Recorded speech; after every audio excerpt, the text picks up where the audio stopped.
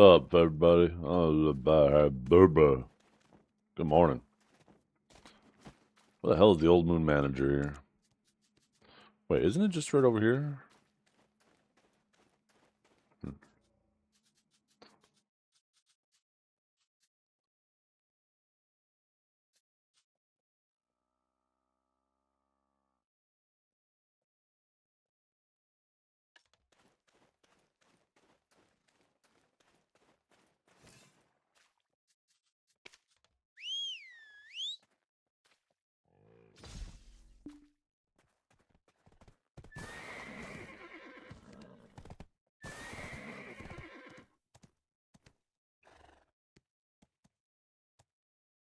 Three-minute only startup? Yeah.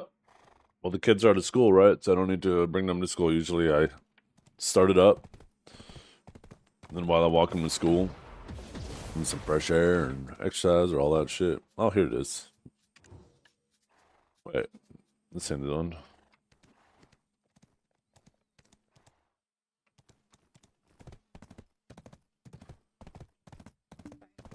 Done.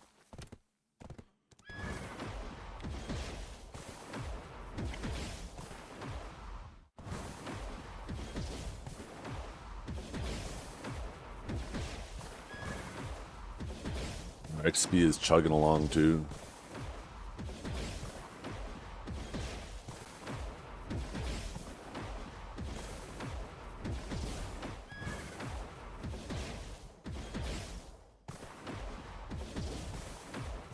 Actually, you know what? Let's do my... I should do these. Although I'm definitely a lot less excited about doing them. I was doing them still kind of religiously in the off chance that they would reuse the stones. I didn't expect them to. In fact, I thought it was extremely unlikely.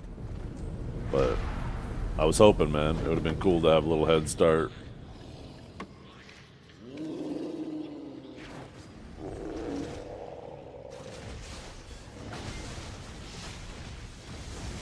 I honestly think for the Sovereign Armors, they should have made these the limiting factor. Get 3 to 6 a week.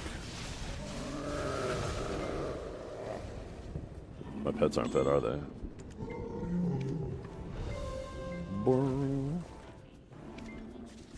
Let's... Oh, I gotta do my Pit of the Undying after too. Yo, those little bastards are touching my lightning horse. Fuck off.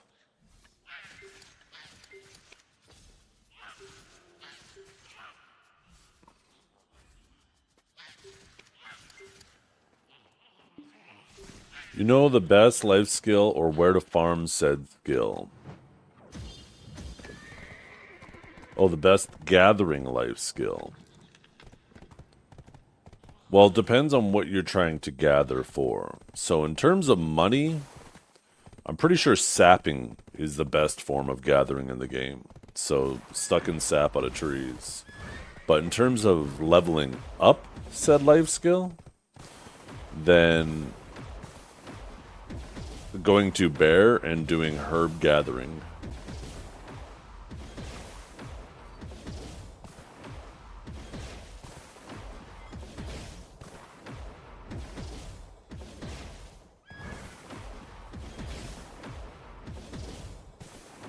Where would you gather the sap? That is definitely not really a question for me. I'm not quite sure. I'm not a big fan of gathering. I do it out of necessity, not out of want. If you're chilling around here in a couple of hours, once we have more people in chat, I do have some prolific life skillers that hang out in my chat all the time. And later on, if you ask, they'll probably be more than happy to let you know.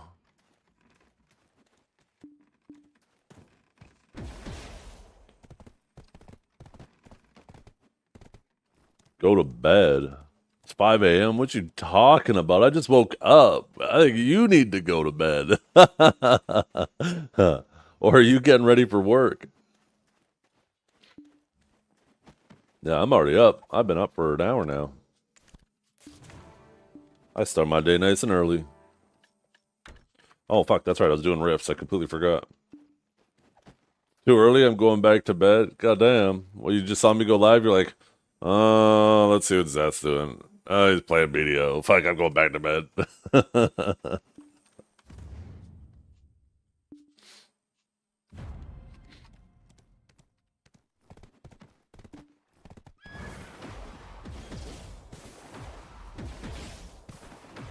Oh, I gotta get my grind on. I got silver to make. I have a sovereign offhand to get to deck. I don't want to touch any of my crons doing that. I just want to use my silver. And then I gotta start preparing for my alchemy stone. We have like 2 more weeks for the sovereign offhand, and then 6 more weeks for the alchemy stone. So, lots to prepare for. 5 trillion in his pocket. No circles? Clicks off stream. Oh, trust me, there'll be circles. Right now I'm just getting some other shit. I gotta do my early morning routine, you know? I gotta get up, feed the chickens, feed the cows. Give it some time, I'll do my circles. Get back to grinding some Dark Seekers.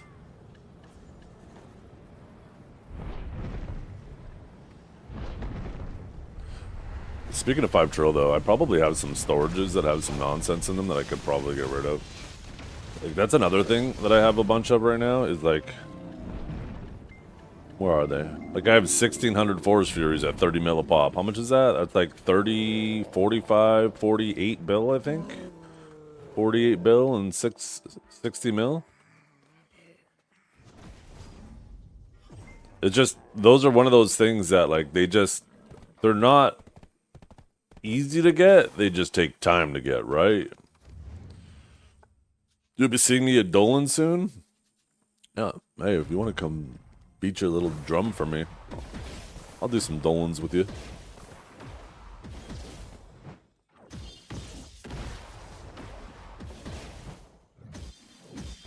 I don't mind Dolans. Definitely a lot more chill than it used to be. God, I can't... You know what's crazy, though? Like, with all the extra AP and shit we're getting soon, we might not even need shies for Dolans. Everybody's gonna have so much AP. Toot the flute and beat the drum until you get your last... You still don't have your last artifact? Oh my goodness. How many pities do you have? That shit's a grind.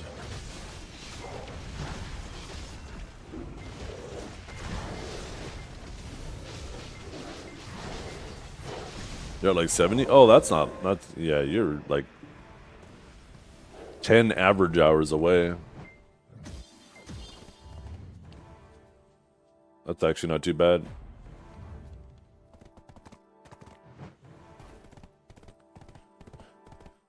Yeah, I'm typically not crazy about doing Dolans, but you know what? Just for you, if you end up needing a DPS, hit me up.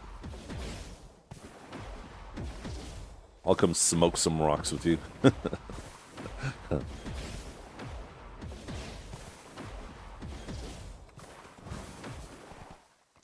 Wait, why am I going to Ancient Stone Chamber?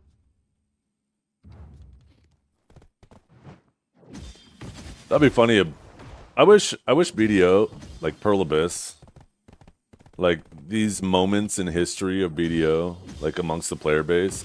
It'd be cool if they kind of played into that, right? Now, I'm gonna make the narcissistic suggestion first, because we'll get that out of the way. It'd be cool if they put like some type of statue or something underwater of me, because I spent so much time down there. But that aside, like put like blade boats in the Ancient Stone Chamber. That shit would be funny. And then have like 2 workers in front of him working on something. That shit would be funny. What other things could we have?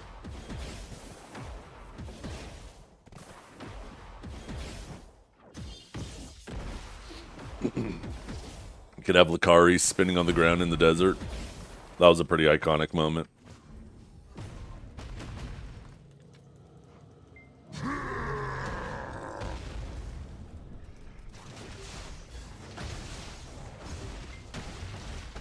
Why is this little bastard iframing so much?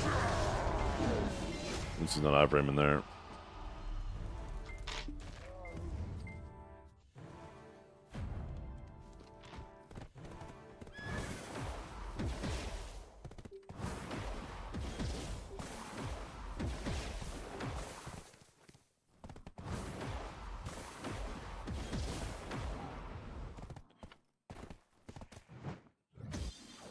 Thought my horse wasn't going to jump for a second.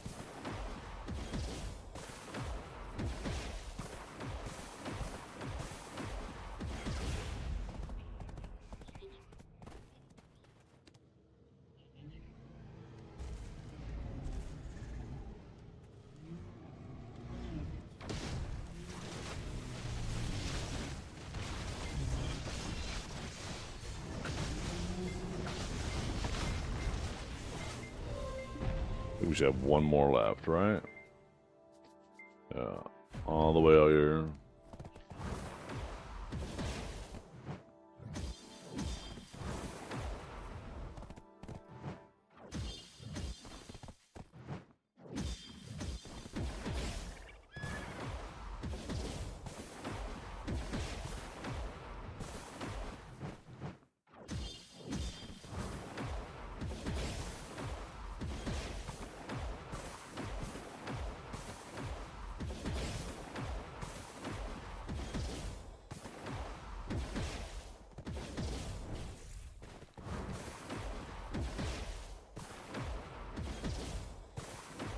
What song is this?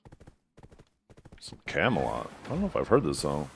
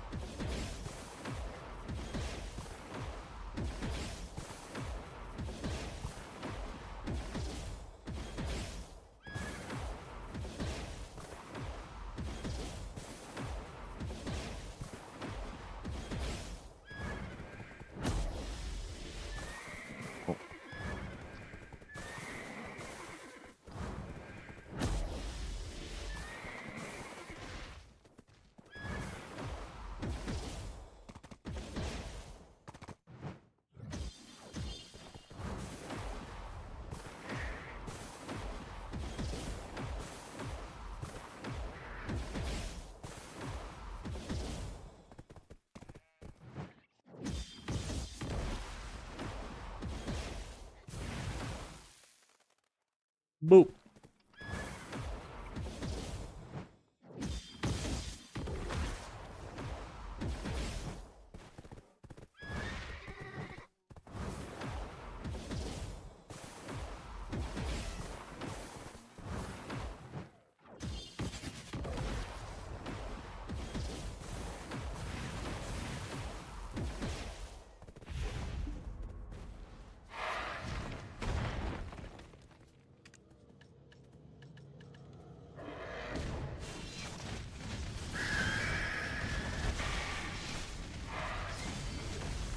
I'm so PvP spec.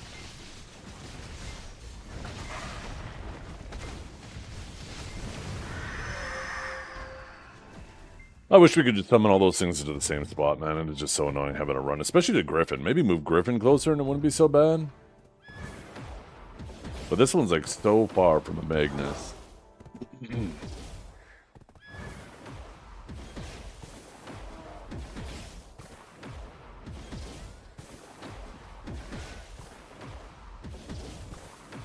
I think it'd be so much cooler if, like, Griffin, like, all of these Rift boss spawned, like, they spawned on you while you were grinding, and their difficulty was,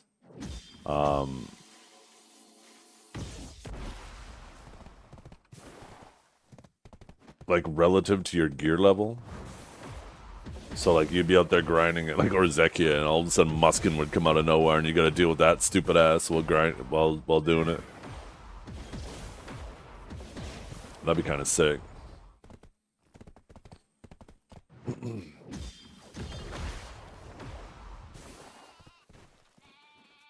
Okay, we're going to do our Pit of the Undying on the other side of this.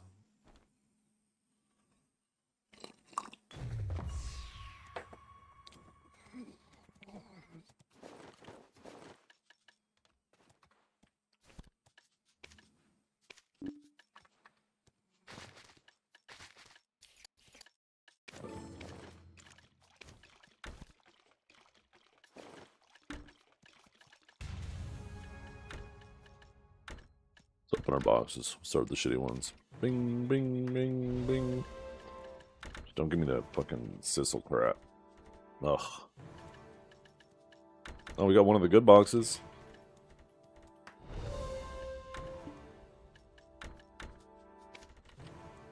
And we didn't get it shit from the good box. Oops.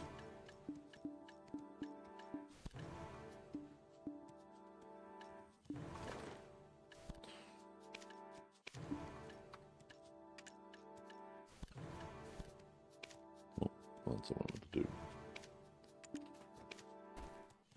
Why do I have those in there? I guess I got lazy one day and deleted them. Okay, let's do Pit of the Undying.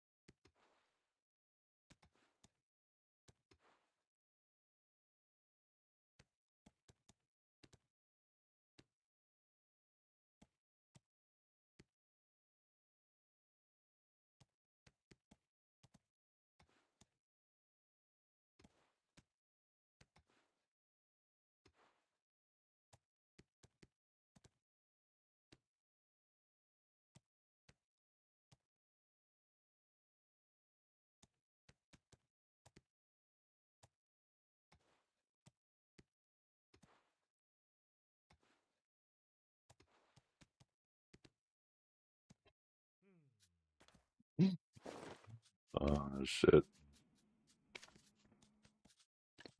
Do we change these already? There we go. Let's go do our Pit of the Undying.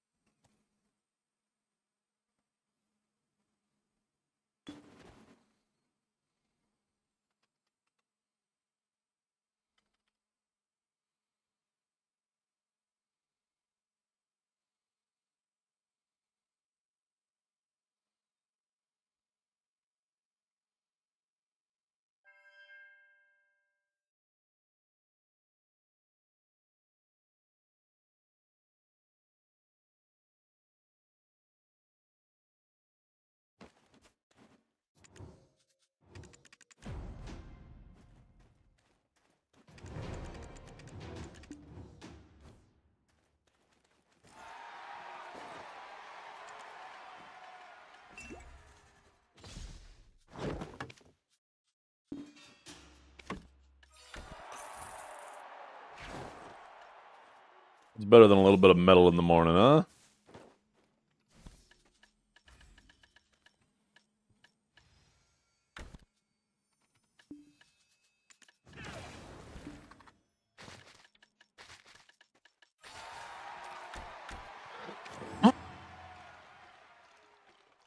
Woo. Is Pit really worth doing? Oh, it absolutely is, yeah.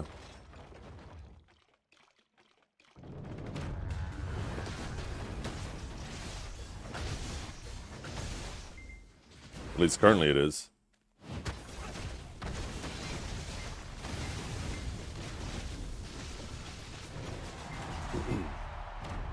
What prize you take? You can take either the loot scrolls or the crons.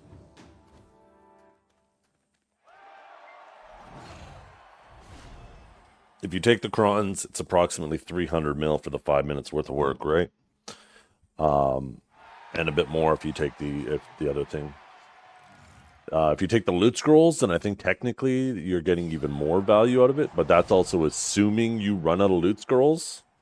So, like me, I can't run out of loot scrolls. Like, I swear, no matter what I do, even grinding with yellows, my loot scrolls are slowly going up. So, if you're constantly going up on loot scrolls and you're never going to run out, then the loot scrolls actually have no value to you. So I personally grab the crons.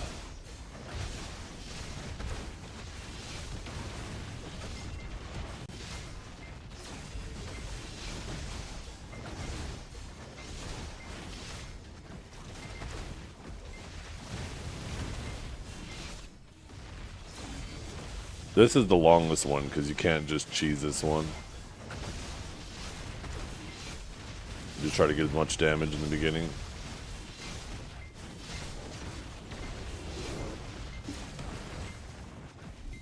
And just hope that this guy rolls over it as your blaster.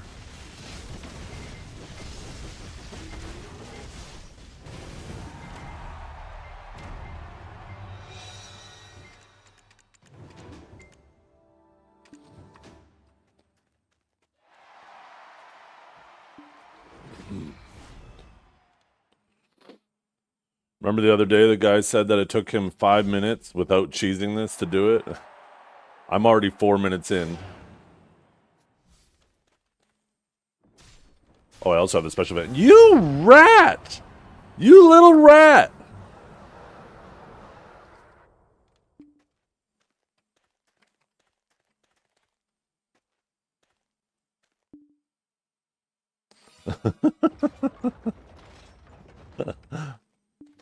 You could probably still get through that gate too.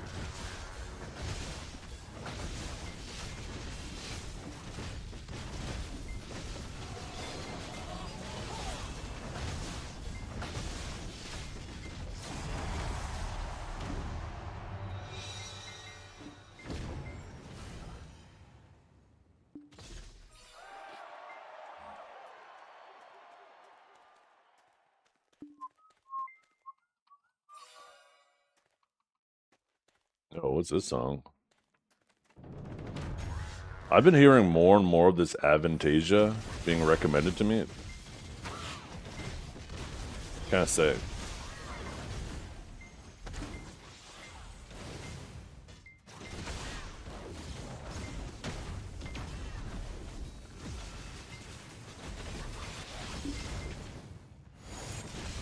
There we go.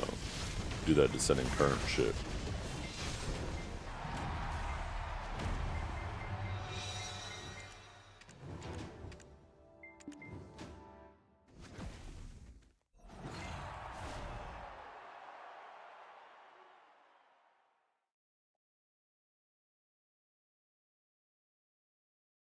I wonder what happens if you die to a player out here. I wonder where it spawns you.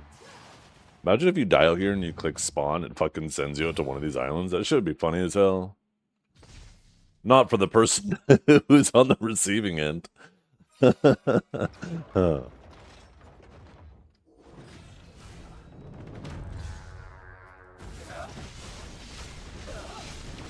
I'm missing a food buff. Okay. Ever miss Sakurai? Yeah, I miss old Sakurai though. Like, a lot of people are like, Seth, don't you wish that they added like Dekia or Elvia Sakurai? I'm like, well, Maybe. I mean, it just depends. If it feels like old Sakraya, fuck yeah. I'd love that.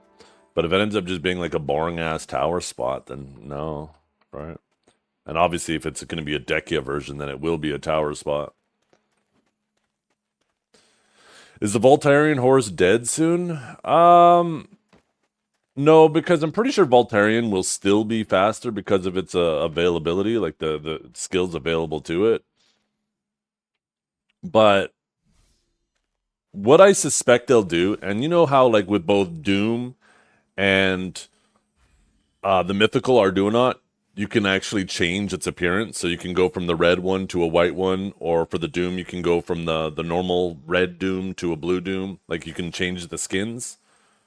Well, I suspect that they will allow you to do that with the new horse, but if you have Voltarian and if you have the new, like the new Krogdullo horse or whatever you want to call it, the dad horse, maybe there will be like some quests you can do that will replace the Doom portion of the dad horse with the Voltarian. So it won't be dad, it'll be Vad or Dav. Dave? The Dave horse? I don't know. That's what I suspect they'll do.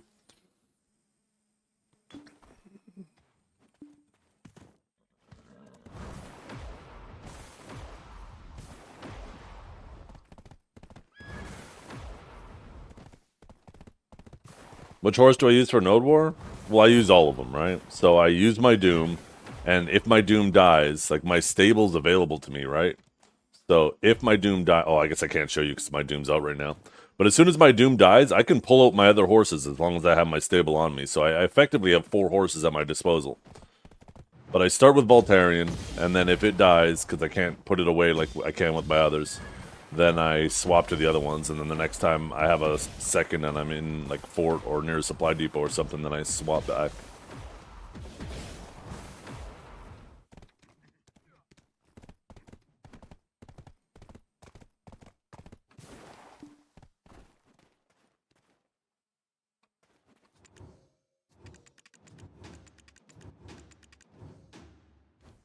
I've started playing Sage. Wanted to see what you've locked. Can you show me after the encounter? Oh, so lock your evasion roll, lock a Tor's Fist, lock, honestly, there's a couple other things that I should lock. Like, there's so much in the main hand kit that if you accidentally do it on a Rift Chain, it just fucks you up.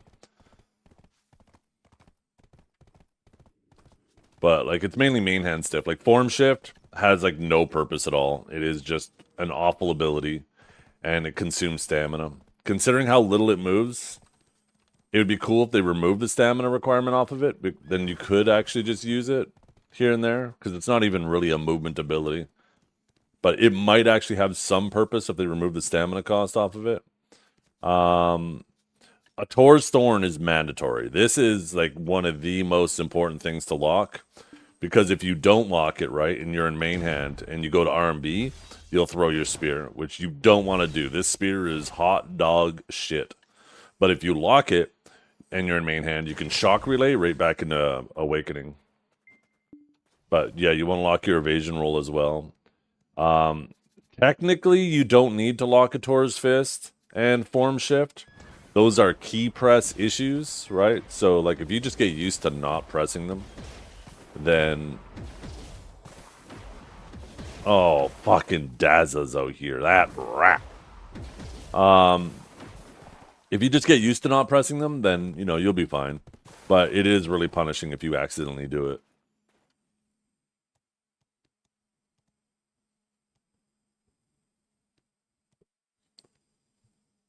Shifty on main hand? No, you don't need to lock that. You shouldn't be accidentally pressing that in main hand. Once again, it's one of those things that you can, but you really don't need to. Shifty is a useful ability.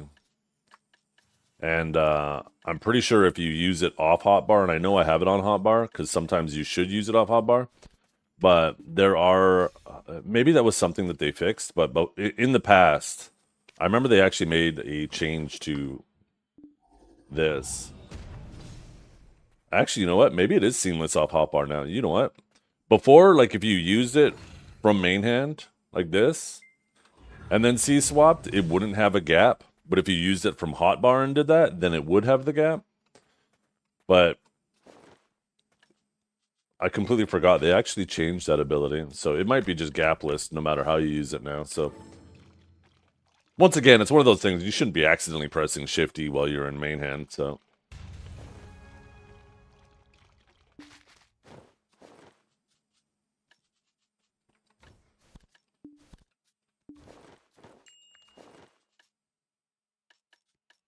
okay.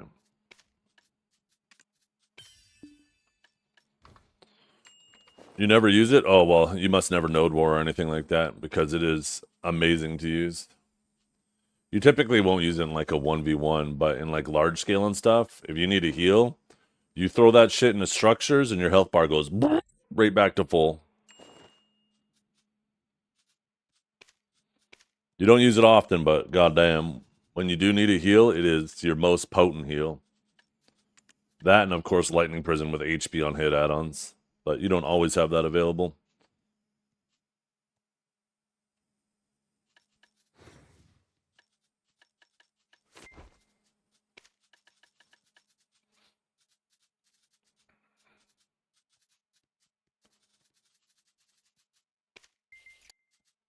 Okay. Gear, check. Crystals, check. Artifacts, check. We need our house buff. We already have our other buffs.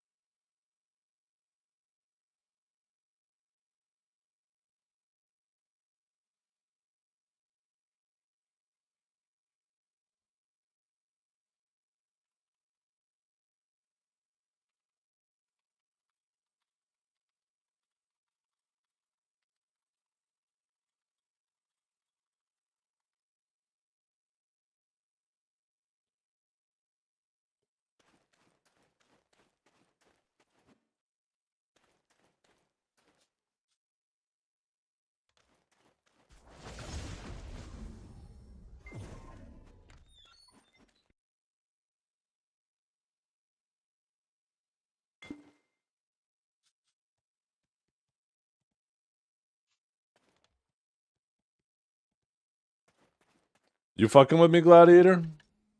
You've been around here long enough to know the answer to that. I feel like you're fucking with me.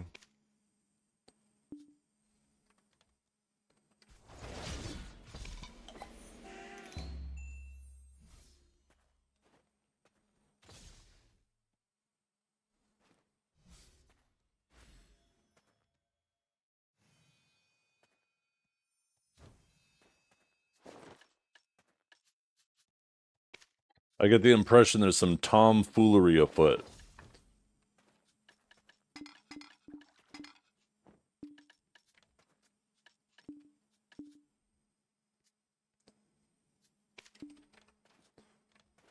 No. Making pen armor on average is like, what is it, like 4 or 5 trillion silver? Buying it is like 1.7. And if you hit pity, it's like 12 trillion. Well, based off the numbers they actually showed, it's going to cost you significantly less than even buying it to make it. So yeah, I opted, even when the Pen Fallen Gods got sold recently, I decided I ain't buying that shit. Fuck no. If it was to bypass a time gate and an effort gate, then absolutely. But it's just a time gate for no stats. I am not throwing away effort for no stats just to bypass a time gate. Not happening. And when I say no stats, I don't mean like actually 0 stats, but it's such a minimal amount.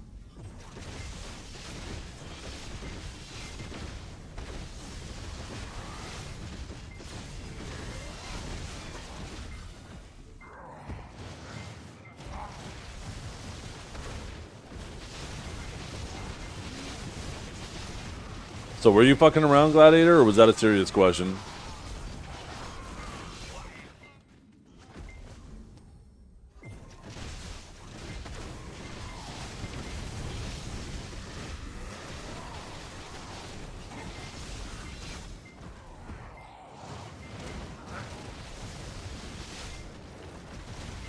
Serious? No, they are not releasing one at a time. They are releasing all 4. If you go and re-listen to the ball, they say, we understand that because we're releasing the Sovereign Offhand and the Armors at the exact same time, that some people might feel overwhelmed. So in order to address this, we're going to limit the resources needed to enhance. And then they went on to explain how you're only going to be able to get one fragment of Elvia a week. Or, sorry, fragment of Adana a week. So that means they're releasing it all at once, but you will get one fragment a week. So the first week, you get to pick one item to convert. The second week, you convert the second item. Third week, fourth week. 1 month after that release, you'll finally have the full set at base, and then you can start using those fragments to start enhancing.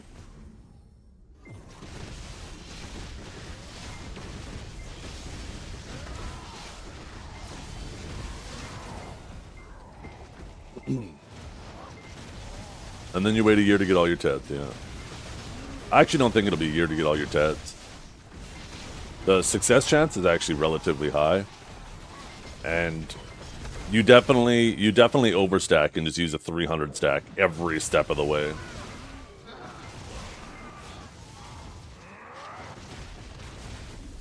It's looking like they understand that, especially in the case of the boots. Yes, Tet Fallen God converts to base.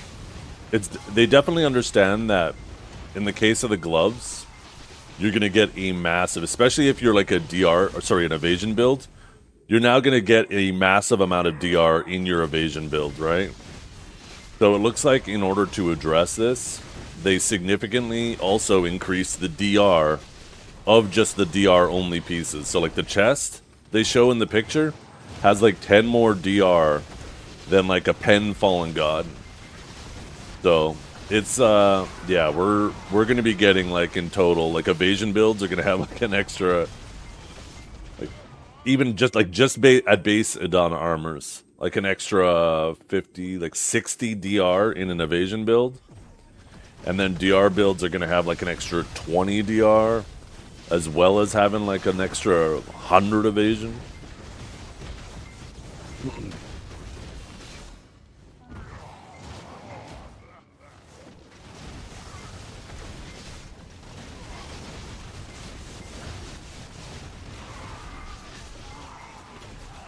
Well, no, they're actually giving more accuracy on both ends. So that certainly is part of it, but it's also to offset all of the evasion being added to the game as well. But you're also going to get, like, once you get your offhanded deck, there's another 50 accuracy there too. That's part of the reason why I want to get my offhanded deck as soon as possible, because you get like 1 AP per enhancement level, but you get like 5 accuracy per enhancement level as well. So like getting your offhanded deck is like going to be the equivalent of like almost a Jin accuracy crystal.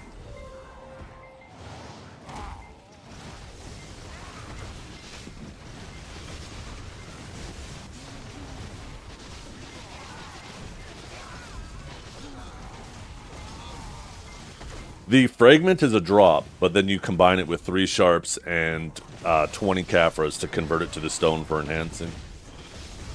It's just a quick little recipe, no different than like making a like any of the stones you use to enhance Fallen God or Sovereign. What's up, Art?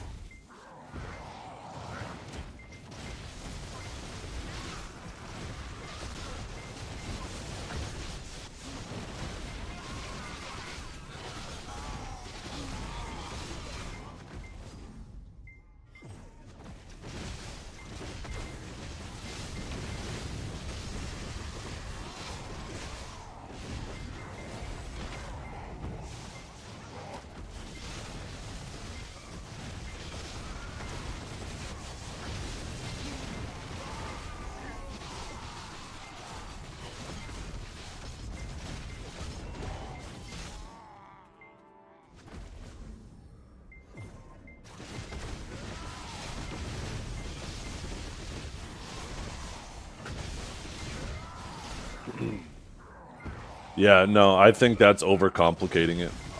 I think that what you actually just suggested is actually the standard PA response to fixing a problem, where it's like, okay, instead of directly attacking the problem, let's create a completely new mechanic to try to attack the problem instead of just addressing the problem.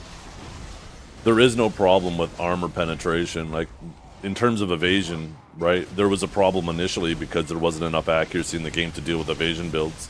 But then they added all of the accuracy accessories, and finally, like, if you wanted to blast evasion, you could, right? But now they've overcorrected in the other direction, and now with the addition of the Jinn crystals, we have a proper answer for dealing with all the evasion. If you run into an evasion build, you can just put on the accuracy crystals. But when someone's running that much DR, you can't deal with it. And the problem is the AP is supposed to be the counter to DR. It's supposed to be a circular system, right? Where AP counters DR, DR counters accuracy, accuracy counters evasion, evasion counters AP. But right now we have this weird situation because of the way they added the crystals, and now all of a sudden you can run, you know, what is effectively 6 better cadres. Now DR is actually countering what it's supposed to counter, right? So the solution is simple. I mean, they never should have either A, allowed that many that many crystals to be equipped at once. There's a reason why in the past we'd never had 6 centaurs for every slot or 6 cadres for every slot.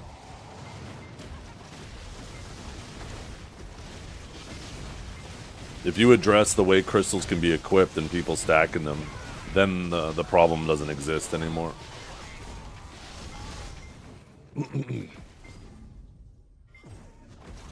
But we don't need to add now a completely separate stat. We already have 4 stats, all of which have this circular counter, like rock, paper, scissors style to them, right?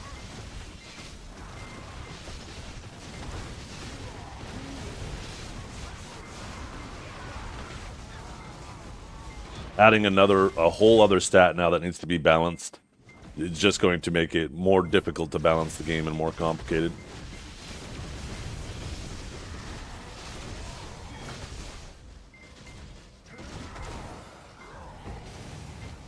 Well, it's not even them trying to find the sweet spot. That's the nature of MMOs. Like, show me an MMO in the history of MMOs where as time goes on and new content comes out, stats don't continuously get bigger and bigger. That has very little to do with them trying to find the sweet spot of balancing them, and a lot more with just the nature of progression in MMOs.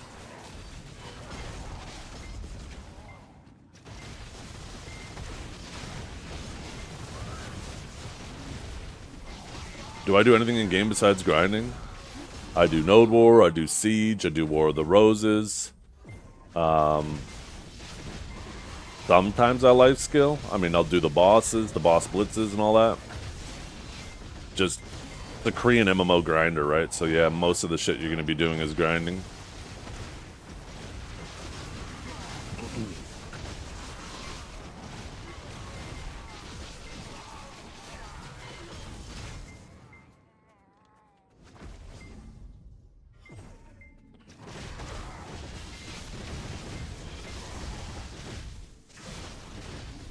I played a bunch of MMOs. You name it, I practically played it. There's only a handful that I didn't.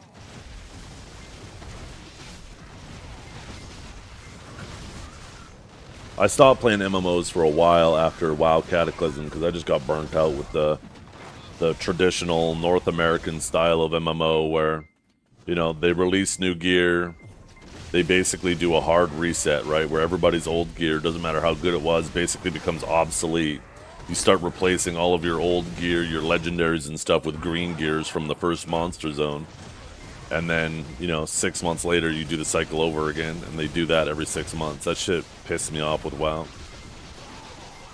To me, that style of MMO completely defeats the purpose of an MMO where, you know, you're supposed to have this, at least some degree of lasting progression.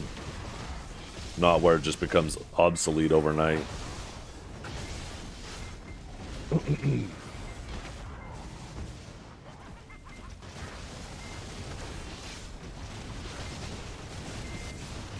So yeah, I stopped playing MMOs for a while because of that.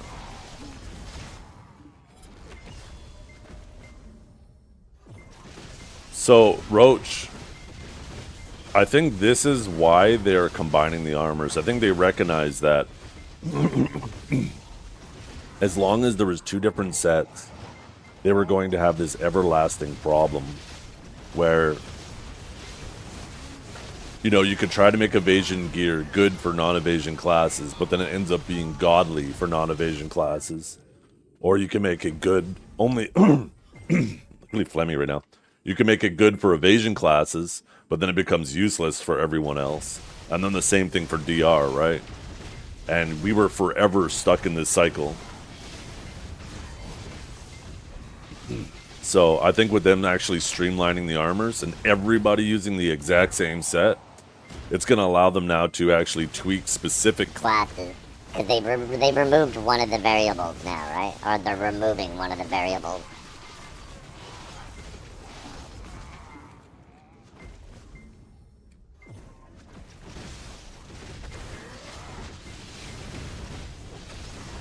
Best overall MMO was Terra? Yeah, I definitely disagree. Maybe your favorite MMO overall was Terra. And Terra had some really good qualities to it, but,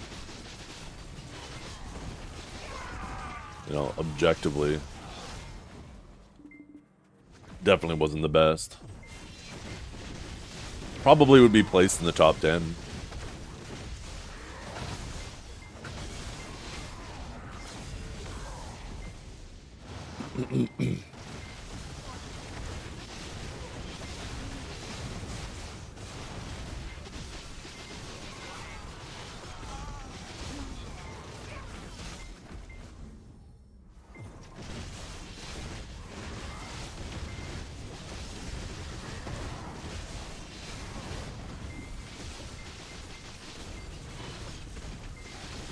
That was a major problem with Terra, for sure.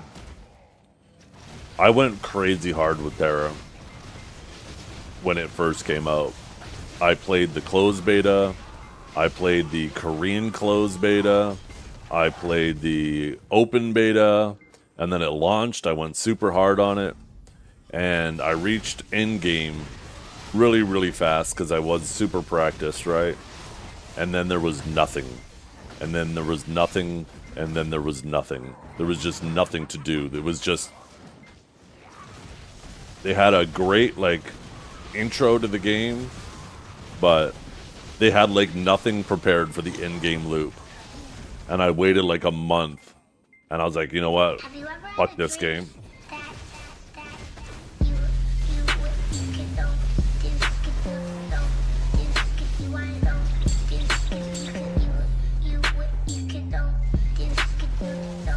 Terra was probably the game that put that soured my mouth the most about the like the Holy Trinity system too, right? Yo, Captain Vigor, thank you so much for the Prime sub. I appreciate that tremendously. But I think Terra is like the perfect example of the Holy Trinity going wrong, where you would like queue for dungeons. And also because there was overlap between what some classes would wear, right? That you would have, like, if you played a Berserker, there was a, I can't remember what the plate class was. A Lancer. And there was a Lancer tank. The Lancer tank would get an instant queue because there was definitely a lack of tanks in the game. But if you were like a Berserker and you got queued in with a Lancer, you would not only would you wait like 30 minutes to an hour for your dungeon queue to pop, but once you got in, if there was a Lancer tank, there was a good chance he was going to say, kick the Zerker or I'm dropping the party. And the group had no choice but to abide, because if they didn't drop from the party, or if they didn't kick the Berserker, vote to kick the Berserker, then the rest of the party would now have to re-wait and queue for 30 minutes. And the same thing in reverse. Like if you had a warrior tank, but you played a Slayer, then the warrior tanks would also say the same thing. Kick the Slayer or I'm dropping the party, because they would want all the leather loot to themselves, right?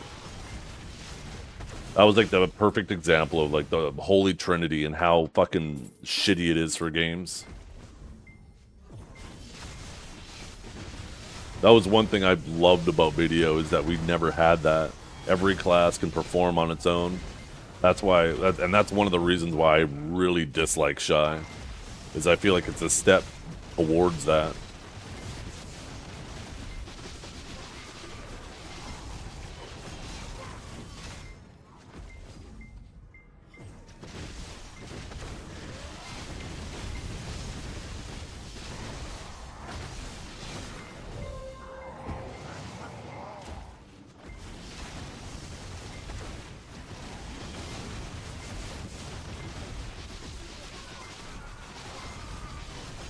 Well, the problem, another big problem with the Holy Trinity, is now you have these two roles that are mandatory, right?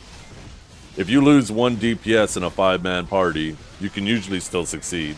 If you lose the tank in the party or the healer, that's an instant wipe. That's another reason why I don't like the Holy Trinity, right? I think everybody's, it doesn't matter what class you play, you should be able to hold your own. There should be tools for you to heal yourself through just doing good combat and avoiding hits. And it doesn't matter who you lose in the party. If the other members are skilled enough, obviously it's going to get more difficult for them, but they can still overcome. I think that is a far more exciting system.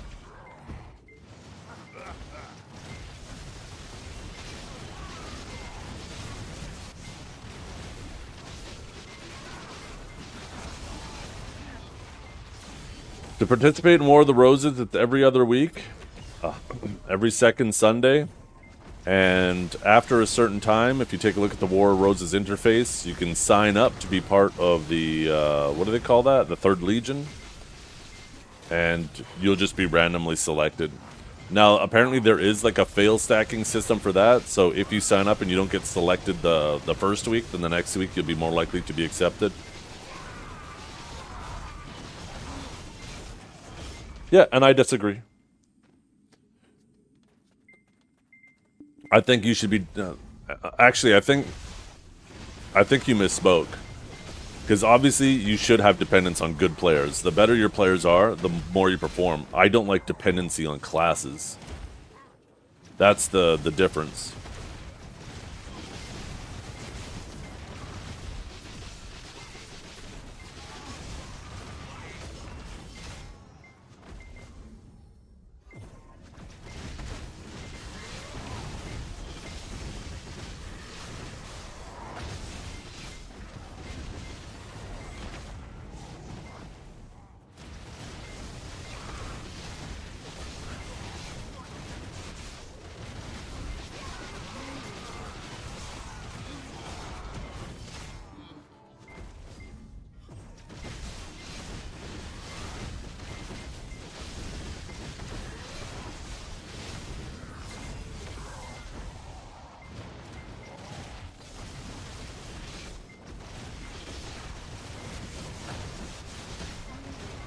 You think they'll release the pities for Fallen God?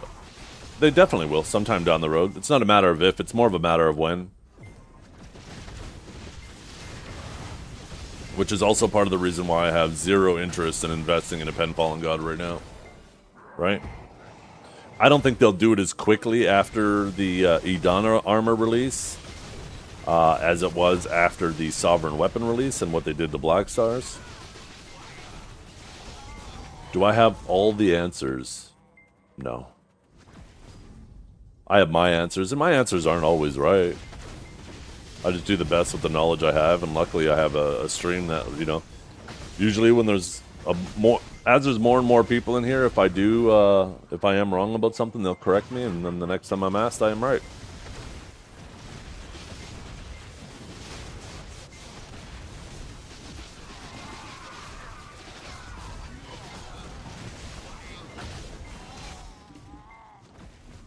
So how am I coming off as a know-it-all? Oh, that's not a good thing. If I'm coming off as the guy who has all the answers, that tells me I'm coming off as the guy that's a know-it-all.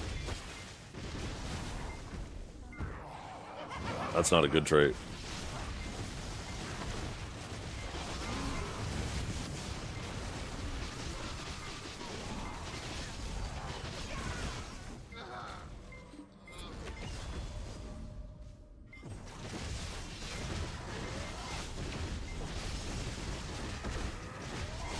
How was the PA trip? Have you seen Jay?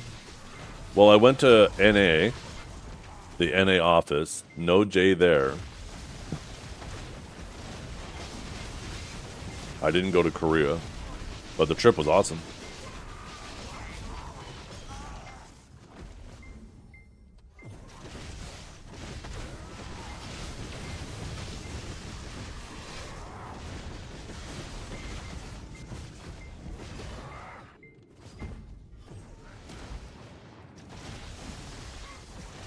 Yep, it was in LA. I was in LA from June 19th to the 21st.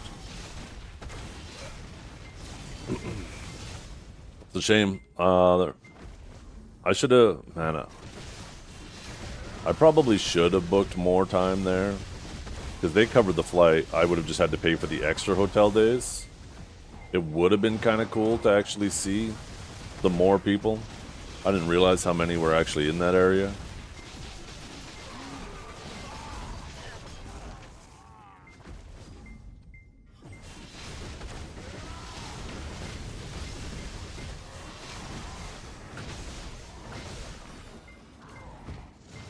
Drumsticks ready? Always.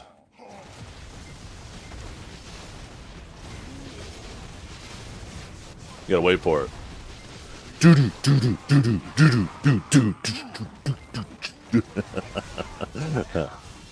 you don't know that intro, you're not my friend.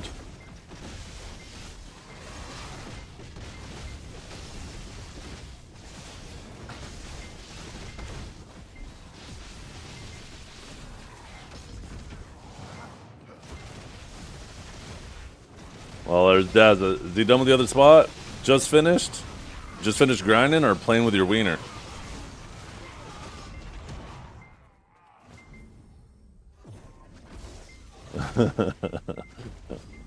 Hey, where's my horse at? Wait, Dazza, how do you not have Voltarian yet? Maybe both? Oh, goddamn.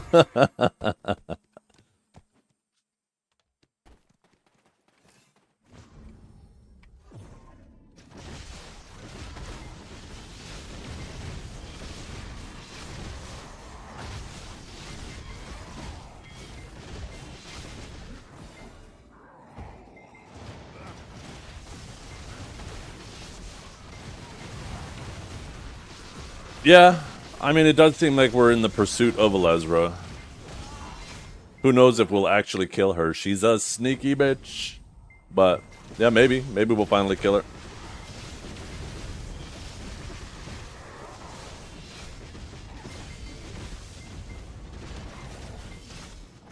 I'm pretty sure you do have to do the Ataraxia quest chain. Maybe not necessarily to enter Adana, but probably to continue the quest chain that's in there.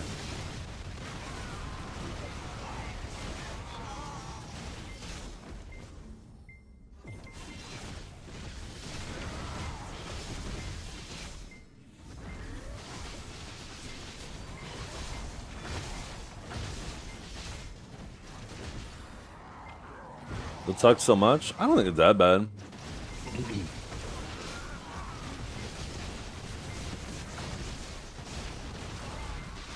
They made all the quest chains soloable. You don't have to go through them with a group. But I know, like, the fourth wing, it's been so long since I did the third one. And I know I did that one with a party, but, like, the fourth one was super fast. I mean, I don't think it sucks at all, though, right? Like, if you want to do the quest chain, then why wouldn't you have to do the start of the chain up to the end of the chain, right? And if you don't want to do the beginning of the chain, then why would you want to do the end of the chain? The nice thing, though, and this is something I really appreciate, and I hope that they do this with the main story quest across the board, is when you have to do the main story quest, like every time they release a new character, like they just released Wukong, for example, right? Is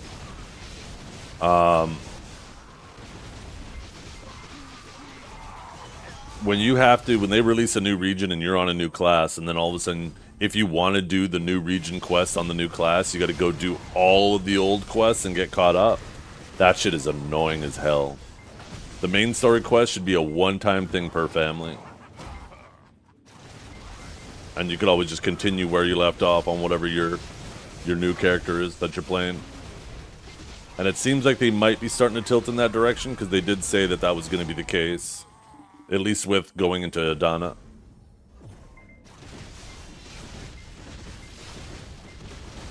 You can, I'm pretty sure you can do all of the dungeons solo. They have a solo and a group quest chain for all of them. And like if you go through there with a group, then you can get it done as a group, but I'm pretty sure there's a solo option for all 4 of them.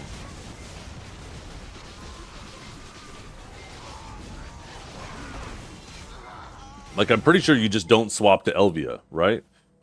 Because I don't think any of the quest chains have anything to do with the bosses, or they have weaker bosses if you're in normal Elvia. And you don't need to do the puzzles. So just don't swap to Elvia, and then go through and do the quests.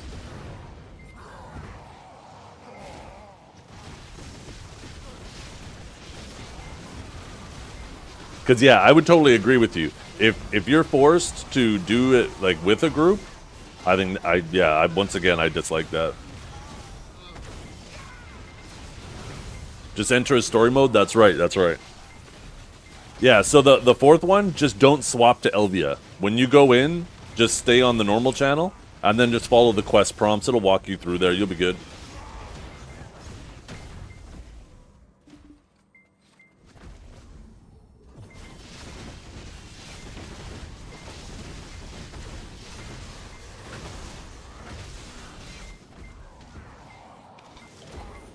I swear they made that dice jump even higher than it used to. Here, let's roll my dice.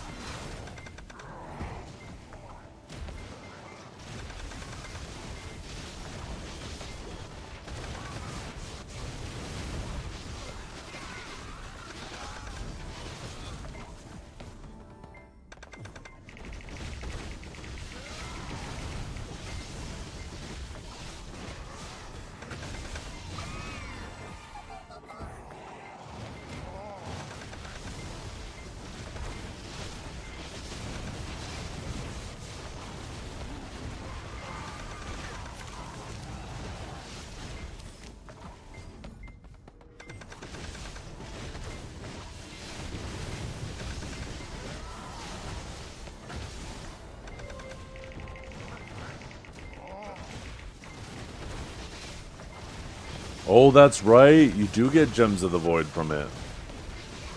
Was it 7? I don't remember it being 7.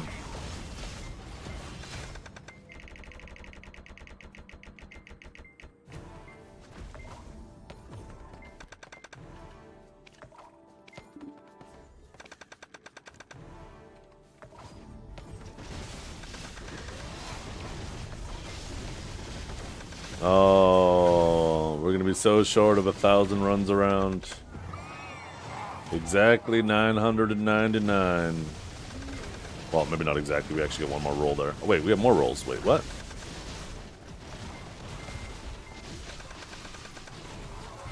And a bonus roll. Oh shit. Oh fuck. I'm going for it. I'm getting out of here. I want 1,000. I want to see 1,000 on there. Boom! 1,000. Look at that. Oh my goodness, I'm such a fucking loser.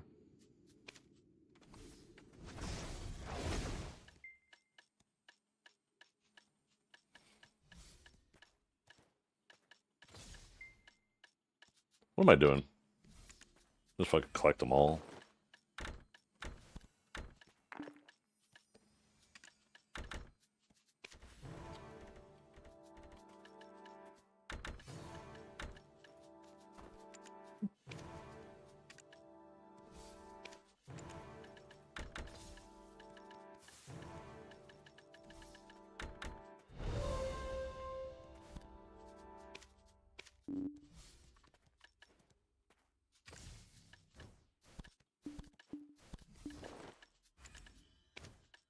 Actually.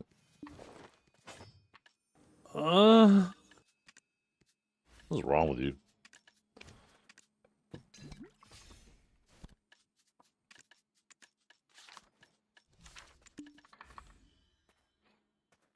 Why is...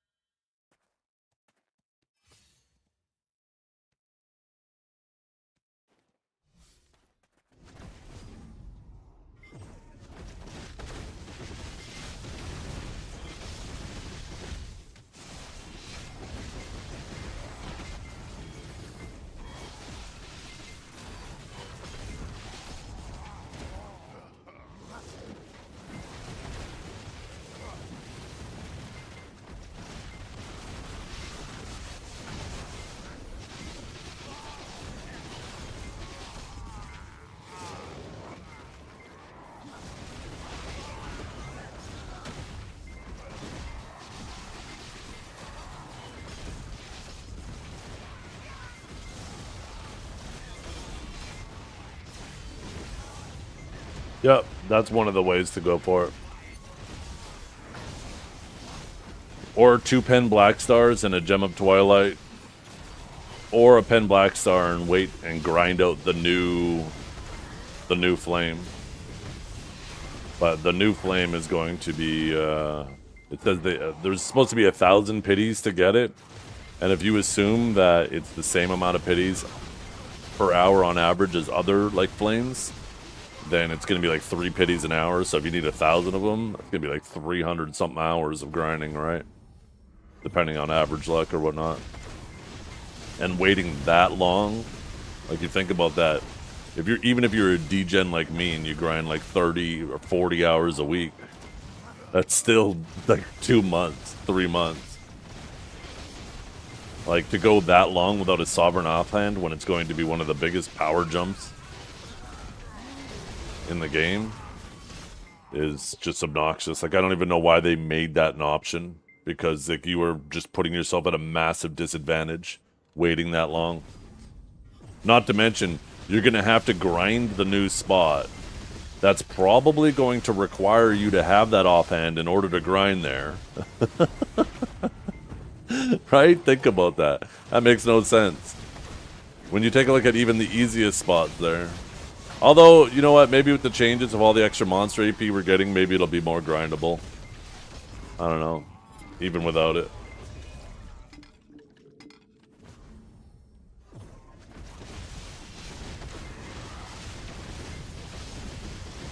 That's what I'm doing. So the nice thing is making a pen black star is a very risk-free endeavor, because if you get unlucky and you fail and you end up hitting it, well, now you've ended up with a really nice stack for like a deck or knob click or whatever, right? Or if you get lucky and get it early, then you save money. It's really a win-win situation.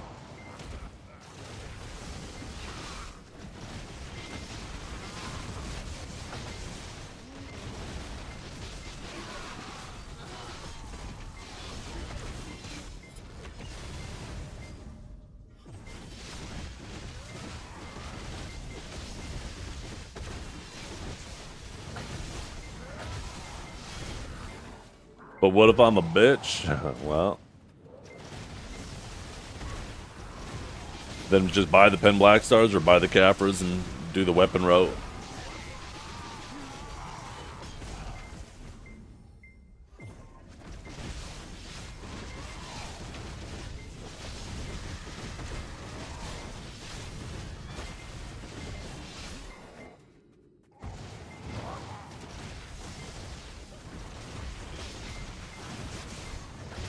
Yeah, the Tets aren't that cheap anymore if you want to buy and start there. And memory fragments have definitely gone up, but also the cost of the pen has also gone up. So yeah, I don't know if those went up relative to each other, and they're still profitable even if you pity, but it's very, very low risk. In order to lose money, you probably not only have to pity the pen, but have to pity like many and many of the Tets and tries. Which, if you're using appropriate stacks, which are very easy to get your hands on these days, then you should be fine. I just realized I don't have my multi-chat open.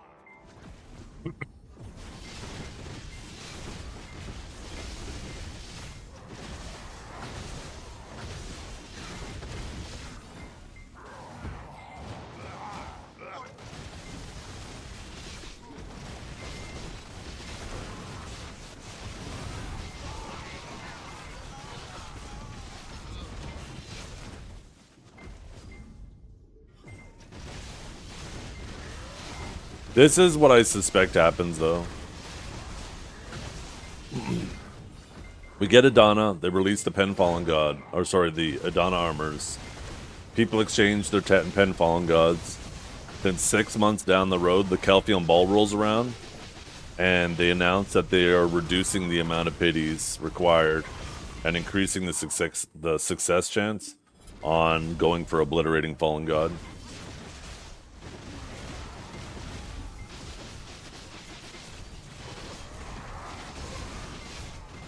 And then they release Adana Part 2, which also allows you to get more stones per week.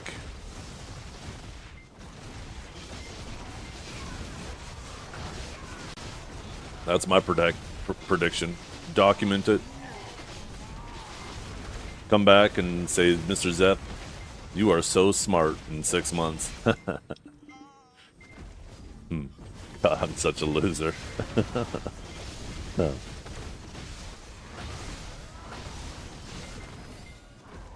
Also a free tech deck god. Yeah, they might. By that point, yeah. I think that's certainly reasonable.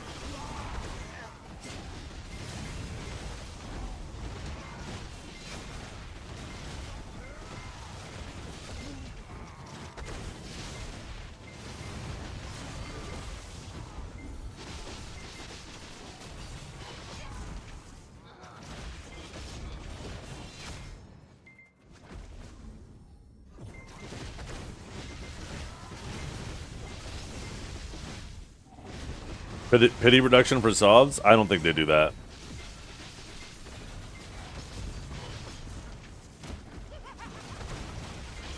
That's something that'll eventually come, maybe? But that probably won't come until they release an upgrade to Sovereigns. And this is the obvious path they go down now, right? Is eventually they go full circle, like we getting all of our upgrades for our full wheel, and then we need new things to go for, because that's the rat race. You got to keep the carrot on the stick just out of our reach, right? Once everybody reaches it, there's no reason for the horse to move anymore. You need that carrot on that stick. So once we have our whole wheel done, they'll loop back around. Okay, time for new weapons. Time for super sovereign weapons. And if you have a deck sovereign, you can exchange it for an oct, and now you start from there. If you have like these less intervals, you can start a little bit less. That's the very clear, obvious progression that we move forward with in BDO.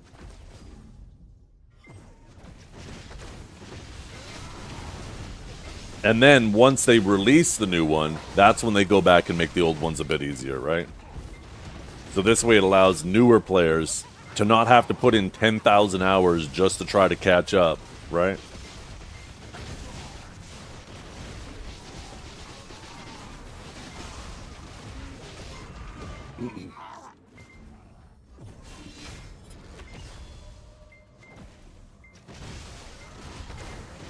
Yeah, the announcements they did with the Lightstones is really interesting. I'm kind of curious how that plays out. Still going to get to keep the sets, but the Lightstones themselves are going to be getting upgrades. That'll be more stats there.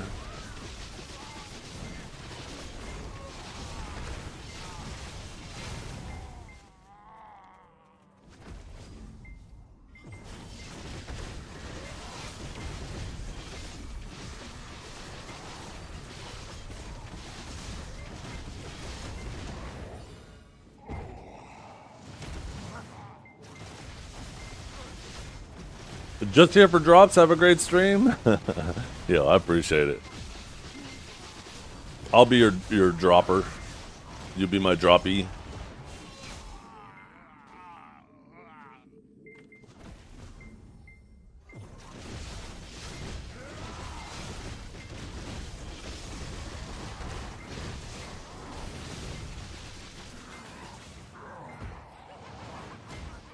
You know, the rural-urban divide is getting bad because just last night a bunch of farmers broke into my house.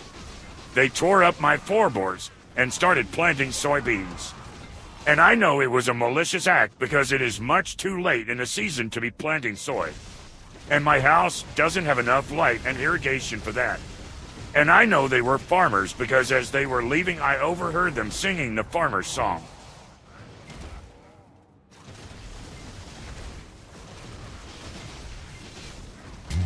Yes, we're farmers, yes, it's true. Planting crops is what we do. Dee dee dee do do do do. Dee dee dee do do do do. Oh oh oh oh oh oh oh oh. Yo, that was a banger.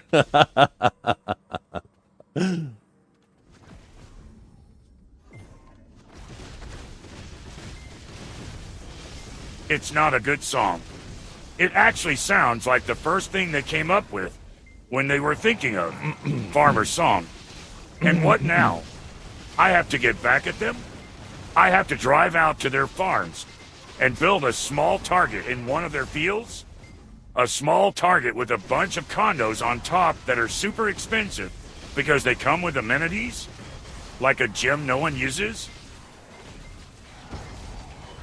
Shut up, bitch!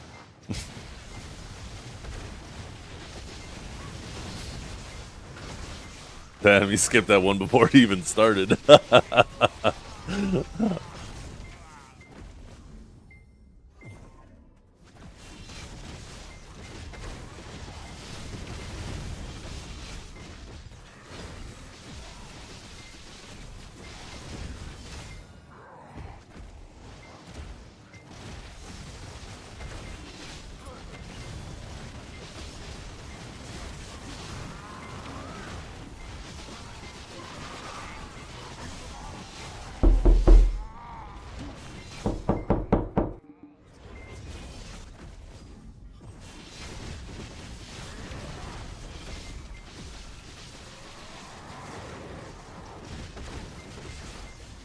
I haven't heard this song in a long time.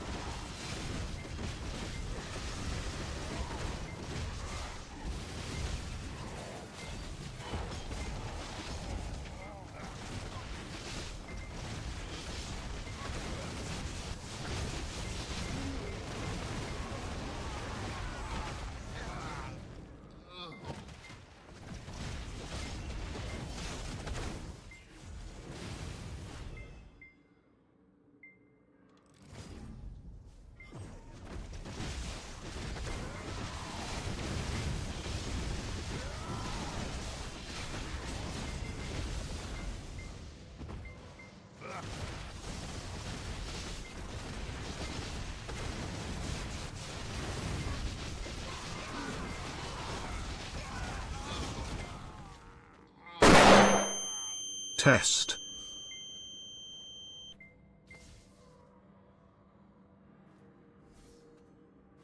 I like this song. A little too soft for right now. A little too soft.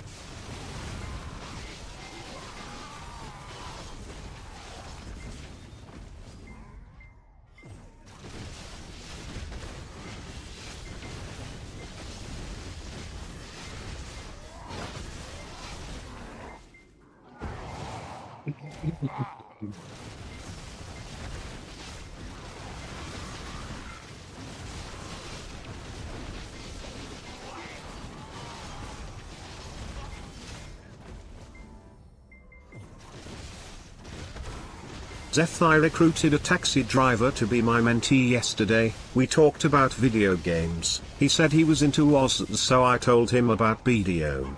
Then I added him on Discord, and tomorrow he will download BDO. Really?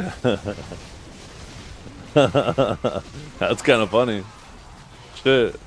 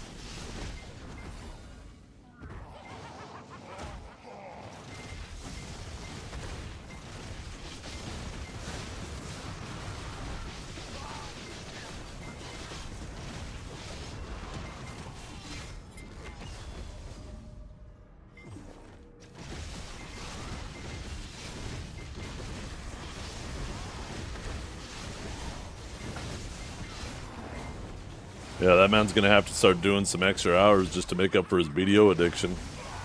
Good job.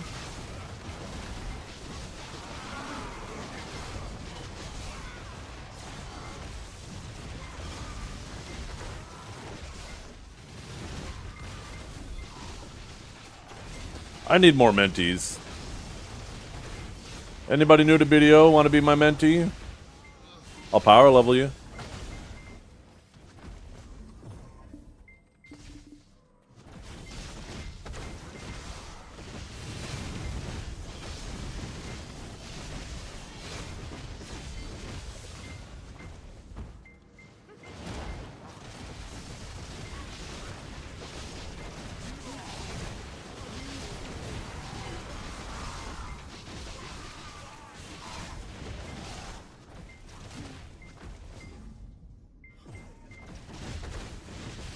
Yo, what's up, Papa King?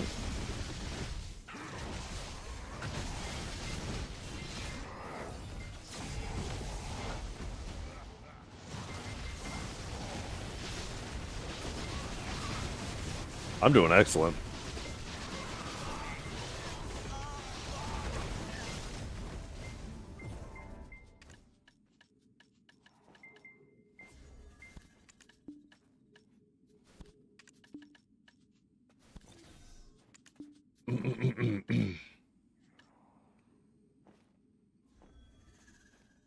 Thought I had more remnants of the rift.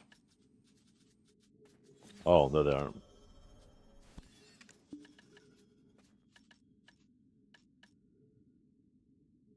Look at this.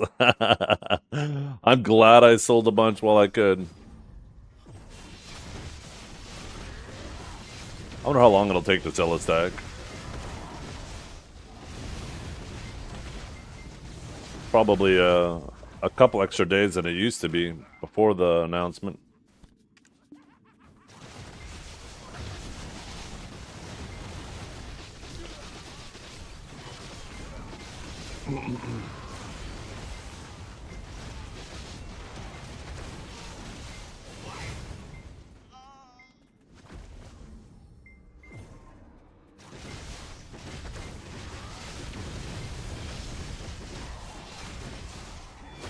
Caffrey's still popping? Yeah, probably. Yep.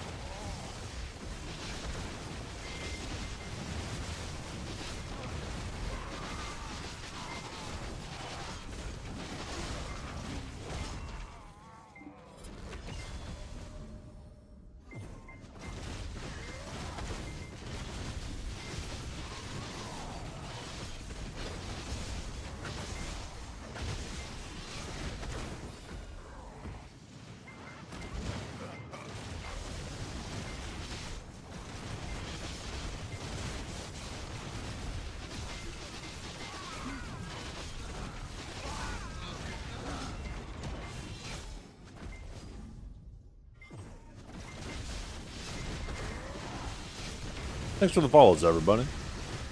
Welcome to the stream. Thanks for coming and hanging out. You watched it?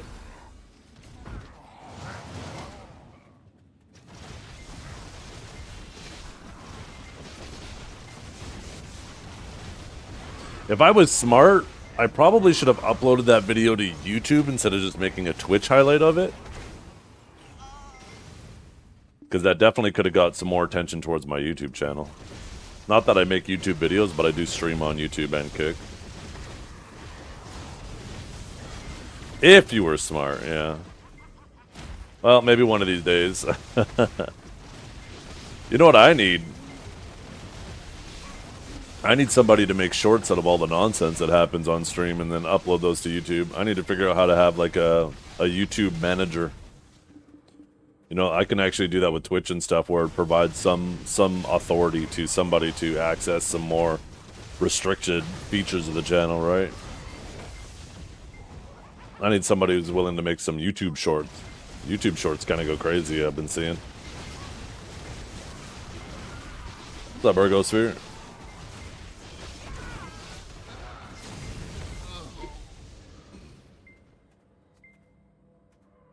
What the hell is this?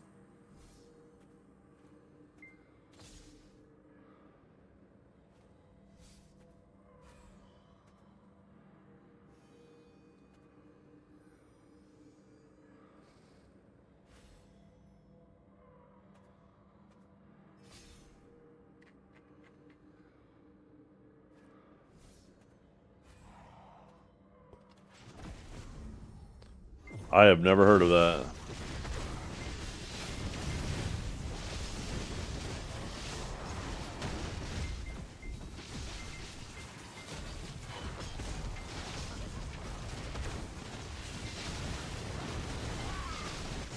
I know, we need like BDO shorts.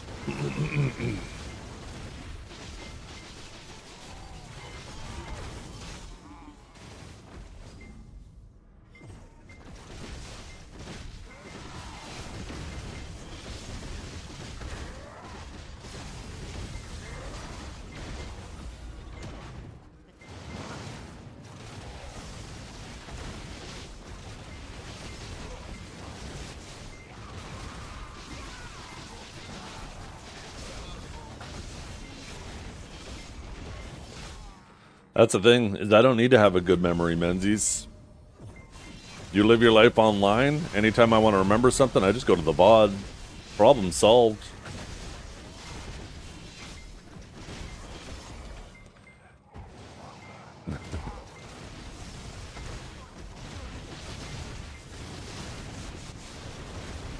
Okay, what do you need to do to say hi, Static Wing? Glad to see you. Happy 4th. Hi, Static Wing. What's up? Happy 4th? Sorry, I was watching a video on my side monitor.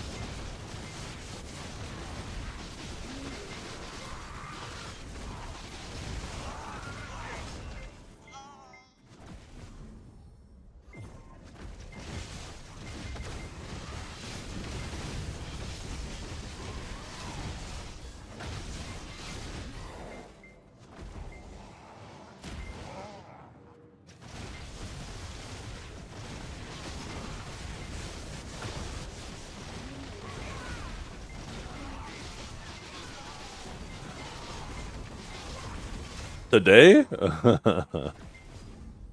Not just today.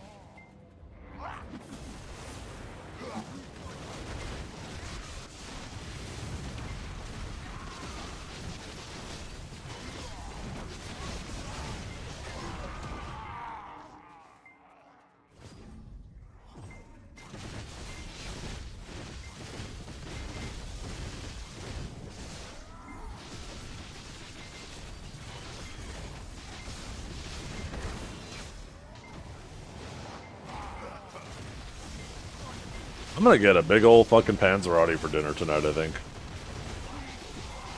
Tonight I'm gonna have like 8 10-year-old girls running around my fucking house because my daughter's having a sleepover, like a birthday party sleepover. And we're gonna be ordering pizza for them. So I think I'm gonna order myself a big Panzerotti.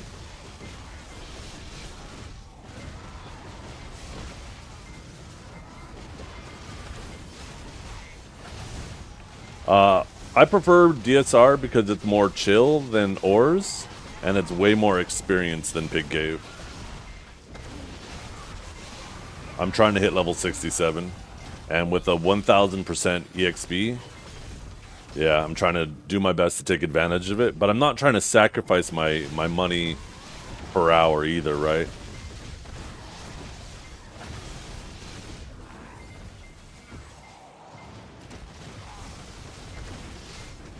I should go head down to Gaipen, though, and see if Lecrashan is full of shit. That man was saying he was getting 0.1 an hour at level 66, and I still don't believe that.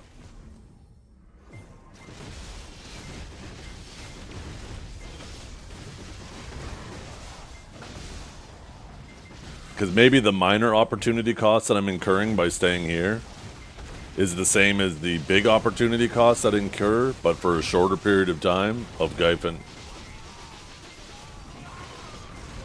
With nearly every single... Oh, so you're using like 530s, 600s, all that shit? The 300 blessed scrolls, like every single buff?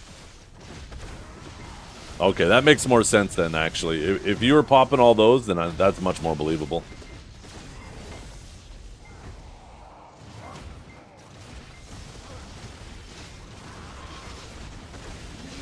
That makes much more sense, because that would be like triple the amount of XP what I'm currently getting, just based off of buffs alone. Never mind, or I guess it would be double. It'd be like double the XP I'm getting,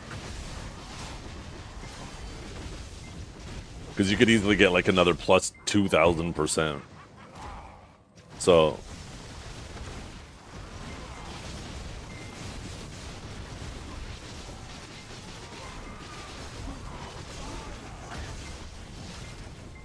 But 0.1 an hour, that would mean 114 hours, right? 113 hours to finish it. I could finish off level 67 before this event's done. Full EXP crystals, EXP lightstones was killing statues before they turn.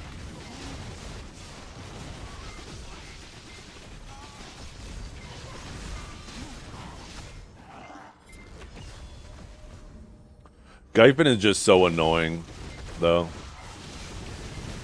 I wouldn't mind Gypin if the towers always spawn in the same order, but having to do the rock, paper, scissors shit. That's why I like... Honestly, if I went there, I probably wouldn't do that. I'd pop as many buffs as possible, but I'd keep the XP and the crystals, or sorry, the lightstones and the crystals the same. And then just sit there on one tower. Because if you just keep your normal gear, you can actually blast those towers down and completely ignore the mechanic and kill them before they turn.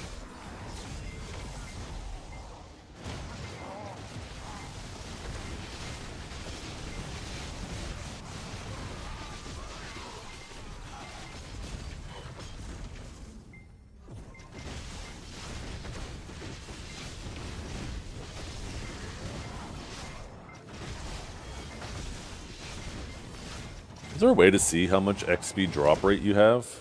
Like total XP?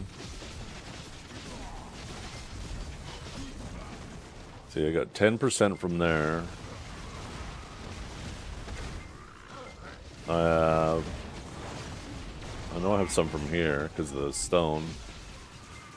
There's skill XP, combat XP, 81%. So we're now at plus 100. What about any of these buffs? 115? Oh, I don't have the exchange either. I'm kind of fucking up there. Wait, what's this? Wait, what? Wait. What the fuck did I just see?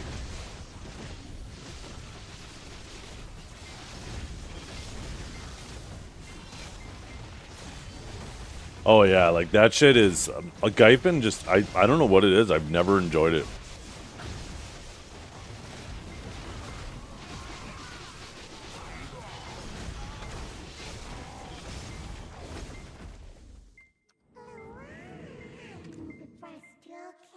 Dominate the red battlefield. Challenge the red battlefield. Is this just one win? That might not be too bad to do. What's this one? Oh, Bill? We'll get that done next week.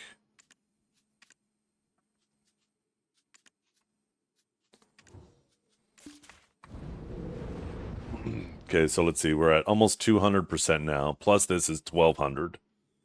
Plus the base 100. So we're at 1,300. So if we started popping scrolls, what would we be at? Let's see, 530, 830, 1,030.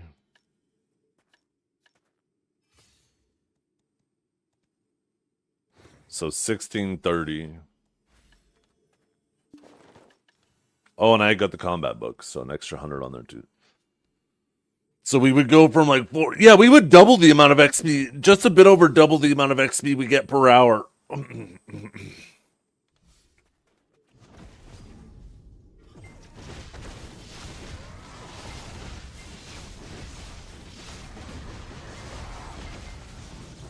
Oh yeah, title and pets. I forgot about those.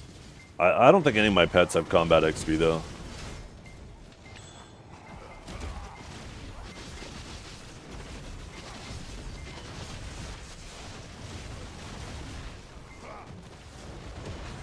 Never mind. Almost all of them do. I need to get this one with it. Shit. And then titles. Yeah, minor amount there, 12%.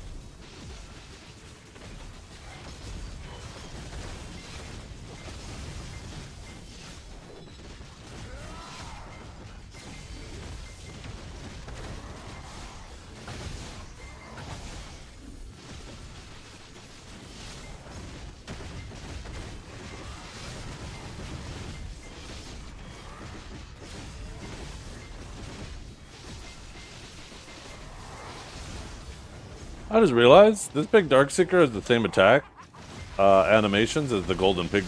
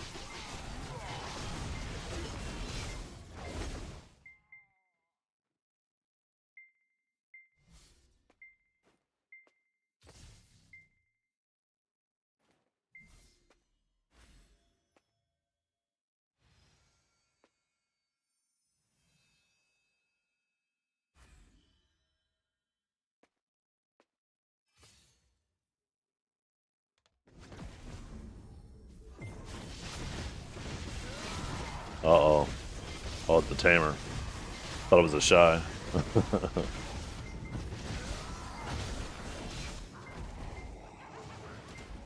Oh yeah, I obviously know why, right? I was just stating that I never noticed.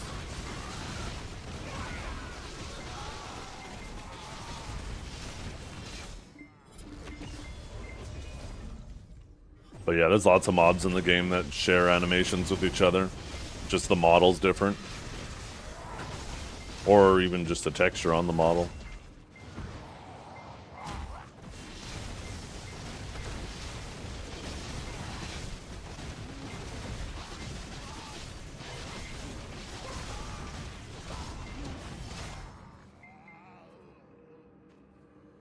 I don't think it's lazy. I think it's good resource management. It could be lazy if it's way too overly used, but they definitely do a better job with it than a lot of other games.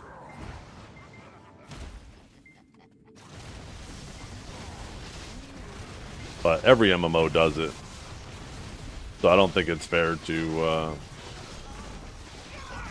act like somehow they are the worst case of it. I think WoW in general was much worse at recycling old content. Like, they'd be so lazy that they would not only keep the same model and just put a new texture on it, but in a lot of cases they would even barely change the texture. They would go and they'd make the exact same orc, instead of being green, now all of a sudden he's purple or orange. Well, it's a different race of orc. It's like, shut up, you lazy bitches. At least change the model a bit.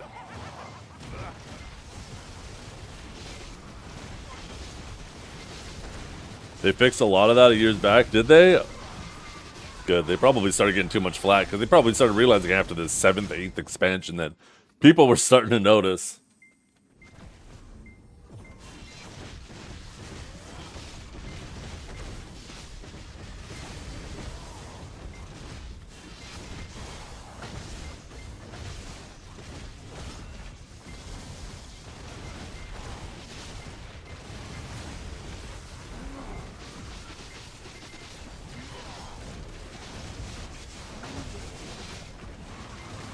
Yeah, once again, it's just like resource management, right?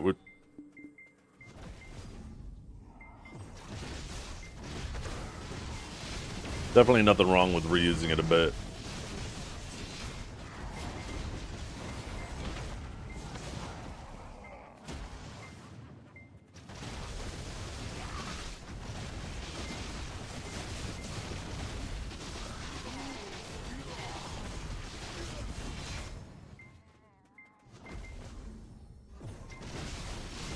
It does. There's a balance, right? It's a fine balance. You want to try to manage your resources and, you know, reuse some animations and textures and models to get content out a bit quicker. But you don't want it to all of a sudden just be like blatantly obvious that there's laziness going on.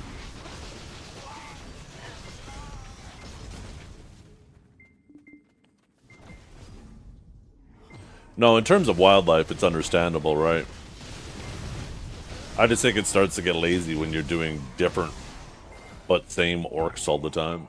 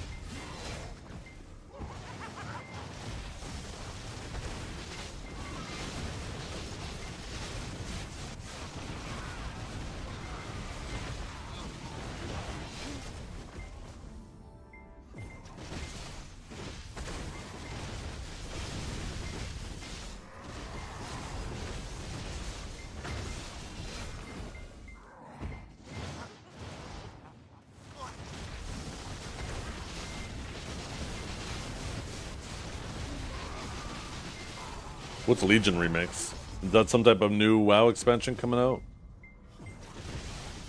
You were disappointed with Remix? Yeah, I don't even know what you guys are referring to.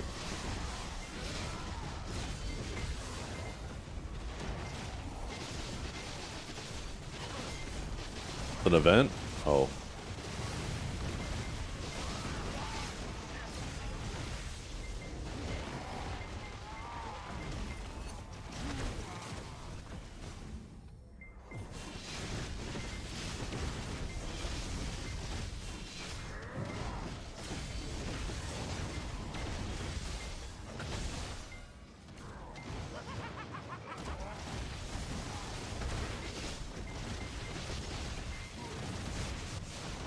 Hey, good morning, Valkia. How you doing today?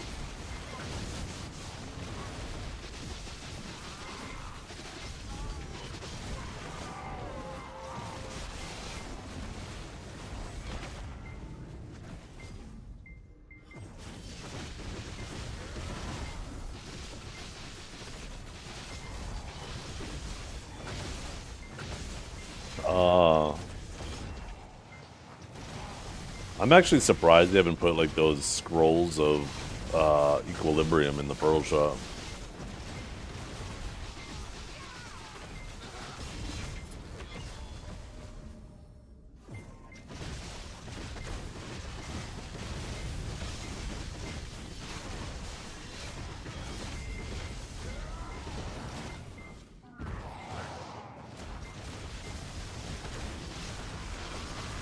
I did try the new class, yeah. It was pretty cool.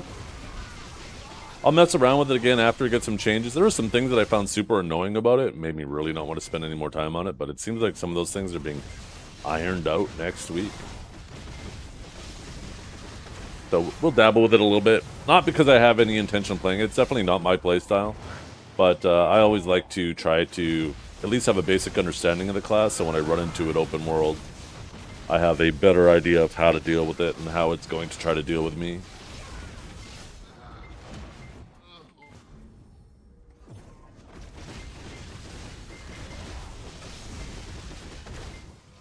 Yeah. Yeah. Savior is the big one. Everybody's waiting for that.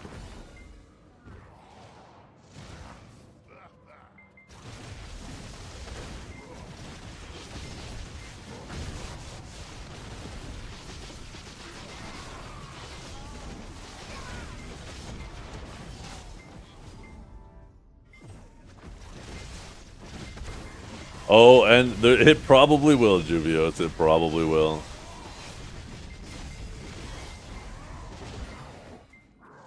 Watch it have some, like, AoE ability where it revives everybody around it.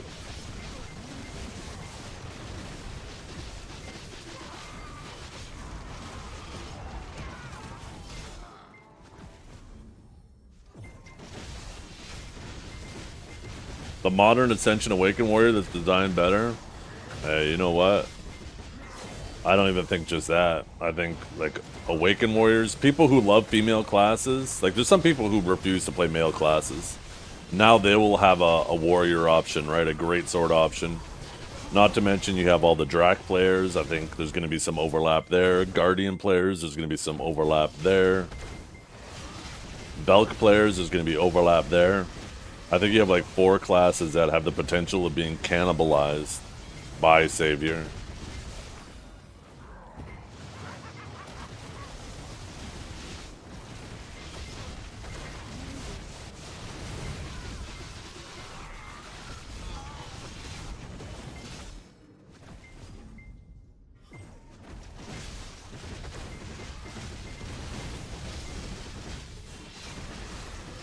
I honestly think that Savior could be the largest release ever.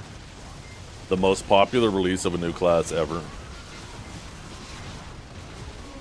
Or at least up until then, right?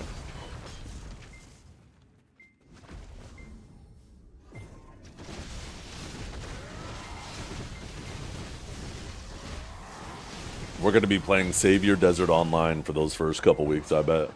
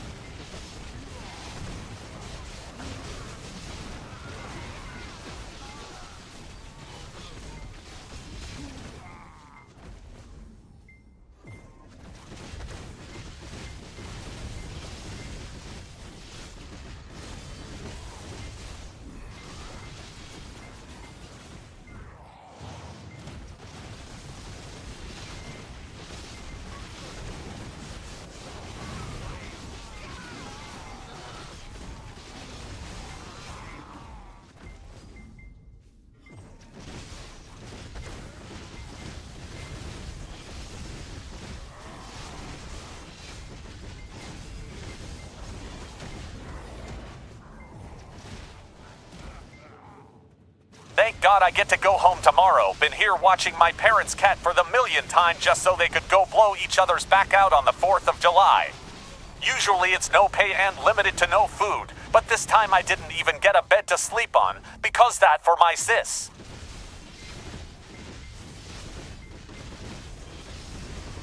Because of that, for my sister's visiting soon and they don't want to remake it. Couch is actually destroyed. My already fucked up back. Sometimes I wonder why I don't disown these fuckers. Is it a pull-out bed? Those things are like almost always awful because they'll have that one bar that's pressing into your back that without it, you'd be sleeping on the floor. But with it, it's just fucking jabbing right between your vertebrae.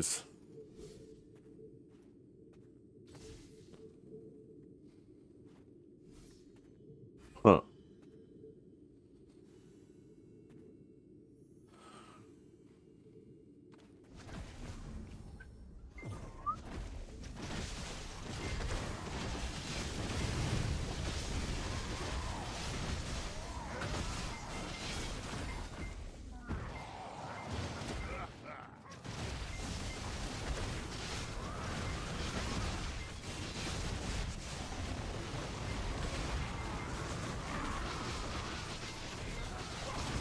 You know, let's change our outfit today. You know what I feel like wearing today?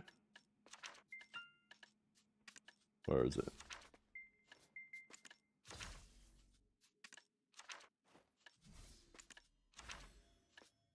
Oh, there it is.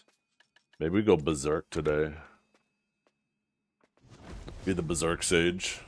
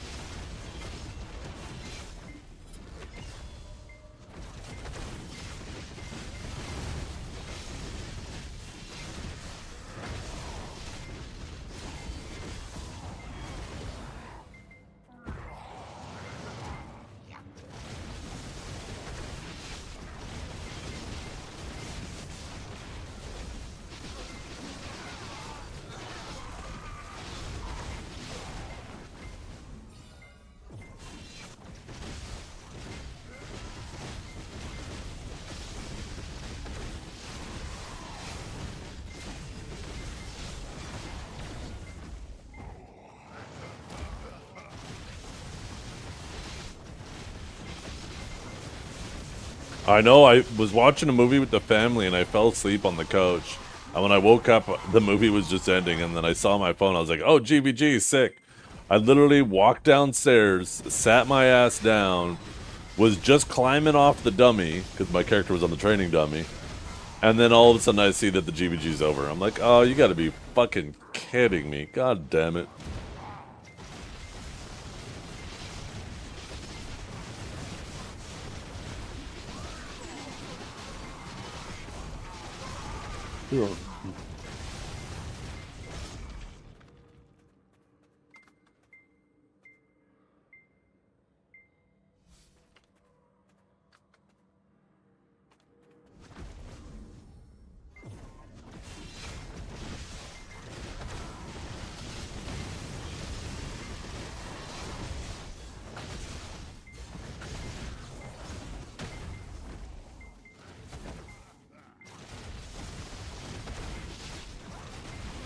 Yeah.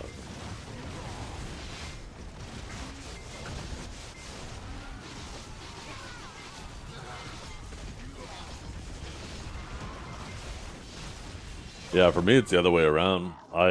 Whenever we go on a trip or a vacation or something, I get my dad to come here and watch our dogs.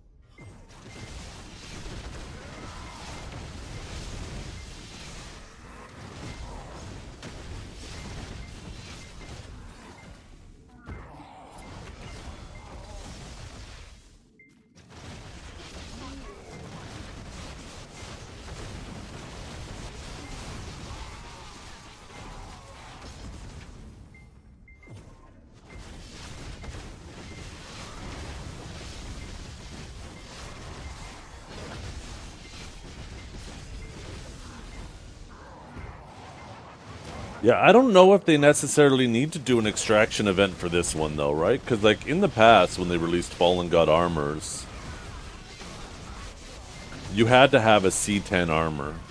So if you were already C20, I think it was kind of it would have been kind of silly to punish people for having C20s and make them pay a massive premium just to extract and downgrade. But in the case of this, like, it either requires C20s or Black Stars, of which you don't have it in there, so... But there is still the side thing of, like, some people are going to want to extract, like in my case, right? I'm going to obviously extract my Maneuver. So, you could make an argument that it's good for that.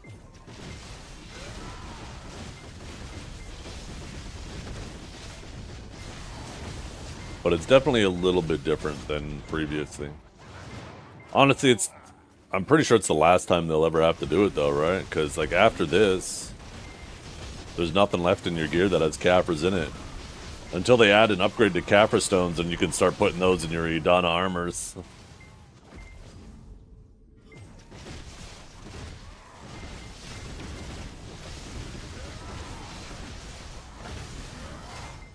Well, we don't know if that's coming next week, PowerPot. But they are tinkering around on Global Lab. Remember, just because something hits Global Lab, it doesn't mean we're getting it the following week. It would seem weird to give us all 100 more monster damage on our Black Star, as well as an extra 500 more monster damage, at least in my case, without making any adjustments to any of the PvE in the game.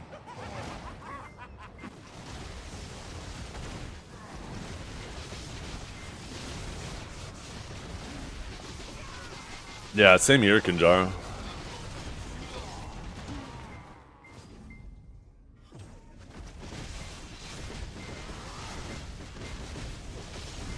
I just don't know what people are going to use Caphras for anymore, right? Any type of stone you use for any of your armors or weapons only use, like, what, 10 or 20? And you're usually chroning, so you're not even using a ton of stones, right? It feels like there's going to be like, still the same supply amount of Caphras, but very, very little demand. Like, Caphras might actually finally go and just hit min price after this.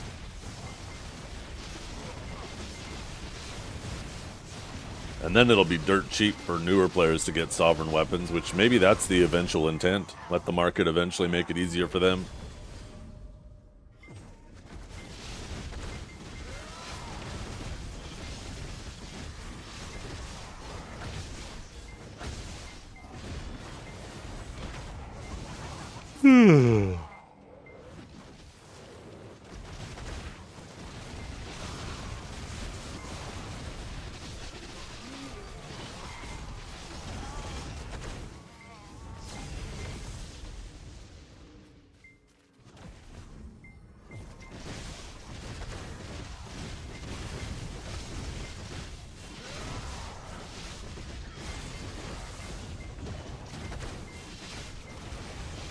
.314, 411 to be the most efficient. I don't play the game based on efficiency. I play it based on fun. So wherever you're having the most fun, you're going to put in the most hours, and that's going to be the most conducive to progression.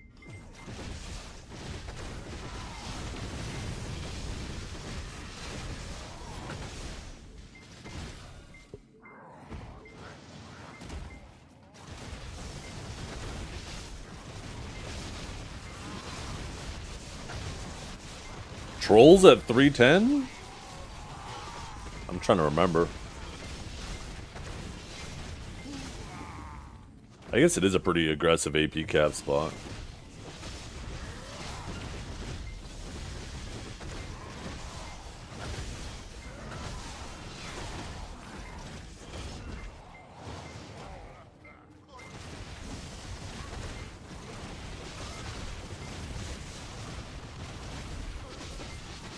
I'm just trying to think if for some reason that global lab that hit this week does go live and they don't make any PvE adjustments, where am I going to grind?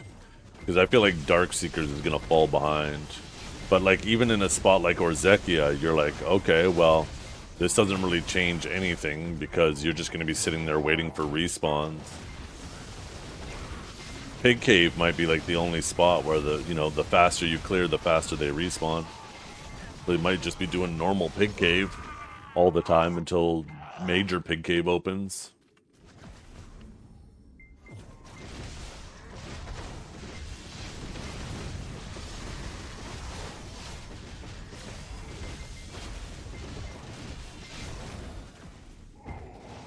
I mean, maybe you'll still do Dark Seekers. I mean, you still get 30% of your AP.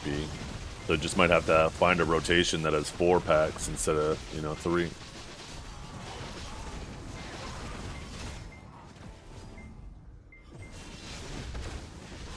I don't know how capped the Dokkaebi is in terms of respawn times. That might actually become a viable option. Dekia Ash, you're just going to be waiting on respawns. Might be the same thing with Olins too.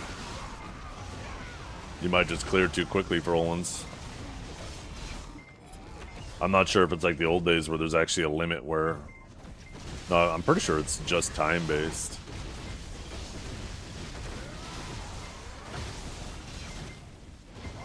I don't know. It might be interesting to see how it affects Olins.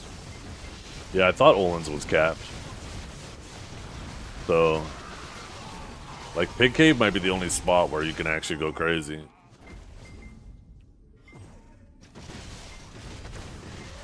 A free worker for Velendir? Is there a free worker for Velendir?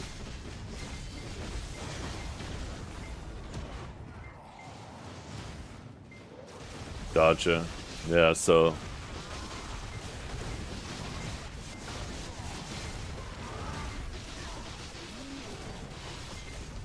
it might be just like Pig Cave and Dark Seekers that really gets to take advantage of that AP. And obviously less for Dark Seekers.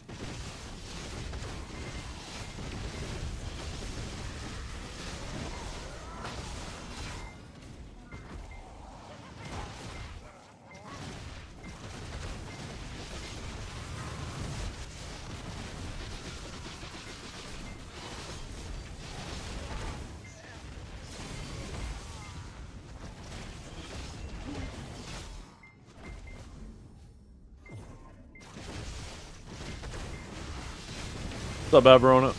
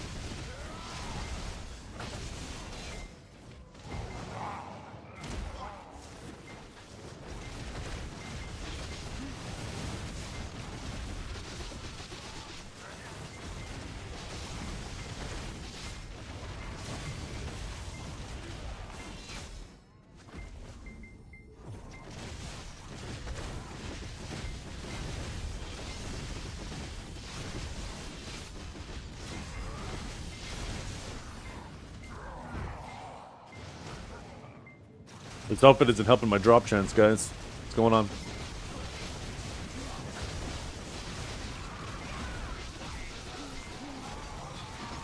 Kind of hungry. Kind of feel like having a bit of an early lunch. By the time it's ready, it'll be like noon.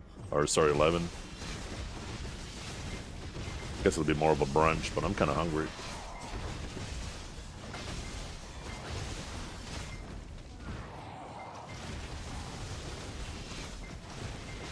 Ever played Sag Musa? Nope. Too easy. It's like Awaken Musa, but with less steps.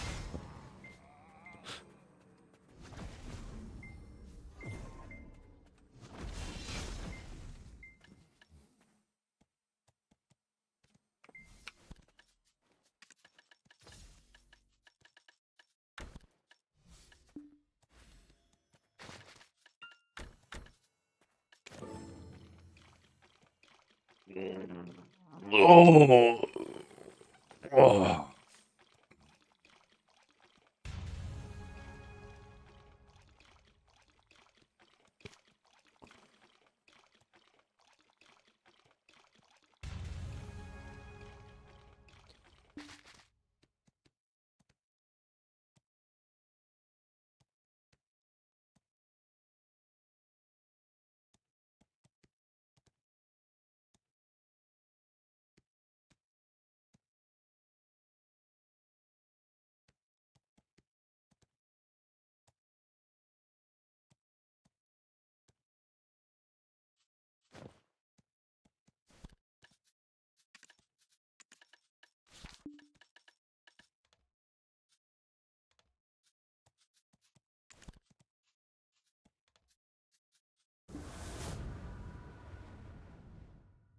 Spicy chicken tikka masala with some garlic naan for lunch and dinner and diced oh my goodness.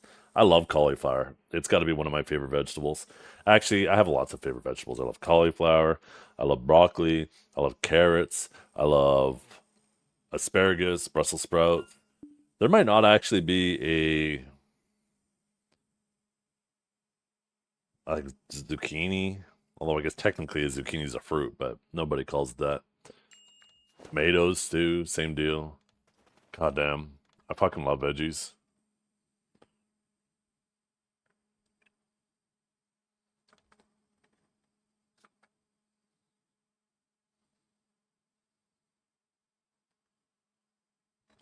Okay, I'll be right back.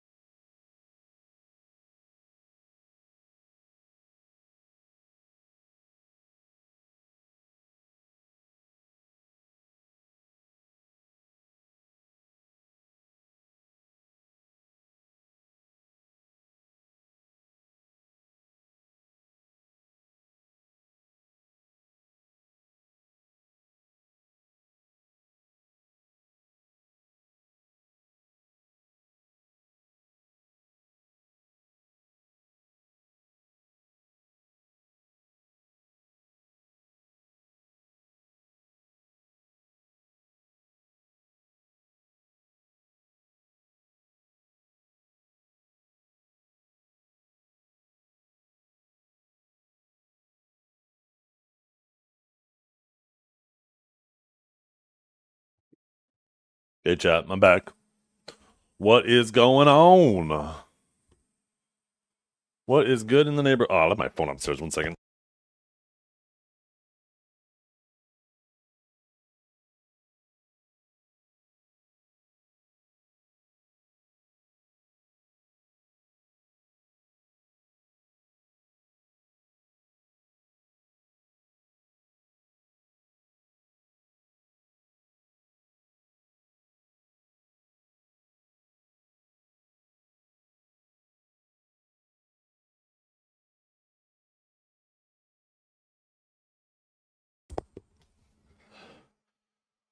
Okay, I'm back. Made myself a BLT. Unfortunately, I have no T for my BLT, so it's just a BL. Bacon, lettuce, and toast. Yum. Neat little trick, you guys. You take your bacon and you weave it together like that when you cook it in the oven, and then you have like one nice big piece of bacon to go across your whole BLT.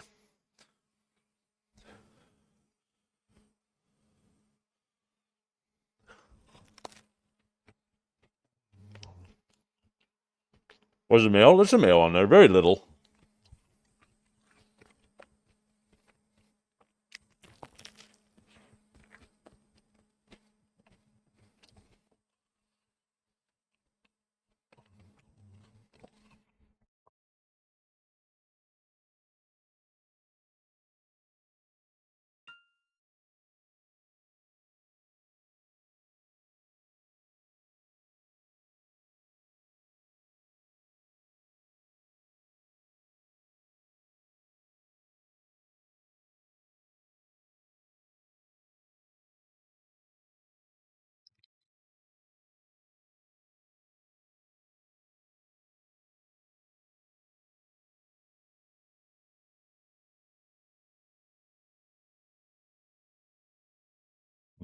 All right, that's what we do here. You guys make me hungry, I make you hungry.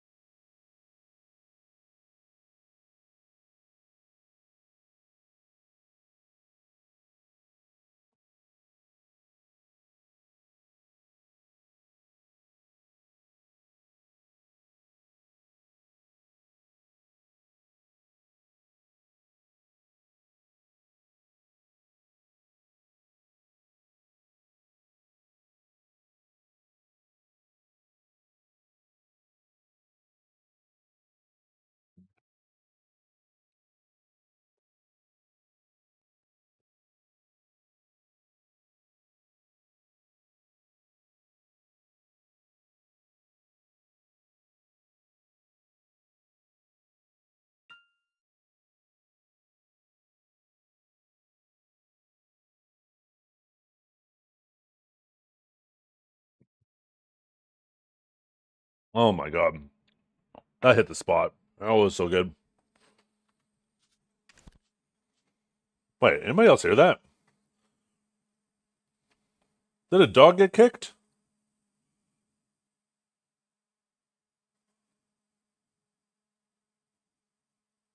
The hell is that sound? You hear that? Quick! Somebody kick the dog for the track. The hell? I never noticed that before. Somebody stepped on the dog's tail. I don't know what the fuck that's supposed to be. One second, I went back too far.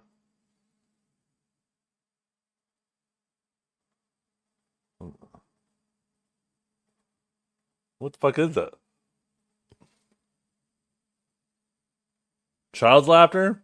I mean, that would make sense. If it's child's laughter, I guess that does fit the theme of the song. It probably is child's laughter.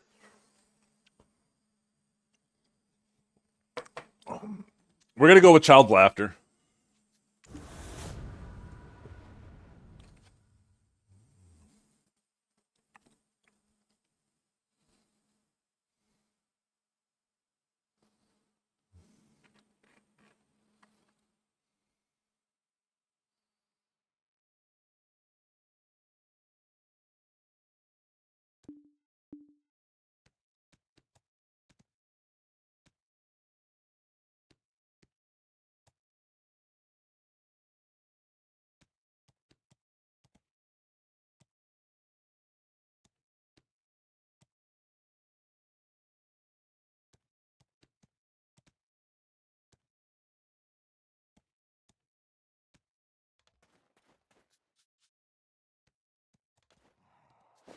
We need a new outfit. This one wasn't giving us any drops.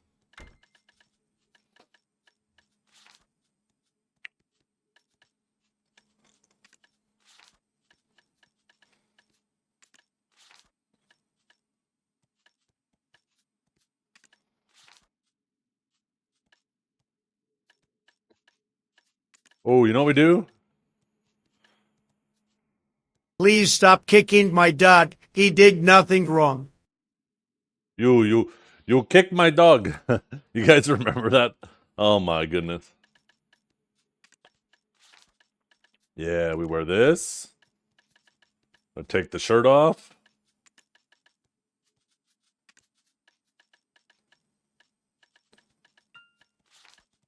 It's so old. So old.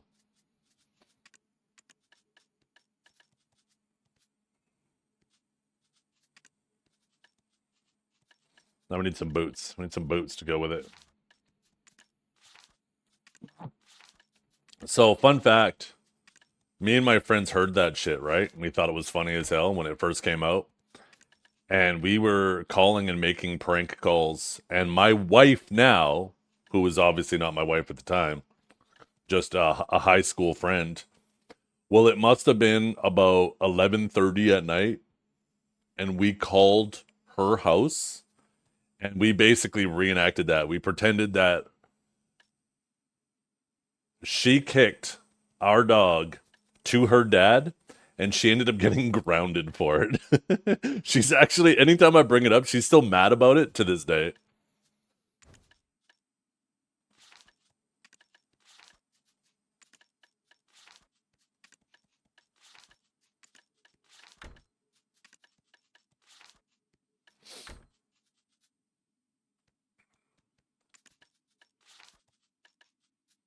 I think the Caranos look decent with this.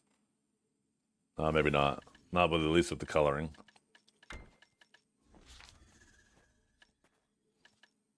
Maybe it was Oblivion. Yeah, Oblivion are alright.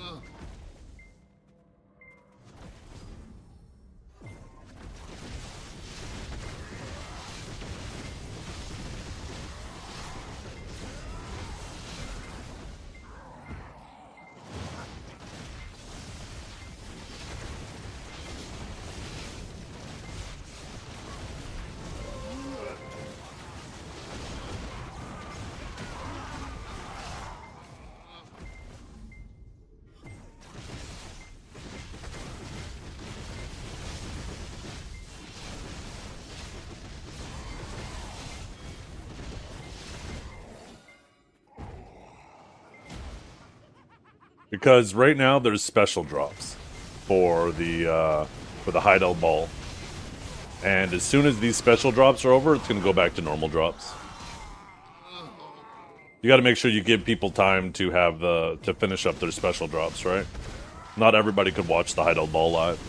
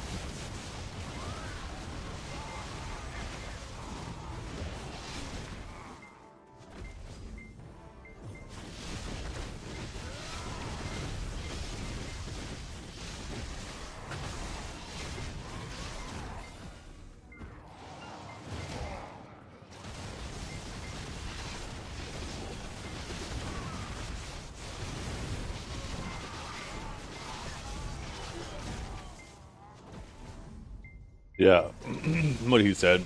DR armors, Kabuas during the day, plus 20 DR add-on, all very helpful. Typically, if you're not getting hit in the back, you should be fine.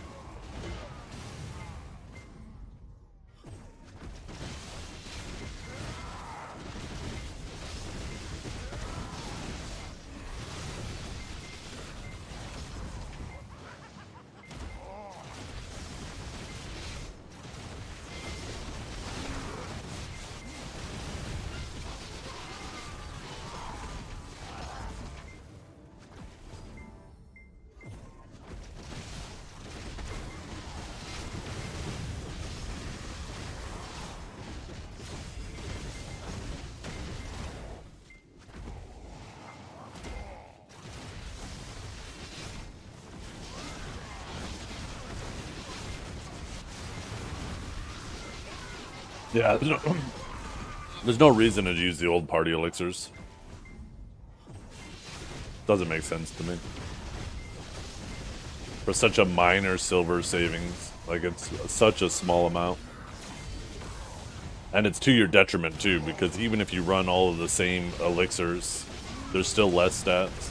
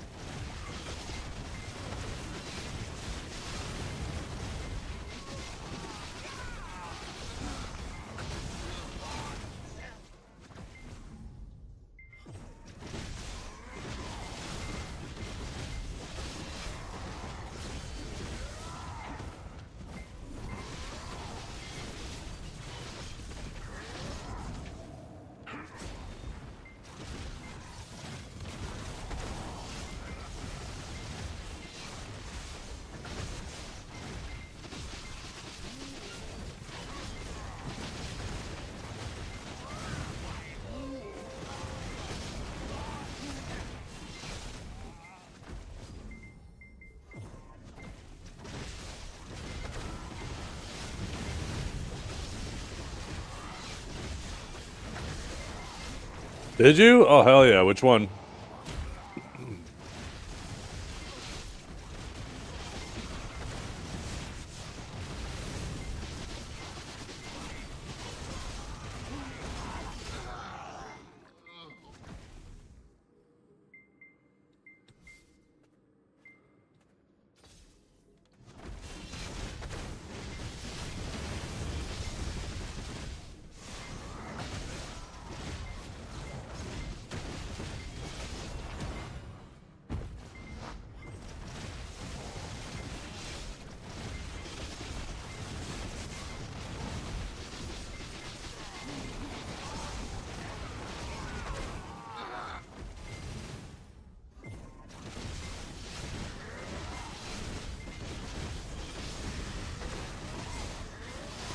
What's your idea on what class is that? Ranger, Suck, PvP, PvE.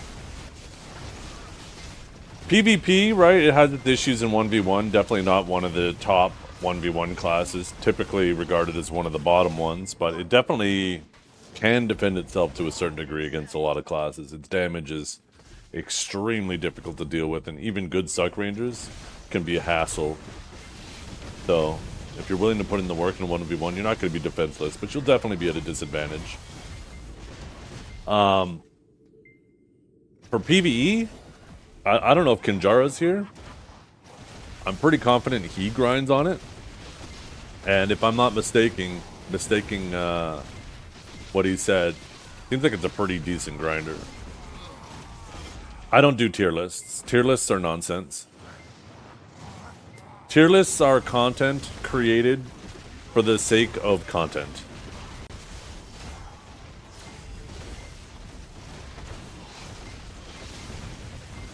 There's a lot of factors of which are difficult to measure and weigh into a tier list, and some that are just completely objective but are very important.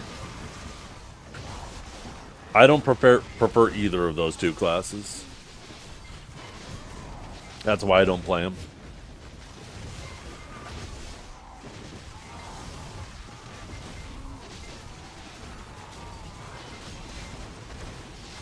Because more people grind on Suck Dosa than Ranger, then I'm going to assume that the general answer to that will probably be Dosa.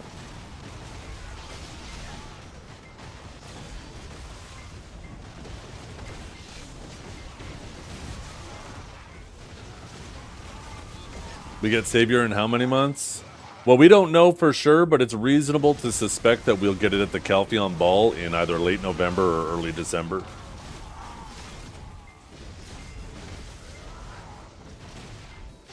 So, when it comes to tier lists, right? Specifically PvE tier lists, the main people measure is like how fast it grinds and how many places it can grind, right?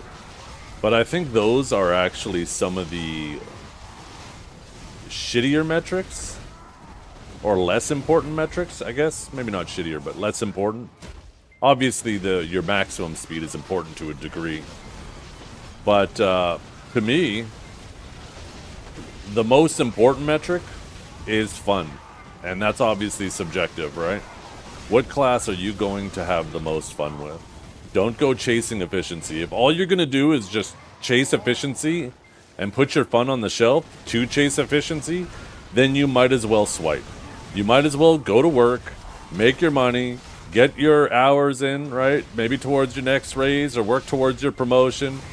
And then come home and insert your credit card, because you will be significantly more efficient doing that and be working on your IRL career. But why treat BDO like a job? Why play a class you really don't enjoy just for the sake of efficiency? It makes no sense.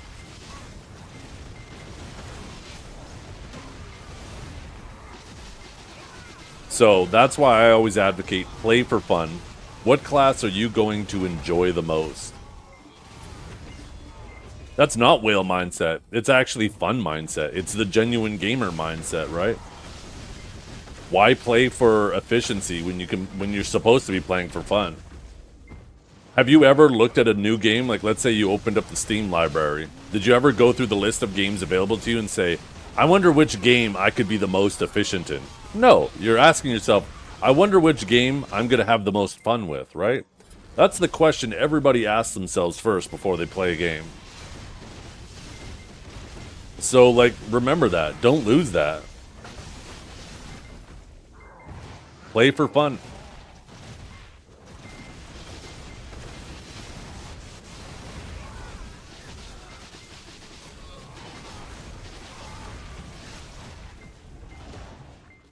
Imagine playing it as a game. I know it's a foreign concept, right? If you're getting stressed out by a game, I don't even know what to say. You should never be getting stressed out by a game. Unless you're playing it at a competitive level, I guess, and there's something on the line. But there's never anything on the line in BDO.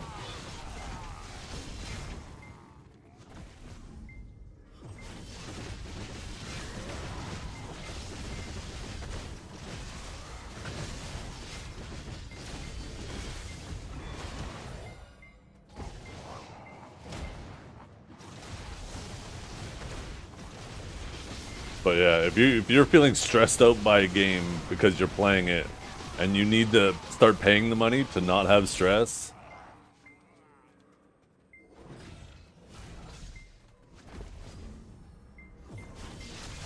I don't even know what to say. Gaming might not be for you, I guess.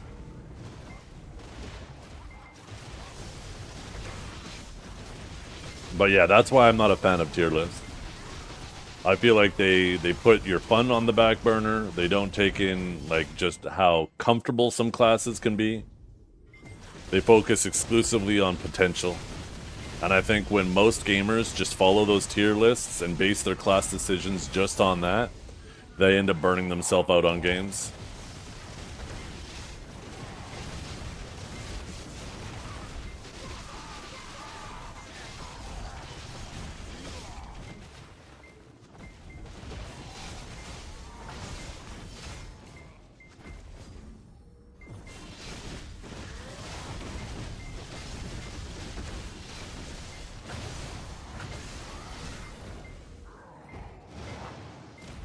The fun fact is, in BDO, consistency is far more important. And if you're genuinely having fun and playing the game in a way that is genuinely fun to you, you will put in more hours, you will be more consistent, and you will avoid burnout significantly more effectively.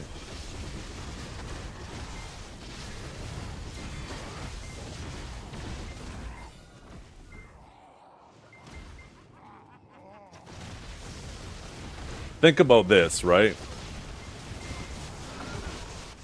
When you leave your favorite class to grind on a meta class for 10% more trash per hour, just because, well, instead of grinding 10 hours and getting 10 hours of loot, I'll grind 10 hours and get 11 hours worth of loot. What you're effectively saying is, my enjoyment of the game is worth 2 billion silver over 10 hours, or 200 million silver an hour. And then if you break that down into a dollar value, and value a costume at $30, because that's roughly an extra hour, right? A costume. You're effectively saying that your enjoyment of the game is worth $3 an hour. Sacrificing your enjoyment of the game is worth $3 an hour. And that is just such a completely obnoxious way to value your own time and enjoyment. It shows a disrespect you have for yourself when you're sacrificing fun to do that. Now, to be clear, some people do get lots of enjoyment out of efficiency, and that's completely different. You got the best of both worlds there. You're not sacrificing fun, you're being efficient, good for you. But there are so many people that get burnt out because they're sacrificing fun for efficiency. And then, like, they'll go crazy for a couple of weeks, and then they end up having to take a break for a month, right? Because they burnt themselves out.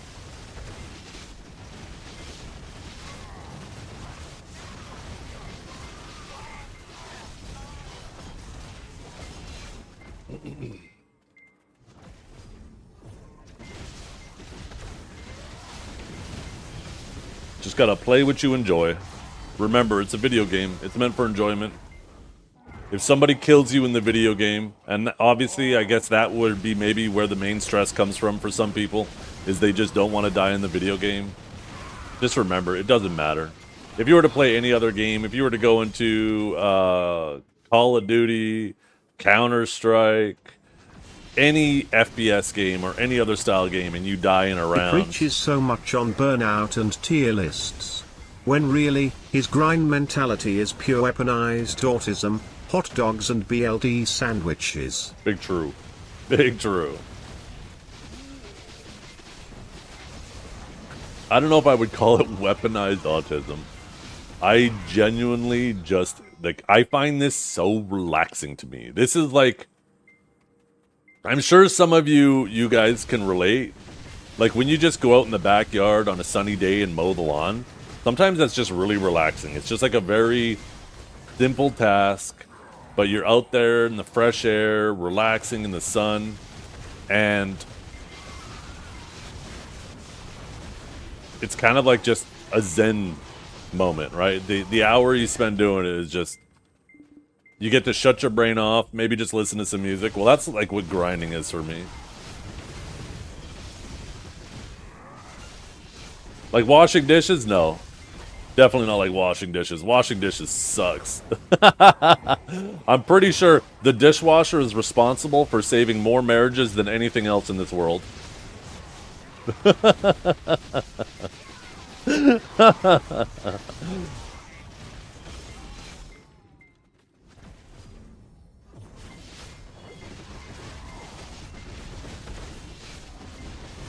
But how many dishes per hour can you pull? Depends on the dishes. Bad examples, because you know damn well when Trev dies in Counter-Strike, he slams the desk and gets upset. True. Probably is a bad example.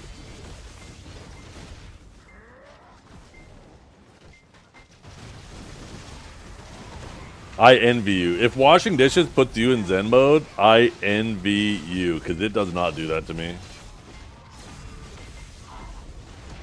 To me, that's like, well, grinding or cutting the grass. Even going out in the yard and weeding. Like, I'll legit just get down on my ass or on my knees and sit there in the grass and just start plucking weeds, shimming around. Like, I find that really relaxing.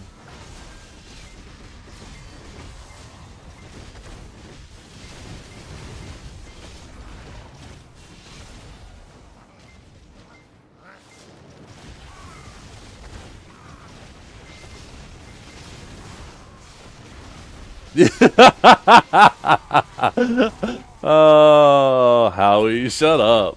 Where you live, you probably have one bum there. It's probably you. Everybody's like, oh, the crazy bum is out fucking harassing people again. Oh, Howie. Yo, that video you sent me of that house blowing up, god damn.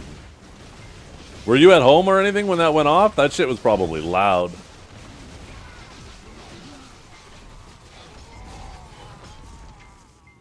Really bad, but if you mention it, you're branded a racist. Oh, yeah. It sounds like it might be similar to here, too. I sent so before I went to LA, right, we were sharing pictures and talking, and I was like, yeah, this is where I'm from. And I showed a beautiful picture from the hill overlooking the lake with the sleeping giant in the background, and Huntler goes, damn, fucking guy here is living in Canada paradise. I was like, yeah, what you don't see is behind all those trees is a bunch of tents. It looks nice from here, but once you get down there, it's definitely a different perspective.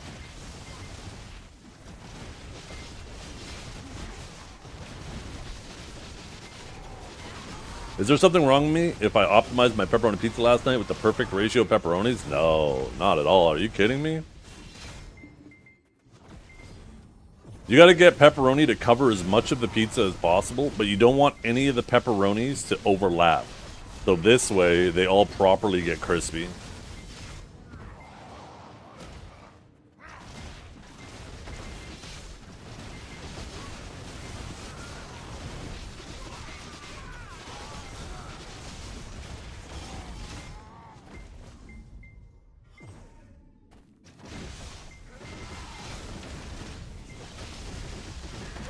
Smoke crack. I doubt it's crack. Crack's probably too expensive. They're probably smoking fentanyl.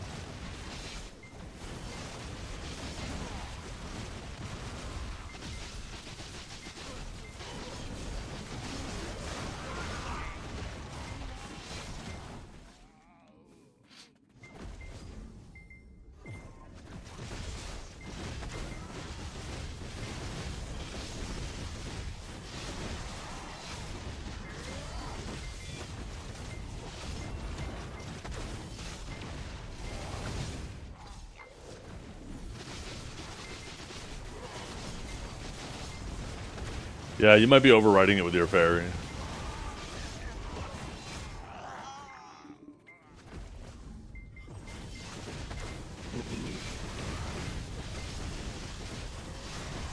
Yeah, I have some pretty passionate feelings about a lot of that type of stuff, Howie. And I have a feeling you and I would align very closely with our thoughts on it and how it is more akin to enabling than helping. But we're not going to go down that road. Because we're BDO players.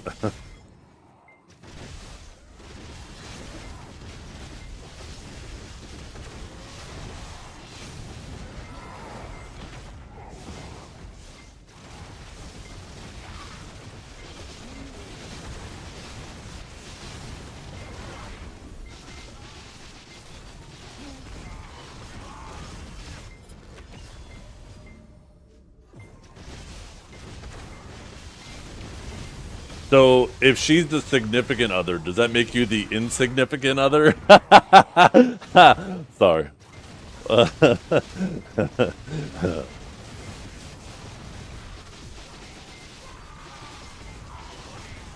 Correct. She's the breadwinner. Hey, same here.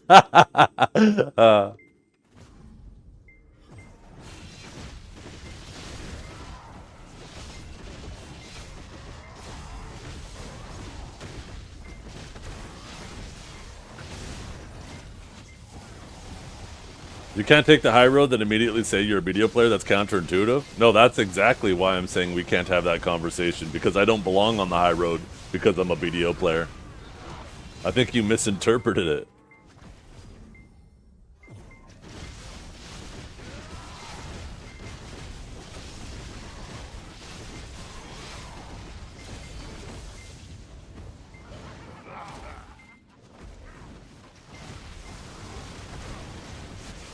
Yosithian, grinding Black Desert online like it's your full-time job, huh? Then you're out here one-tapping mobs in LVL while the rest of us are stuck at 619 GS, crying in Valencia. So keep spamming those energy potions, King, and maybe one day we'll catch up to your 24/7 grind set. Save some loot for the plebs in chat, you Canadian chaos machine. I don't... Lion face hashtag set in. Where did that Texas speech come from? I don't actually see it in chat or anything. That man figured out how to anonymously redeem that shit. What the hell?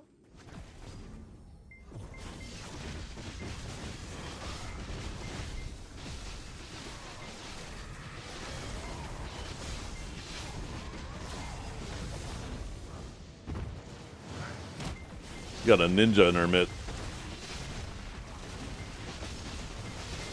No, I can't set up redeems and stuff like that on Kick. I don't believe, actually. Because I don't think Kick does, like, channel points or anything like that. Let me check. Yeah, there's, like, no channel points or anything on Kick.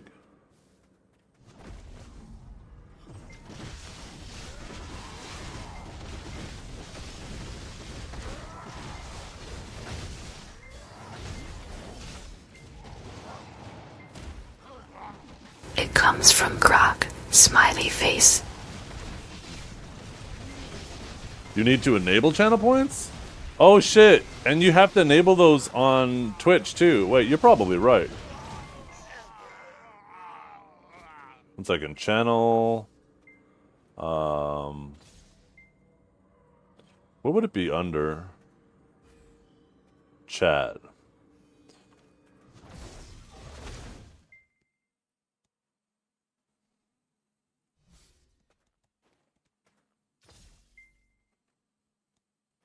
Okay, don't see it there. Maybe under roles. Oh. Oh, channel emotes. I can have 60 emotes on there? Yo, that's another thing I need to do is I need to go. Oh, channel points. There we go. Found it.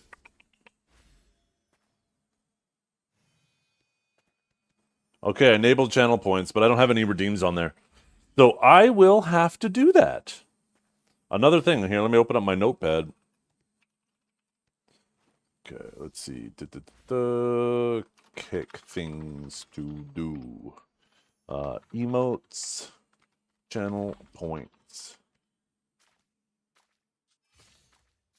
I don't know if I'm going to be able to do like all my sound effects and stuff in there. I'll definitely, I could definitely see. I wonder. Let me see if. Have you ever had a dream that you could don't do? Yeah, GTS Monster doesn't allow linking to kick yet either.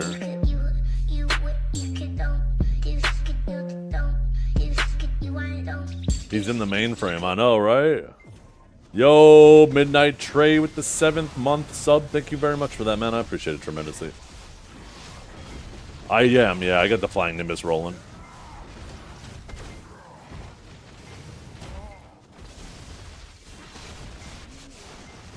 Don't ban the IQON.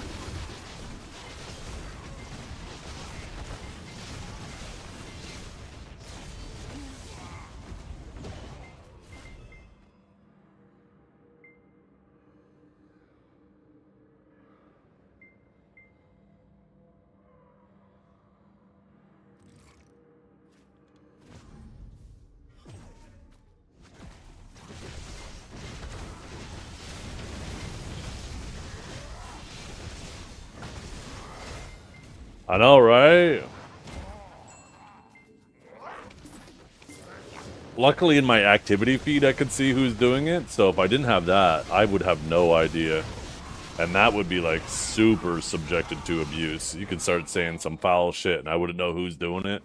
I would just have to turn it all off if it was being abused. I don't like the fact that he's using ASMR while doing it. It's almost like I have a ninja that's sneaking up behind me and whispering in my ear, and as soon as I go like this, he's fucking gone. You figured it out? Prove it. He's doing it directly through Stream Elements? Wait, can you do that?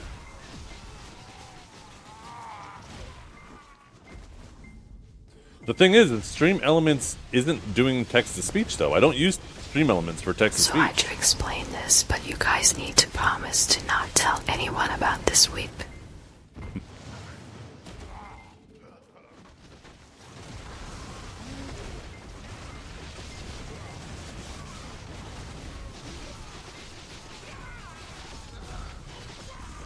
Before they line us through the hard R. I actually showed that video to my wife last night. And the funny thing is, so like I was trying, I paused it through and I went to explain it to her. She goes, what does he mean? Hard R? Does he mean, basically my wife interpreted the hard R reference as exactly how Linus was using it. And I was like, you're legit like the only person who actually would have been like on track with him. For those of you who don't know who we're talking about or what we're talking about, this is what we're talking about. One second.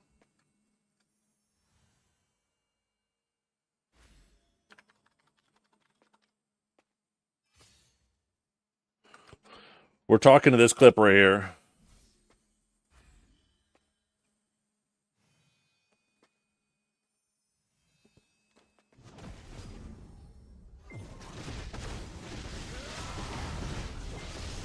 Yeah, I can see who's doing it. It's Dad's 45.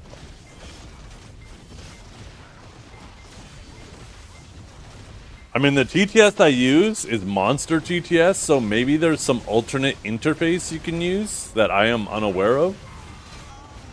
Let me go to my Twitch page. Maybe if I click the banner. Let's see. Scroll down. TTS Monster. Let me click this. It says Zethian's AI TTS Guide. Let's see if there's some way to redeem in here. Chill. I didn't even do anything wrong yet, XD. No. You're chilling. You just have us, you're like fucking Gandalf right now, or Dumbledore. We don't know what you're doing. We're just trying to figure out this magic.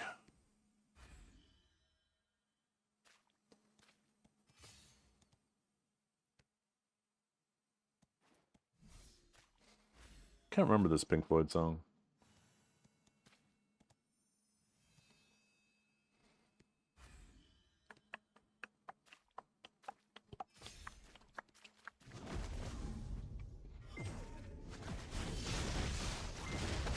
I'm pretty sure it's because he's shadow banned.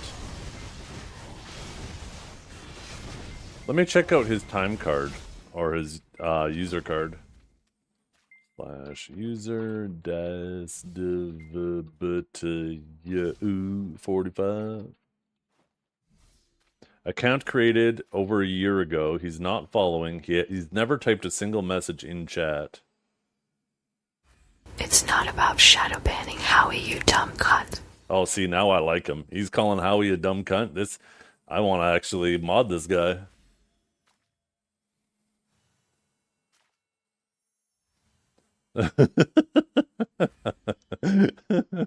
Yo, he's my people.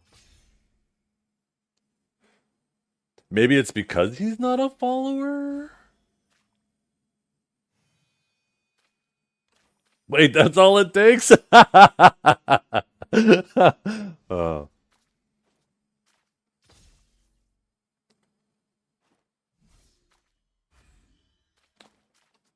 Yeah, I'm curious. I know there was a way, like when people use Nightbot for song requests, instead of typing the whole command in their chat, you could actually go to the song request page for them and request it directly from there, so people couldn't tell what you were requesting until it started playing. So I suspect it's something like that. There's probably some interface somewhere to access the redeems that's exclusive from the chat.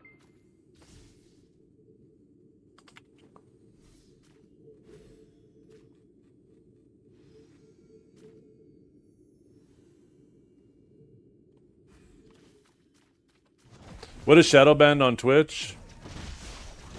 It's like shadow banning with anything else. Basically, you get excluded from... Usually it's more in regards to the content creator, not people in the chat. So like if somebody's shadow banned, even though they can still stream on a platform, you won't see them on any... like, if you were to search, like, let's say, for example, if I were shadow banned, right? If you went to the Black Desert directory, even if I was live, you wouldn't see me anywhere in the directory there. You would have to manually type twitch.tv/Zethian to find my channel. Right? Same thing with YouTube, right? If you're shadow banned, you could type in, like, almost exactly to the T the title of the video or the person, and it still won't come up in the search results, even though the person is not officially banned and still putting out content.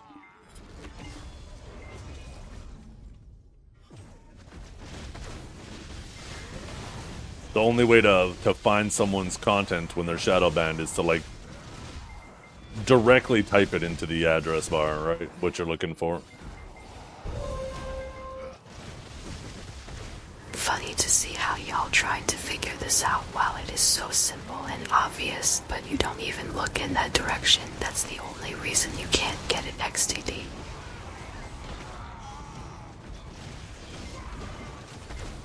I'm more interested with who you are, because I feel like you're a regular here.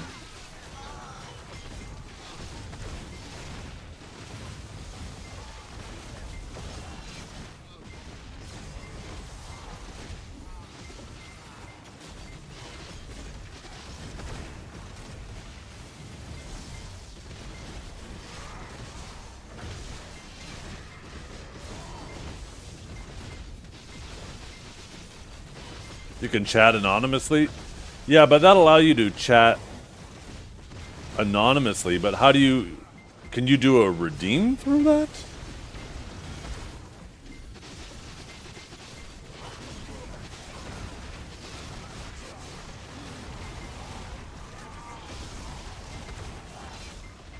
Awakening Sage is cooler. That's my thought.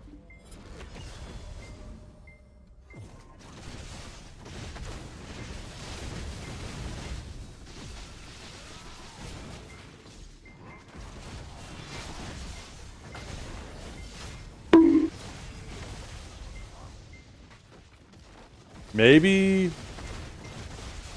it's part of like 7 TV or better Twitch TV, the ability to anonymously do redeems.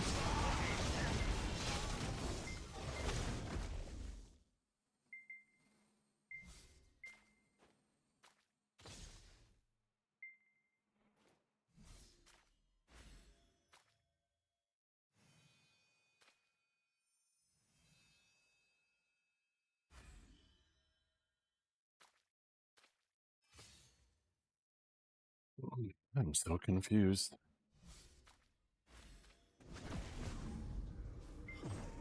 I think I'm just gonna go with this man's a wizard.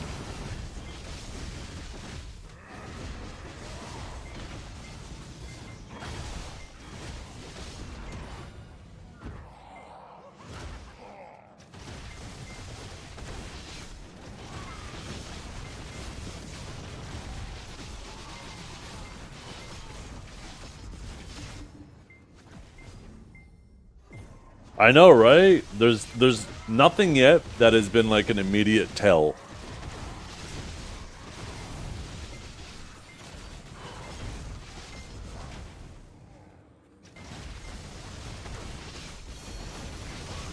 Hey, what's up, Nagatsu?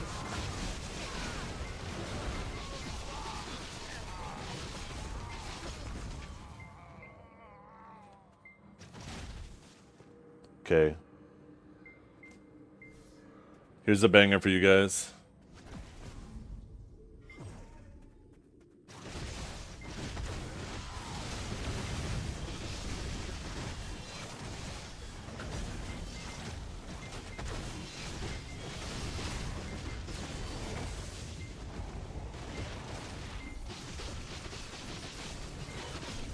I know, it just randomly popped up. This is even in my playlist. Okay, these are my last points for now. Gustav will die in the end of Act 1. Have a nice day. Smiley face. Wait, who's Gustav?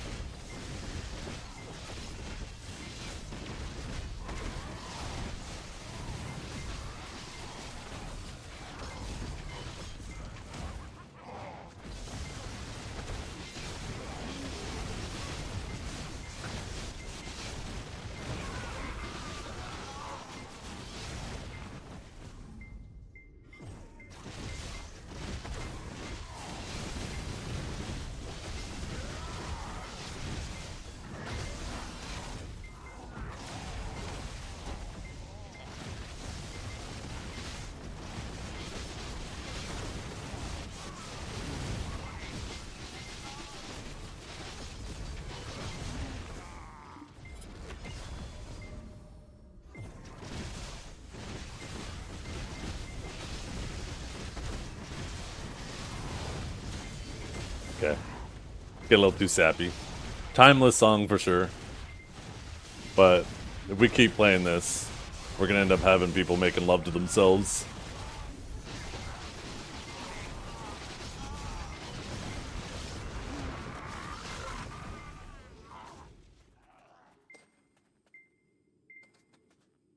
Wait, what's this?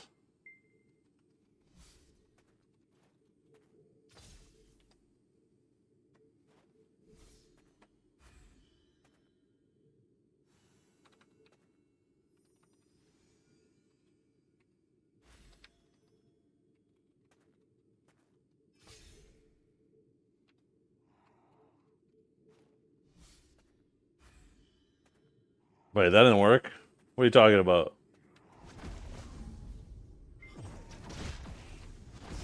Oh, maybe... Did that work? Let's see. No. ASMR. Whoa.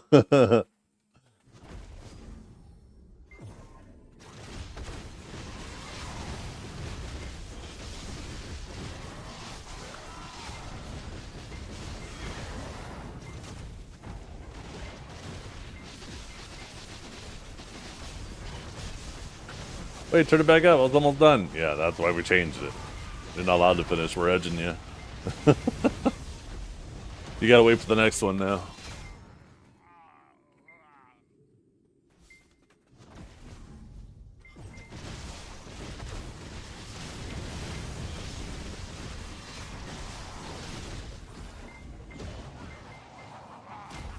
We could put on some country for you guys. That's what I normally listen to when I'm not streaming. When I'm out in the backyard, I'll put my IEMs in. Speaking of IEMs, though, I really miss wearing my IEMs. I really want to get away from using this headset. There's apparently a new microphone that came out this year from Shure that is like the, I think it's called the M7B, but it's like the M6 something. And it sounds like, it looks like it has pretty similar quality, but for significantly lower price. So I was actually considering maybe getting that and getting a proper microphone boom arm like Kinjara has, the low profile one. And then I could wear my IEMs again and then just have an actual microphone.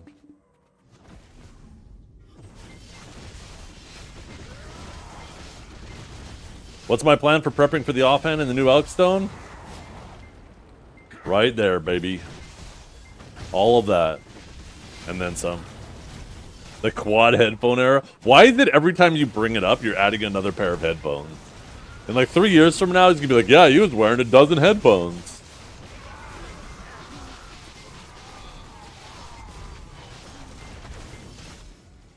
No, I love my IEMs. Oh my god, they are so fucking good. And they absolutely saved me on my trip. If I didn't have my IEMs in my phone while I was stuck in that fucking airport, I would have went crazy.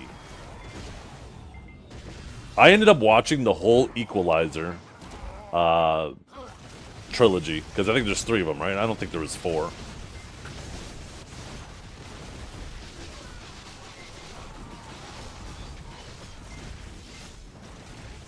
That's a lot?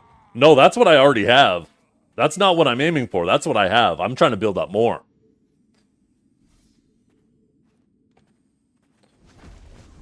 Yeah, I really enjoyed it. I hadn't seen any of them, and I really enjoyed it. I actually will probably rewatch them all with my wife, because I don't think she's watched them either.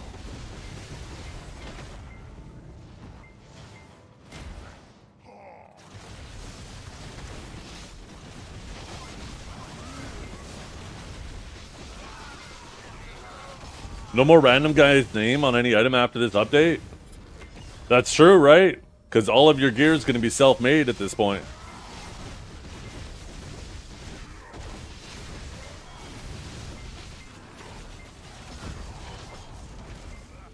No, it's definitely not Trep. Trep wants his name to be known, too. Trep doesn't do anything anonymously.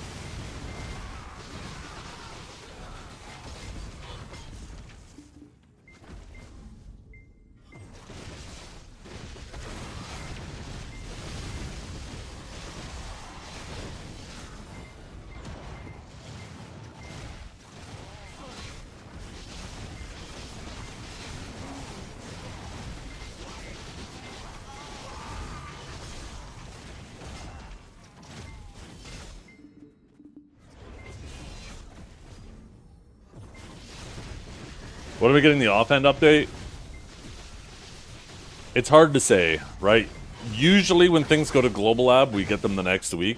But something that is as game-changing as that, without any adjustments to any of the PvE in the game, it'll make everything insanely trivial. Everything insanely trivial. So I think that they're just toying around with those numbers. That's why they're on Global Lab, but we don't know exactly when they're coming. I can't imagine them giving me an extra 600 monster AP. And then, like, all of these grind spots. That's like a 50% increase to how much monster AP I have.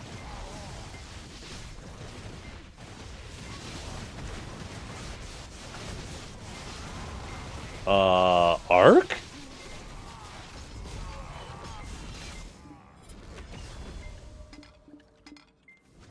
You better watch it.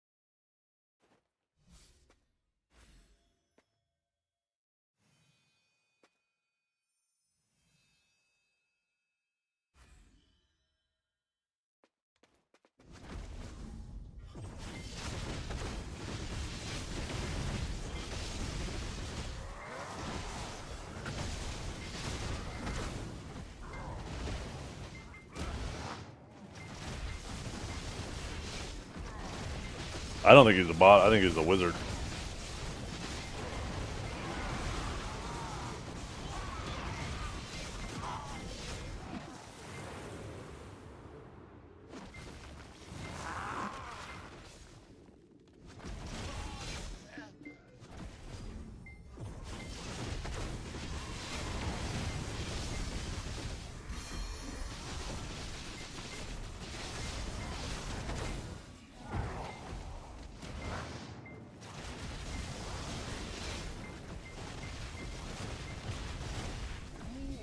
Here we go again.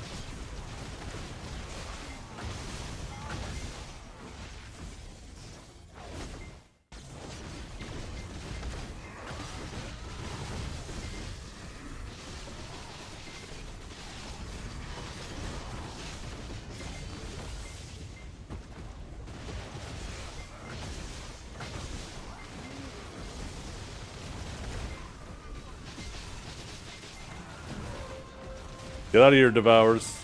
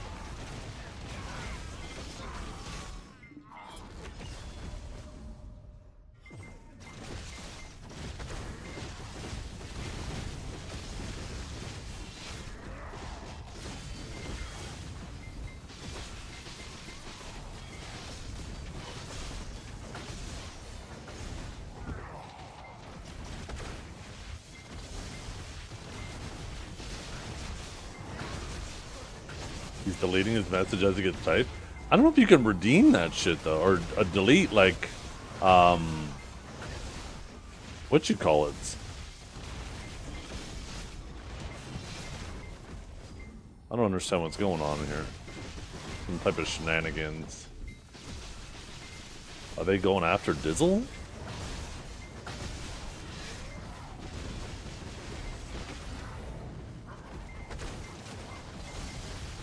I am so confused.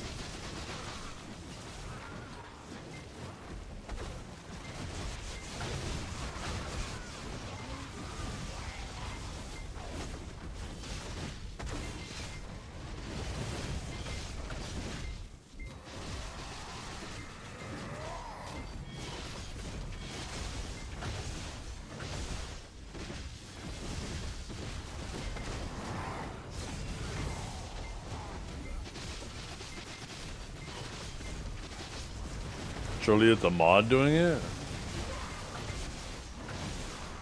Maybe it's Howie. Howie's just fucking being a menace. Time to ban all the mods.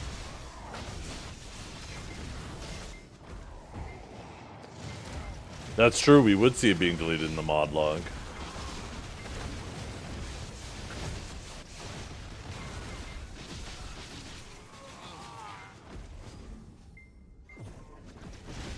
What the hell is going on?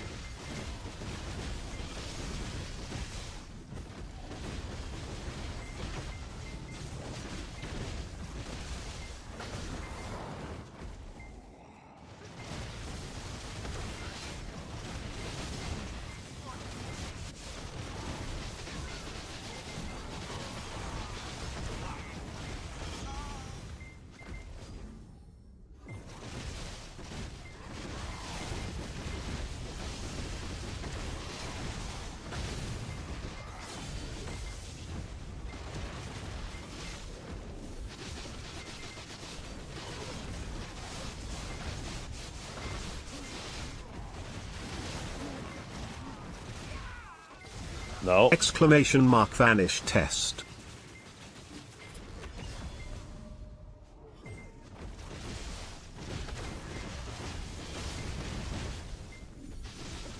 What do you mean?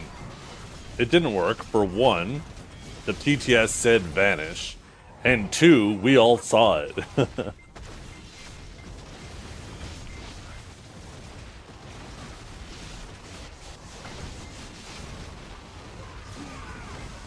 Shut up! Oh, goddamn.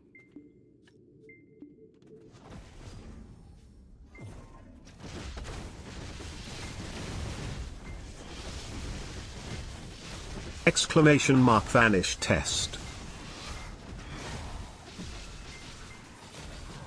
Yeah, that, we all still saw that. Shut up, bitch! The redemption, so it wasn't that.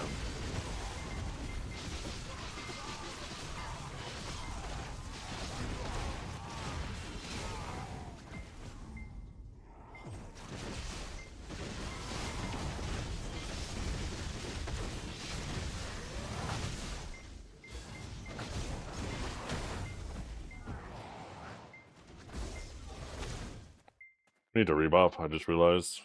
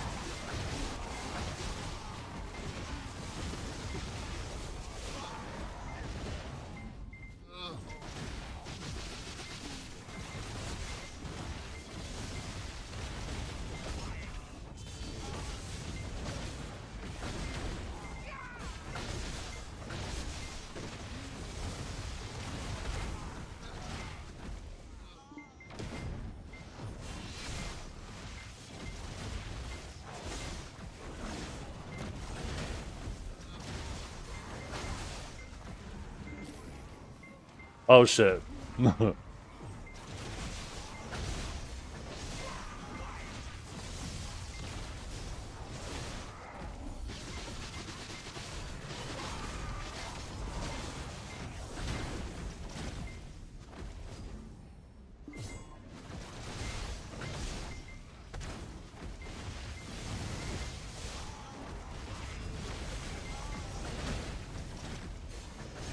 Oh shit.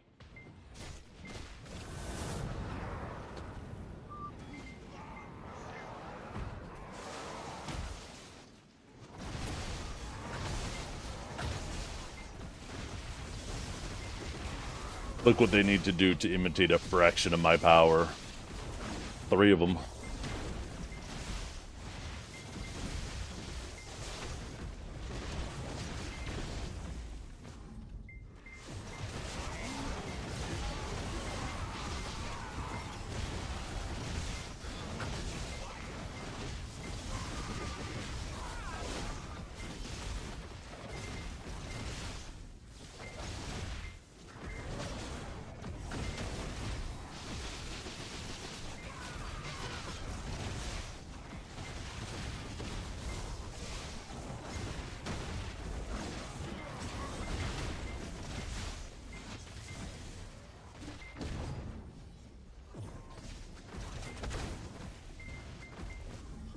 Get them stand back.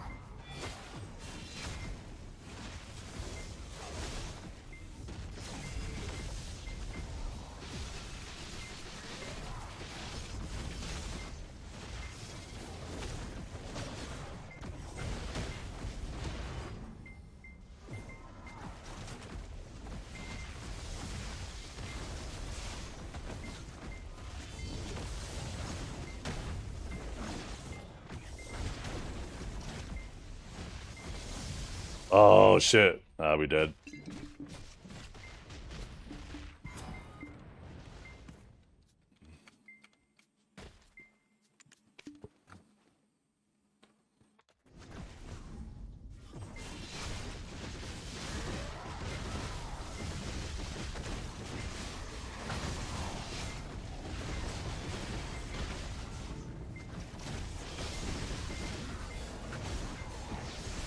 Wishing I played on NA now to come fight as well. 3v1 would be better.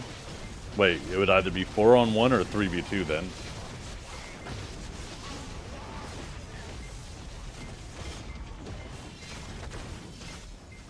And splaga blaga blaga blaga blaga blaga blaga blaga blom blom blom blom beam beam beam beam spiggity bomb bomb yes yes yes yes.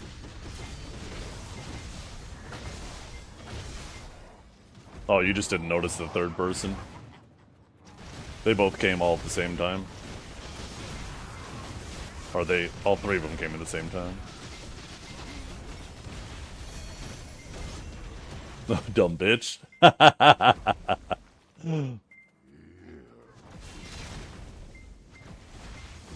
Yeah, you better run! Run! Run, fucker! Run, fucker!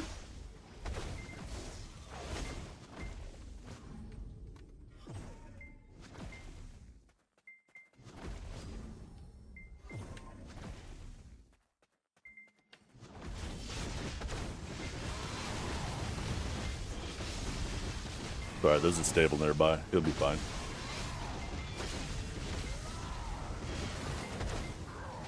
Exclamation mark TTSASMR, this is a test. Shut up, bitch!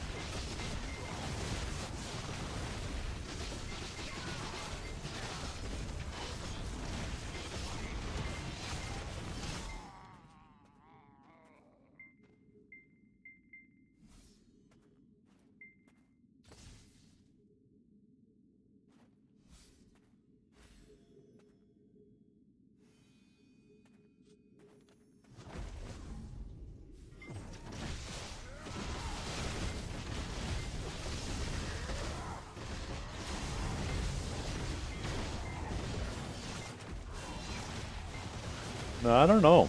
I don't know how. Like I said, there's got to be some type of interface somewhere, either with Twitch that allows you to do. I guess it would be somewhere through Twitch. There's some type of feature through Twitch, because if it was right through TTS Monster, then he would be able to bypass the point.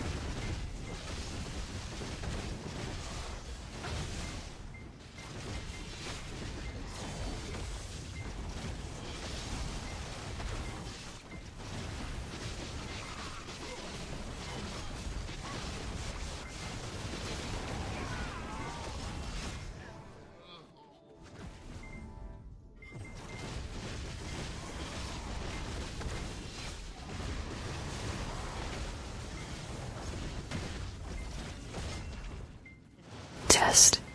Well, if you can do that through... Well, just try doing it through Stream Elements. Because if Stream Elements can push a redemption to chat, then that should work. Wait, what was that just happened? That was weird.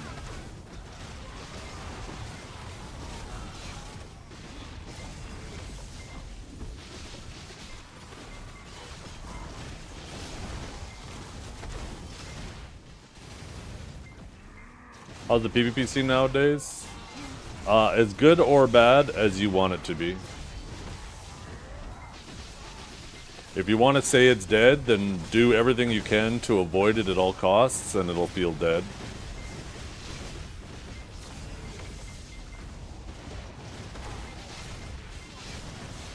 Most of the people that complain about there being no PvP spend 0 time or effort looking for PvP.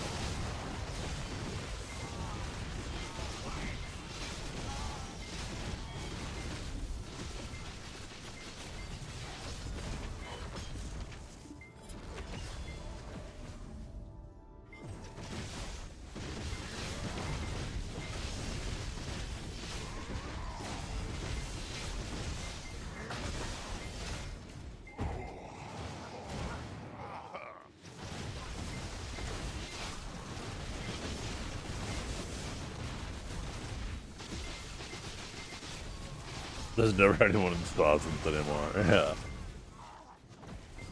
Tragic. And Pirates too, empty. The biggest problem between old PvP and new PvP is when people are grinding, they're significantly weaker. Where like back in the day, people used to grind in their PvP setup, so they were always ready to fight. Except for like maybe add-ons or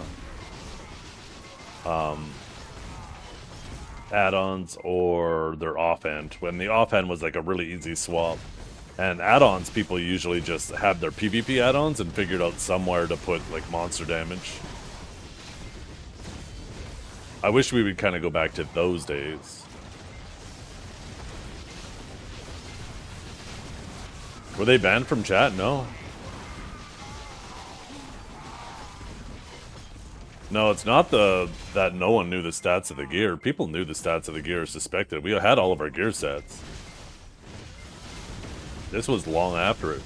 This was like after they made it so you can actually swap crystals and stuff. Because as soon as they made it so you could swap crystals, then you could optimize for PvE and like you wouldn't have to break your crystals to swap them.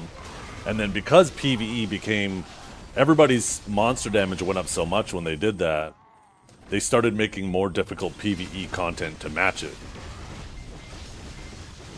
And it was the combination of those two things together that all of a sudden added this massive polarity between like your PvE and your PvP setup.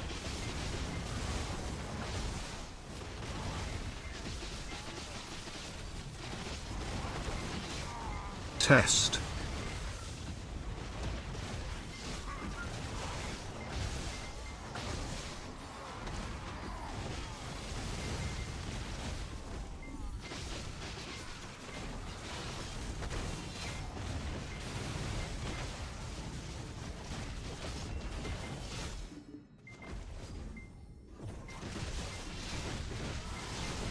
Stream Elements does not handle the TTS monster. TTS monster is its own thing.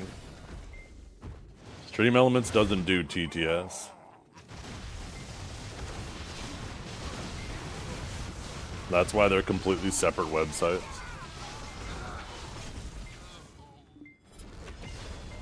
Nighttime pet with this. Let's see.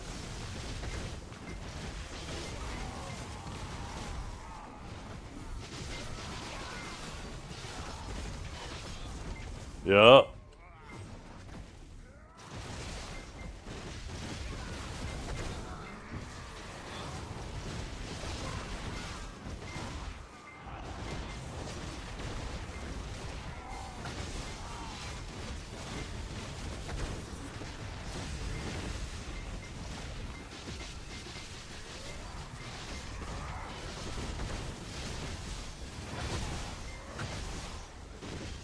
I mean, it's good damage now.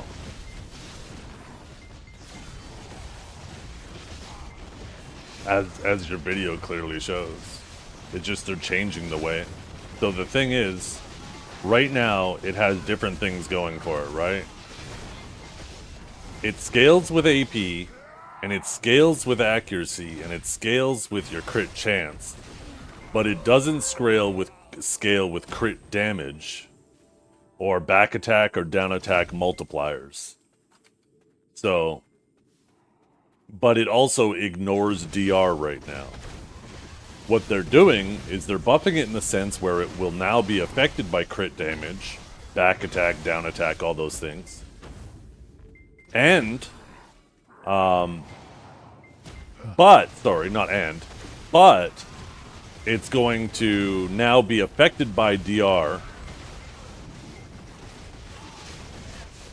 And it's no longer going to be affected by nighttime.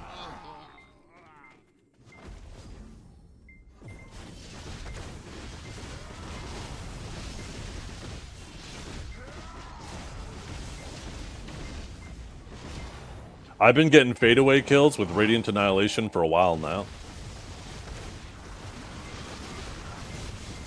The thing is about Radiant Annihilation, people don't realize how much it's contributing to an attack. Because it's a delayed damage, right? So, like, in the case of, like, Upsurge, for example, right? You might hit Radiant and then Upsurge. Well, that damage almost looks like it comes out layered. So, people will think that the damage is all coming from the Upsurge.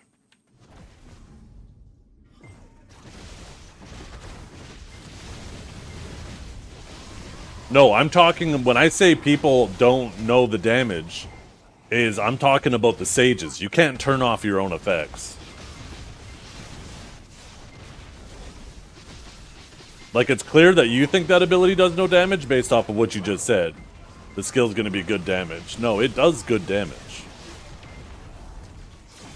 It's just, it has issues with trading because, like, when you throw it and because the damage is delayed, right? You throw it and then the person's gonna move and then the damage is gonna hit where they were, not where they are. But when you use that on somebody in a combo, yeah, it was noticeable damage. If you knew how to look for it.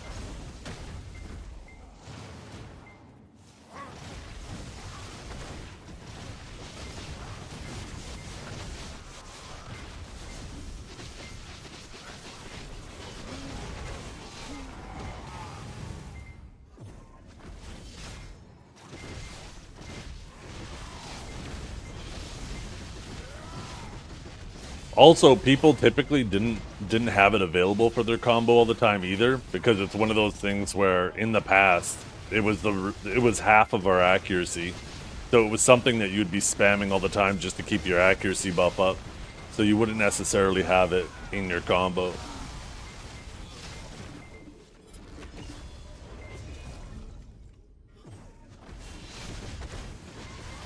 Test with my only points.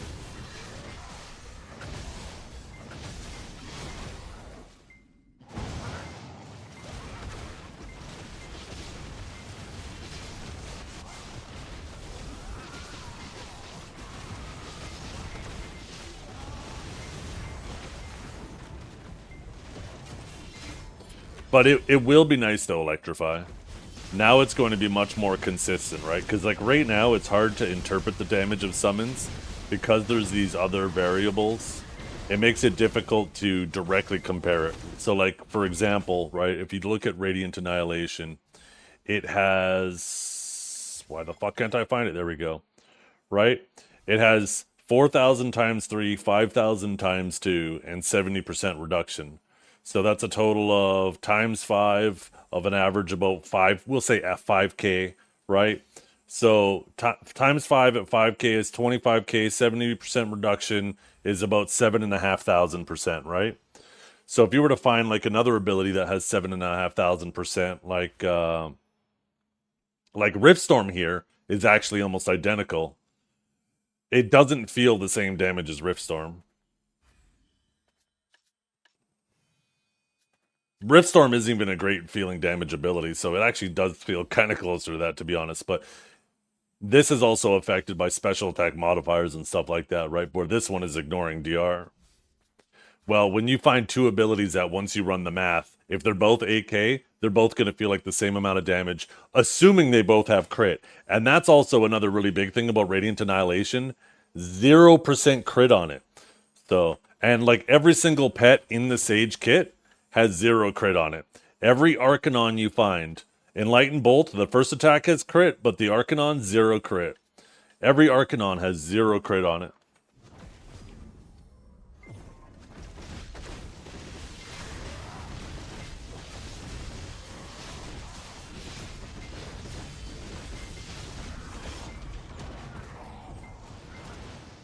Nope. Pet scale with crit.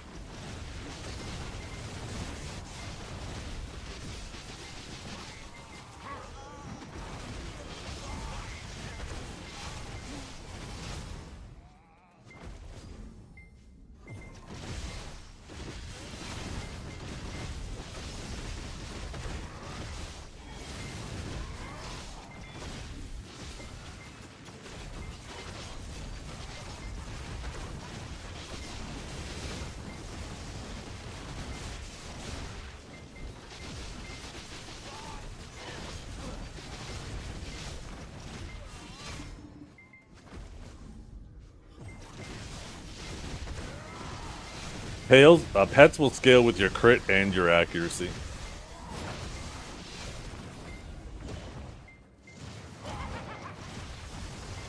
Aren't all pets? Oh, you're talking the base.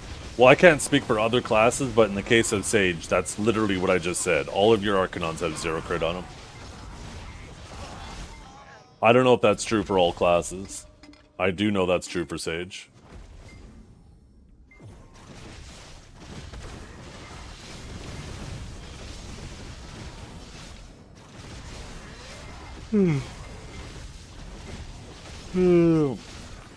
Guess not. Witch's pet is 50% PV. There you go. See? Not all classes' pets are the same.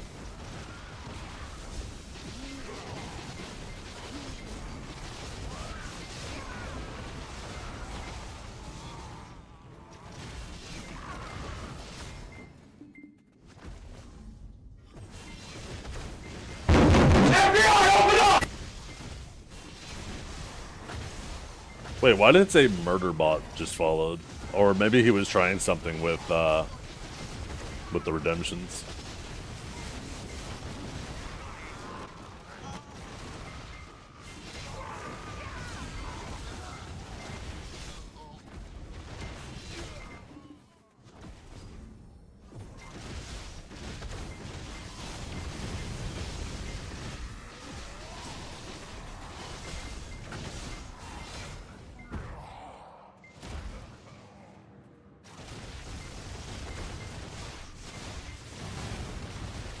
Tired of this awful streamer. Oh shit. But he's back already.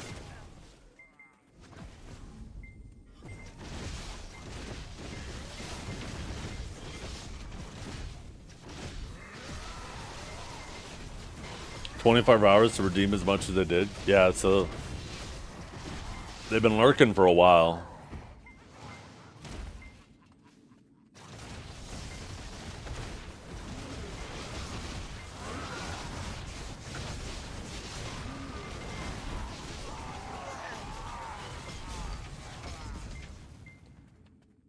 I think it depends on your class. Some people will go Iron Walls for the extra DR. Some classes will go Blights for the extra AP. I think that's typically the two people use.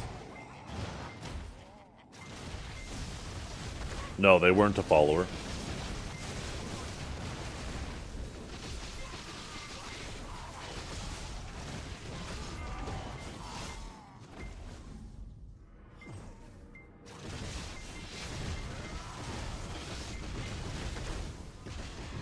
No.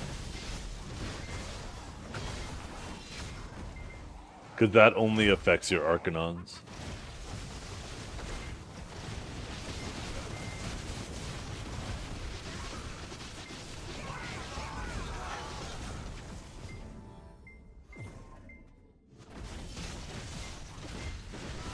You'll use a Lightstone setup that just gives you more AP. Because more AP will give you more damage on all your attacks. Instead of just on your Arcanons when they don't crit, but now they crit because they normally wouldn't have. Right? There's multiple exceptions, right? The only time like a Blade Lightstone set is going to benefit you as an Awakening Sage is when you do an ability that doesn't... When you do an Arcanon, basically, and when the Arcanon would normally have not crit. And you normally have 78% crit chance as an Awakening Sage. 30% from add-ons, 30% from Shock Relay and Lightning Surge buff, and then another 18% from your crit stat. And if you want, you can get another 10% through Reform Stones.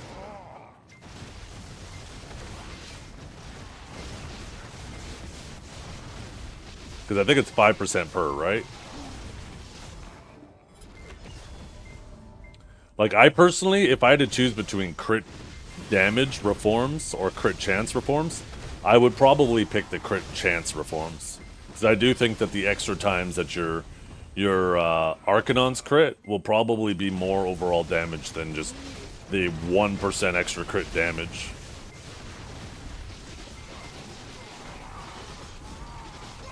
Oh yeah, true. That might go up to 15% with the sub offhand, assuming we can put reforms in it, which is perfectly reasonable to think that we will.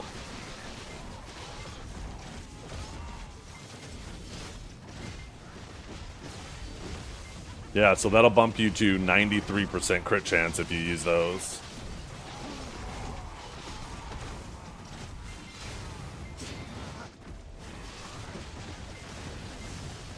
You don't think we're getting reforms? We might not. I don't think any of the images of the Sovereign Offhand showed reforms in it, so... Oh, the description says it did? Oh, yo! Let's see this. This item can be reforged using a reforged stone. Boom, in bright yellow text right there.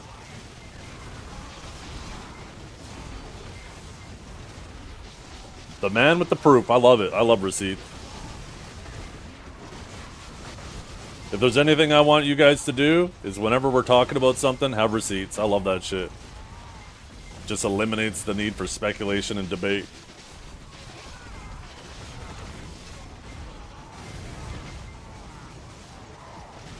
You're fucked? Yeah, I bought all of the Lightstones. All of the reforms I was planning on putting in there. Already. I have them sitting in my market. There is no way I was going to wait and try to scramble for them last second.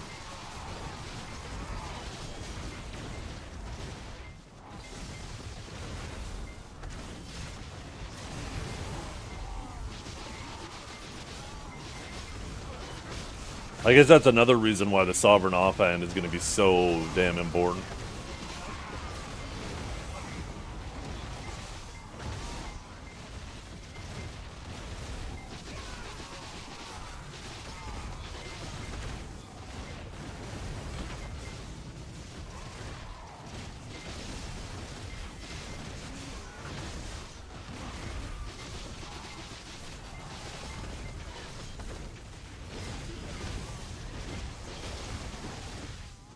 We are probably going to hit 89% tomorrow, chat. Or we're definitely going to hit 89%.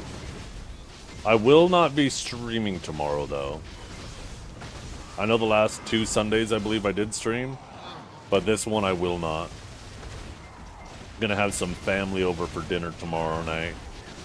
So, it's actually, just gonna spend the whole day with fam. Yeah, I've been hitting the dummies every night. With a 1000% EXP event, fuck yeah, I am.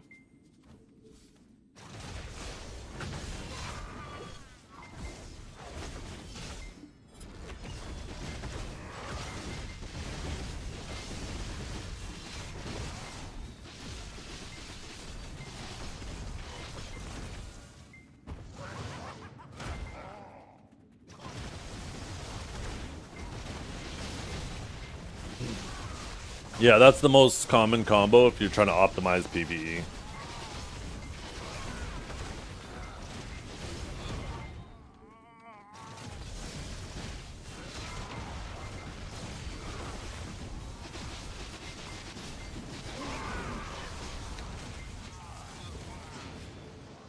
Oh, man.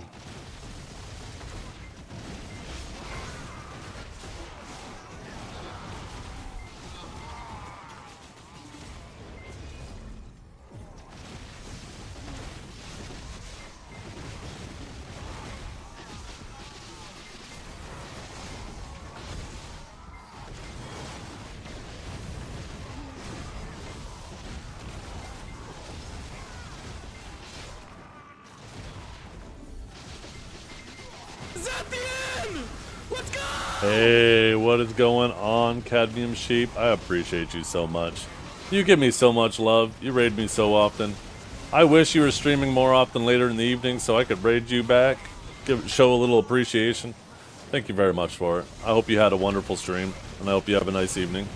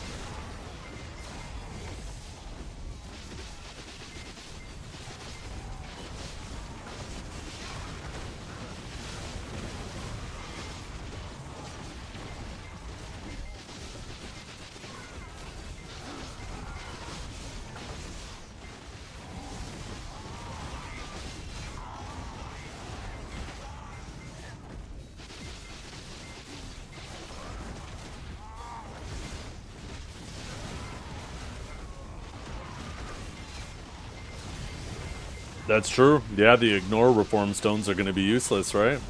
They might just remove all that stuff. I don't think that they're going to go through and take everything that has ignore res on it and compensate it. They might just remove them and give you the equivalent silver value of those crystals.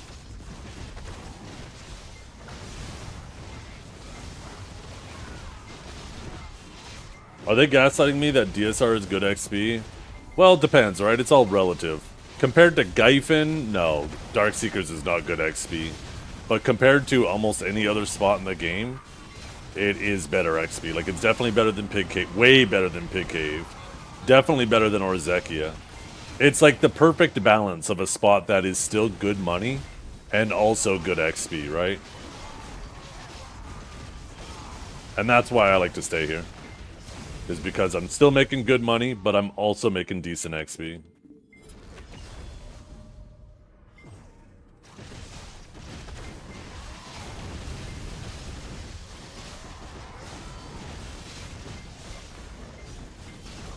Like, I could go to Gyfin and probably get double, triple the XP I'm getting, but then I'm also making half the money. And to me, the money is more important than the XP. So it's about kind of balancing those ratios.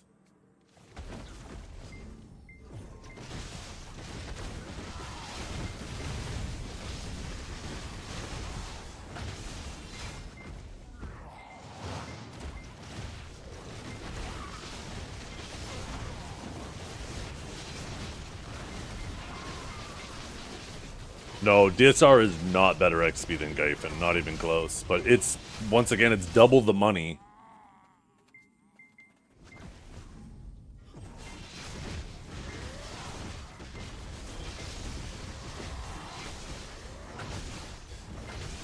I mean, maybe it's gone up. I mean, it's not like this place doesn't drop Caphras too, right? So, like, Gyfin probably does give more, but that's not pure gains on the side of Gyfin because this place does drop them. Let's see, Gyfin, this place with my current drop buff set on there is approximately 2.1 bill, where Gyfin is 1.3. So yeah, still not quite double the money, but pretty damn close. Like 80% more money grinding here. I would never sacrifice 1 billion silver an hour just to get more XP.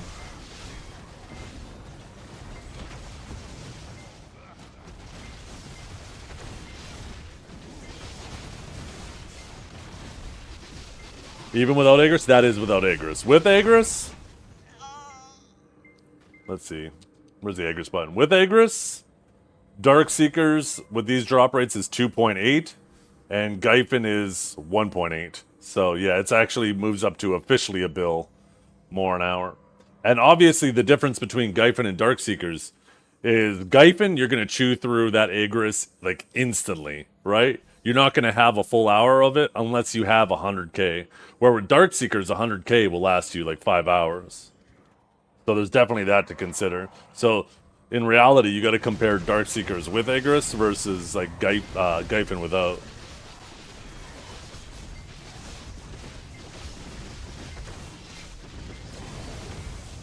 Oh yeah, right? When you think about it, right? It's a massive amount of silver. If I were to go to Gyfin, it would probably take me about 200 hours of grinding.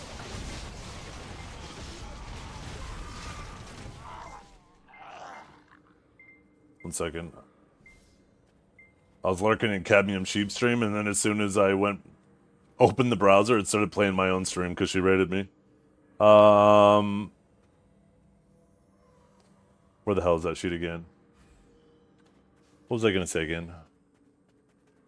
Oh yeah, right? Like if I'm grinding Gyfin, and it's going to take me like with this 1000% EXP event, like 120 hours to finish off level 67.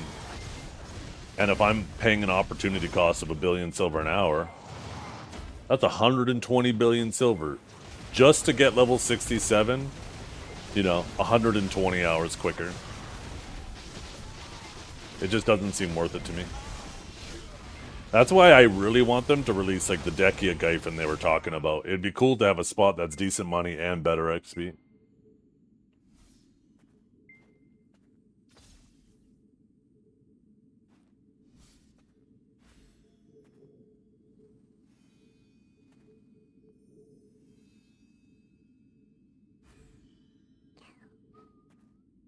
Yeah, that's what I was saying, Static Wing.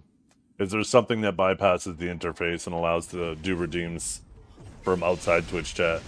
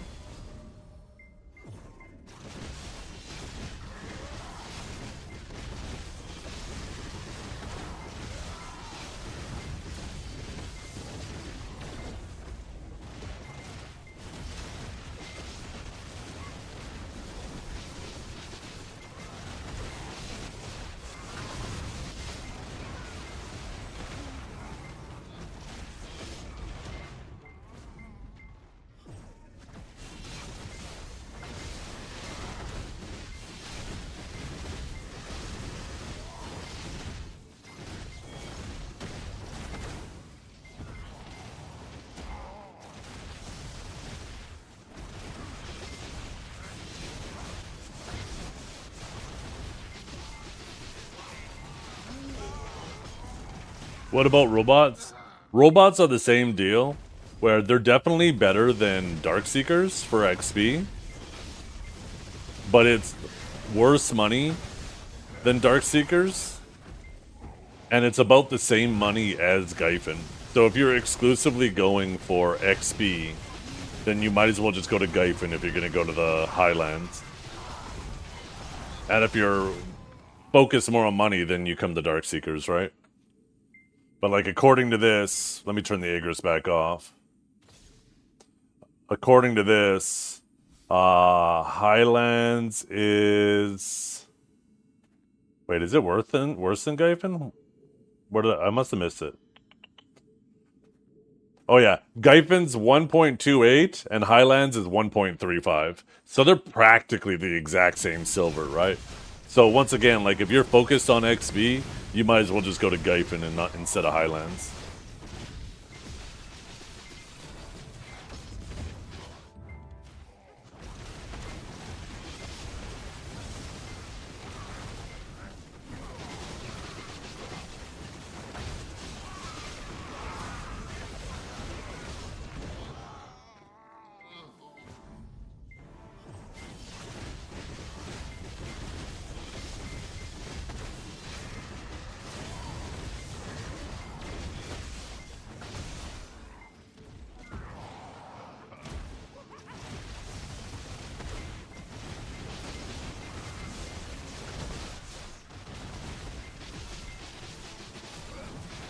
I know, right? I feel like it's inevitably coming, and that's why I never worry about pushing XP too much. I'm never going to sacrifice tons of silver just to push XP. Because that day will come where they're like, okay, we need something new and interesting that we haven't done in a while. How about we make it so people start pushing levels again up to level 100 or 99 or something like that, right? And then they'll add something fun for those levels, but they'll make them easier. And then all of those people who put in thousands and tens of thousands of hours into pushing levels, all that's going to get thrown out the window.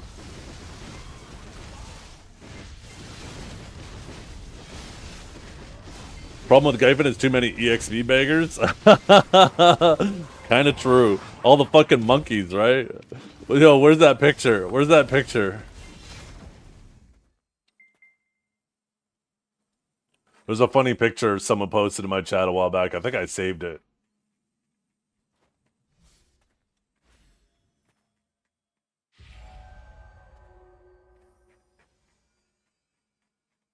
There it is.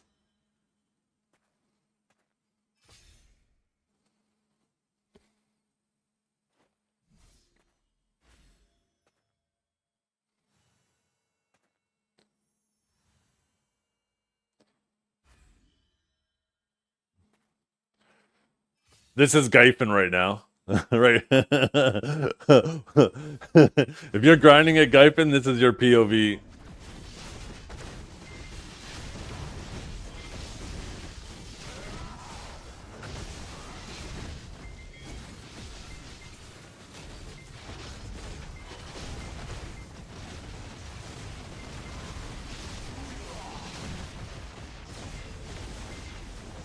I say leech, not boost. That's better too, because you acknowledge that you're being a leech. At least when you ask for a leech, you're taking some personal accountability.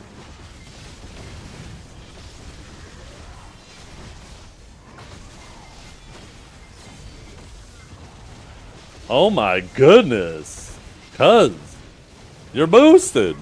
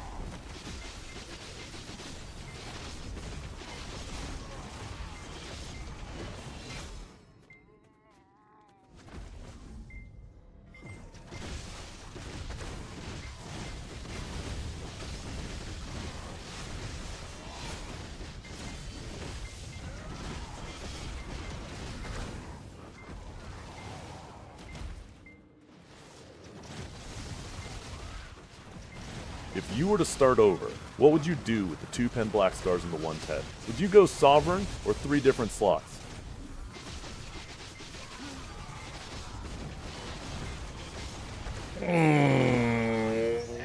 It's hard to say. Probably try my best to go like triple pen black stars. So I think I would go like, yeah, I'd try to go for triple pen black star and then work up my other stuff until I can swap to Sovereign.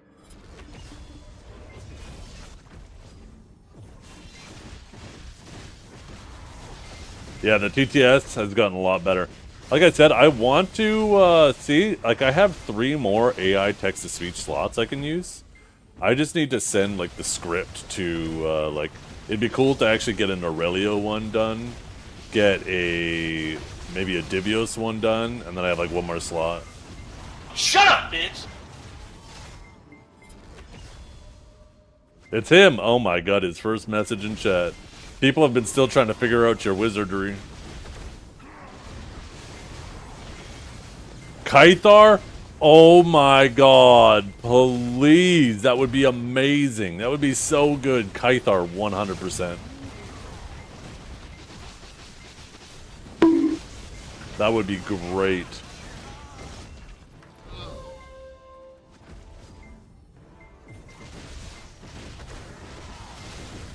Three costumes in 10 minutes? You're not the first person to say that. What is going on? Where are my costumes at?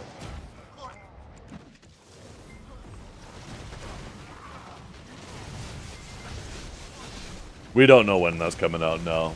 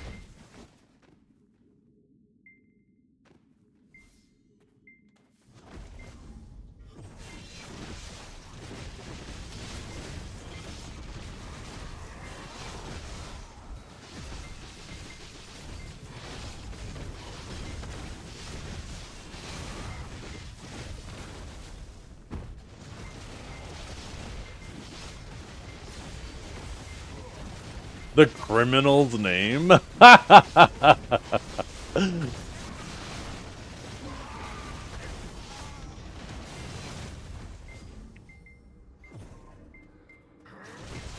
honestly think that they're getting rid of AP brackets. That's why it seems like we're getting such an insane amount of AP. But now that imposes its own issues, right? If they end up adding all of that extra monster damage to the game and removing AP brackets, well, the thing is the AP brackets affect us in PvP. So they're going to have to either completely redo the damage formula or something, right? The DR formula? Otherwise, PvP is going to be absolutely cooked if all of a sudden everybody loses damn near 300 AP in PvP overnight. That's why I say I don't think that this thing is coming as is on the global lab. I think this is just one of the steps towards them testing it. And we'll see it slowly get pieced together on global lab, and then we'll probably get it. And, you know, I'm going to assume by the time Sovereign Weapon and Idana come out.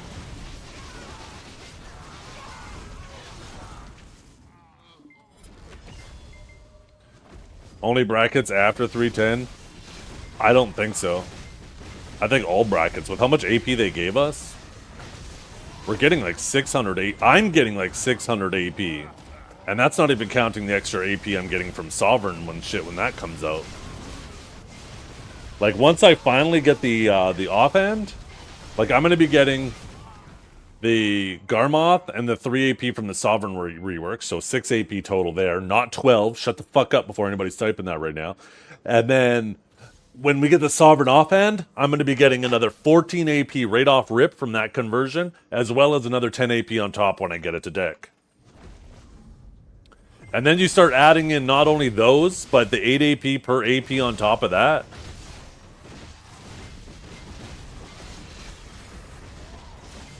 Oh no, day one we're going to deck. I'm not stopping at Oct. That weapon is way too big of an upgrade to just leave it at Oct.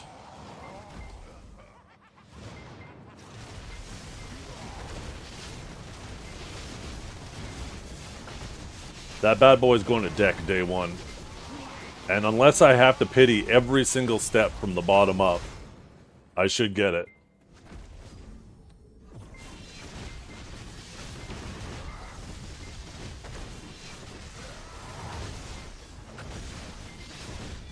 They are removing the species damage going above the cap. So we will definitely feel a drop there. But all of these caps in the game aren't hard caps. Aside from Elvia, which is kind of a hard cap. I mean, it's only 5% of your AP is effective. But in most places in the game, it's either 30% or 70%. So when you're going plus 600 AP, even 30% of that is way more than the species damage you currently have.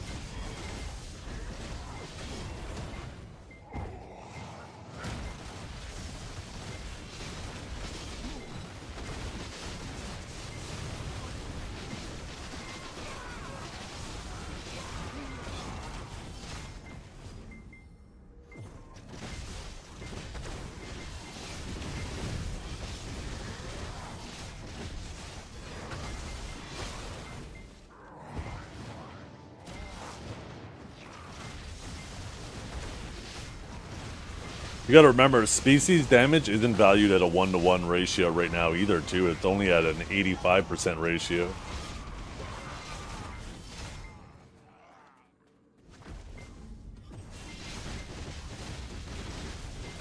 The mobs in Adana must be tanky AF. Well, they did say they're changing everything.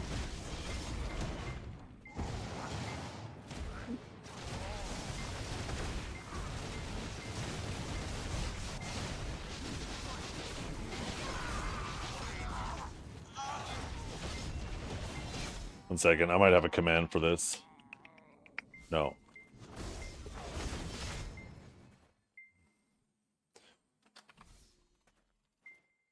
Oh, damage types, is this it? Yeah, here we go, thank you. Let's see.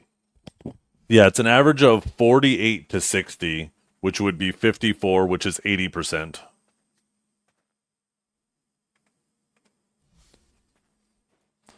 Because you'd go for the average of 48 to 60, right? Let's see. 48.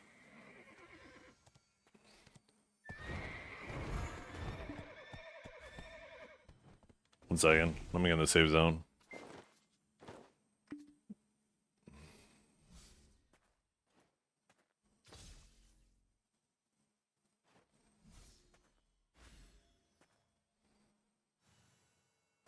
Oh no, that is 90. You're right, you're right, you're right.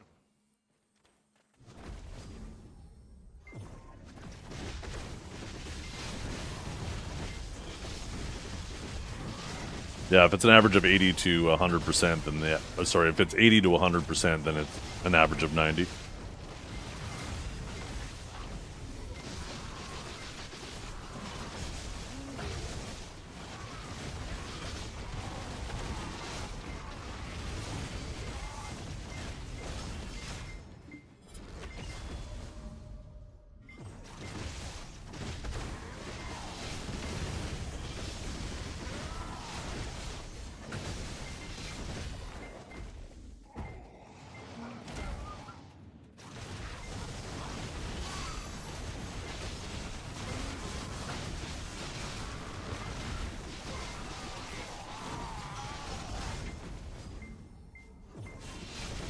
But yeah, the point was already that monster damage types aren't at a 1-to-1 ratio. So we're not losing as much damage in that regard as we think we are, or as some people think. So even in a place with a 5% cap, think about that, right? Even in a place like Elvia that has a 5% cap, if they're giving us 600 more AP, that's still 30 AP extra in those spots. So it'll end up being a wash in regards to using like demi-humans against trolls. It'll end up feeling exactly the same. That's also assuming that they don't do anything with the caps. Now, it'll still end up being a bit of a drop, because all species is also in that category, so you'll actually drop more than just the demi-human you have. But, I mean, what's the point of a cap if you can bypass it, right? At that point, then it's not even a cap. There's too many variables right now where we don't know the other side of the equation, like how much they're going to adjust the DR of the mobs, how much they're going to adjust the HP of the mobs, what the new caps are going to look like. It's one thing when we have one missing variable, then we can kind of speculate on what that's going to be, but when we're missing multiple variables within the same equation, it becomes significantly more difficult to try to have an informed opinion on what's going to happen. Yeah, but the one thing we do know for sure is getting upgrades on your gear is going to feel more impactful than ever.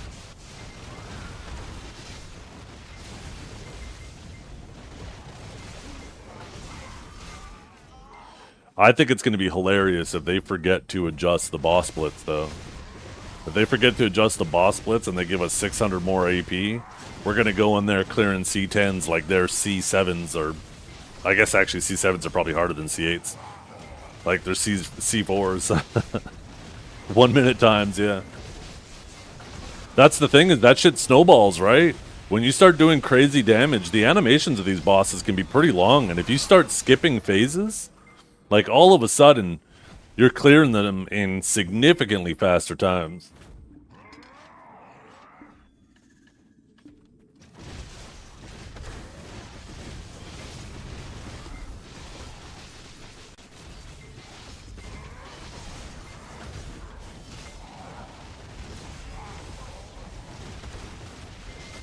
Yeah, well, you don't have to think that, right? That's literally what they said they want to do. They don't want 700 gear score losers sitting in underwater for 3 years.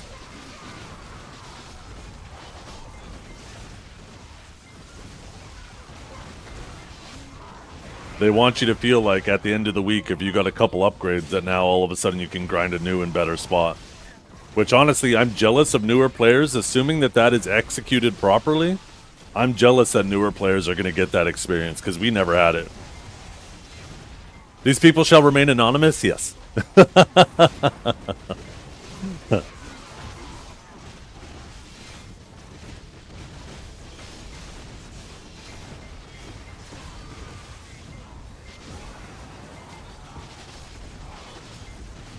You should definitely enhance the Pen Black Star. There's no risk with enhancing it. Either you get unlucky and you make yourself a nice stack, or you get lucky and you save yourself money. Remember, that stack you're going to need for your higher level sovereign enhancements.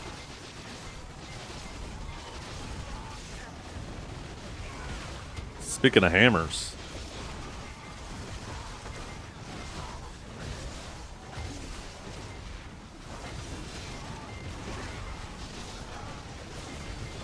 I don't remember them saying that, but that's possible. There's a lot that I missed during the ball. It'd be nice, because I do feel like we are starting to border on the lines of, like, this starting to feel like we have a weekly chore list that we have to do, and it's starting to get annoying. I think it's not quite there yet, but it's definitely starting to get closer where I'm like, nah, I gotta do this stuff this week. So it would be nice if they made sure at least we're paying attention and not making the game feel like that.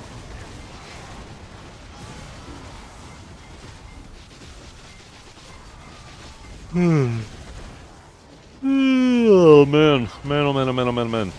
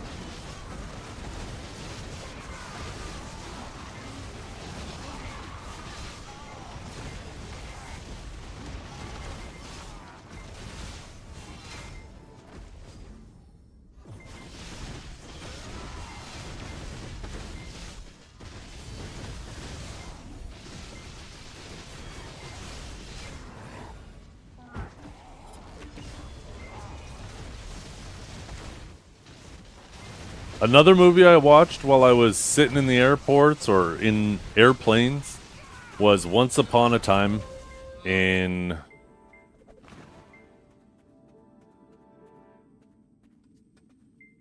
Fuck. There's two movies that have the same ones. I think it was in Mexico.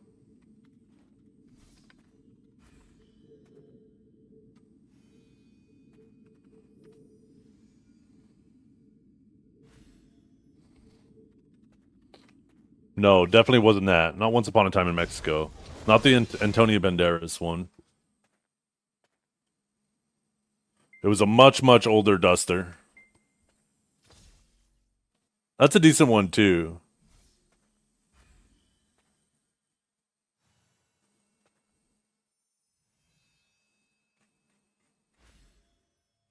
In the West?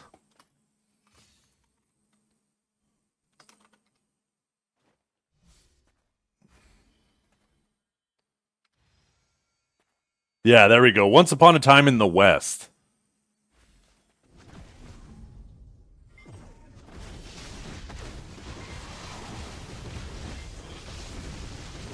So much stalling for dramatic effect. Or for suspense.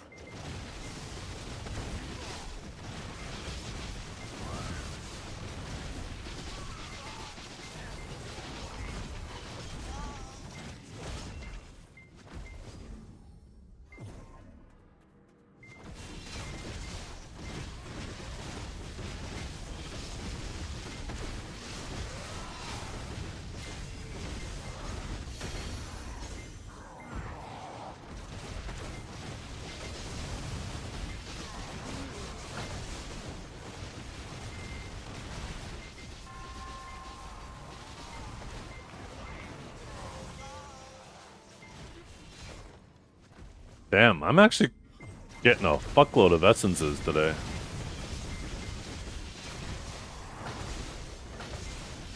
No big drops yet, though. No Limbos, no Origins, no Kabuas, no Flames.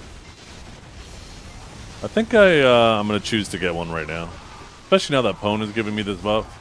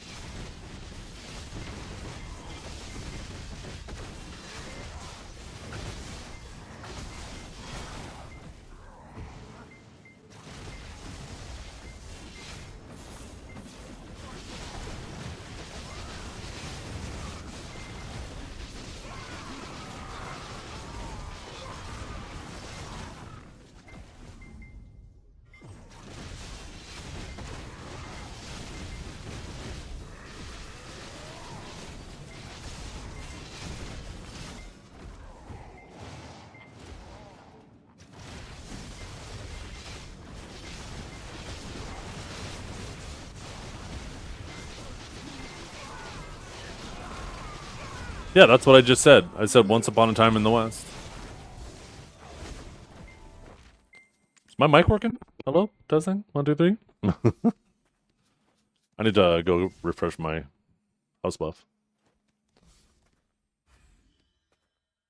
I could have swore I said that. I didn't just think it and not say it, did I?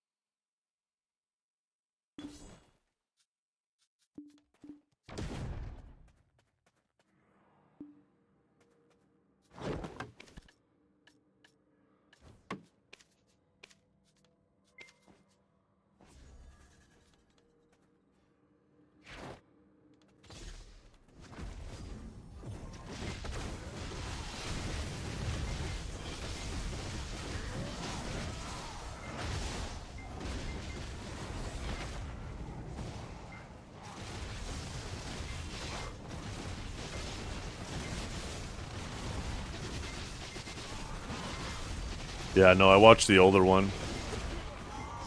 I'll always find the old westerns nostalgic because me and my dad used to sit and watch them all the time.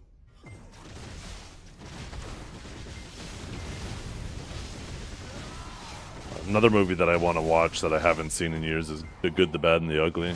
I love Clint Eastwood.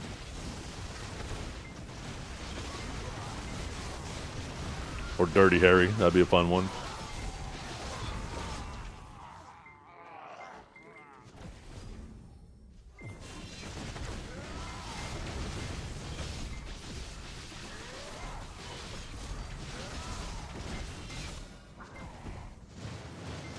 No Country for Old Men, 310 Yuma. Yeah, those are good movies. I don't think those have Clint Eastwood in it, though. But yeah, those are more recent dusters. Pretty good. I've seen both of those.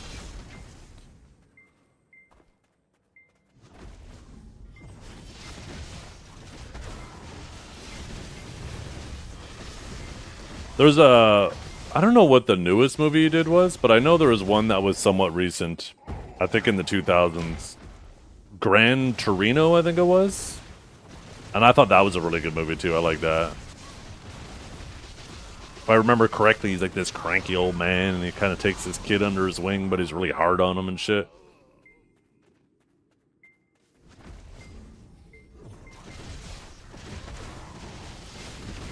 The Mule.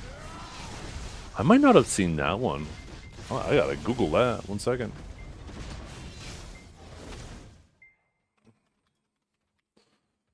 The Mule. 2018. You know what? I didn't see that. Let me watch the trailer.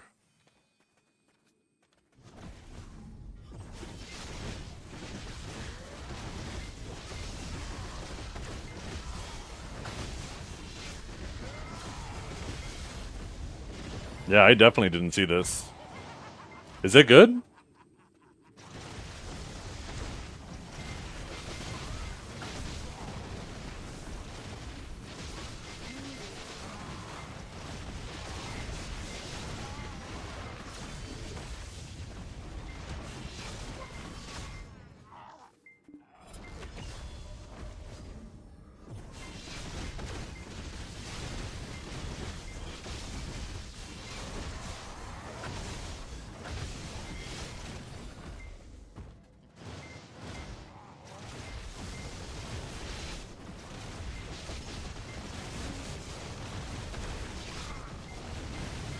Oh, he just directs now? Okay, gotcha.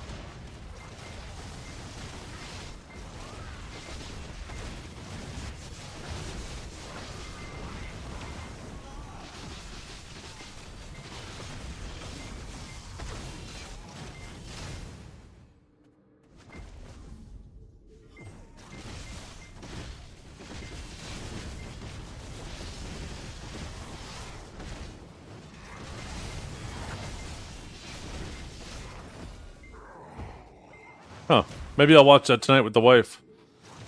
Tonight my daughter is having like 8 other 10-year-old girls sleep over for her birthday party. So my wife and I will probably just retreat to the bedroom and put a movie on or something. Because they'll all be screaming and goofing around in the living room.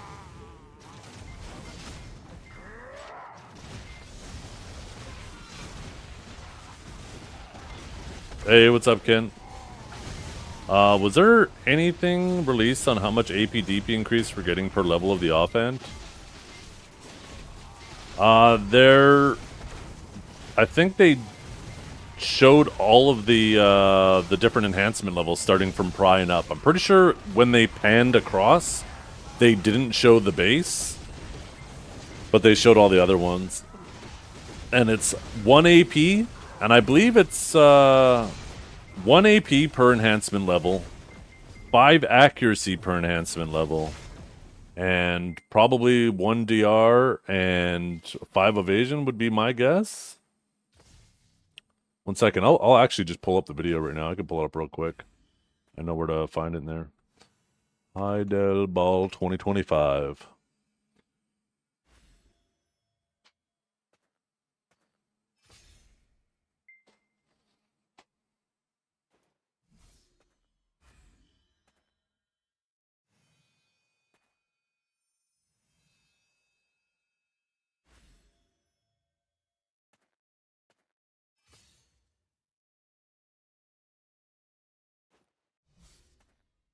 Okay, here we go. So here's the link. Oh, they did show the base.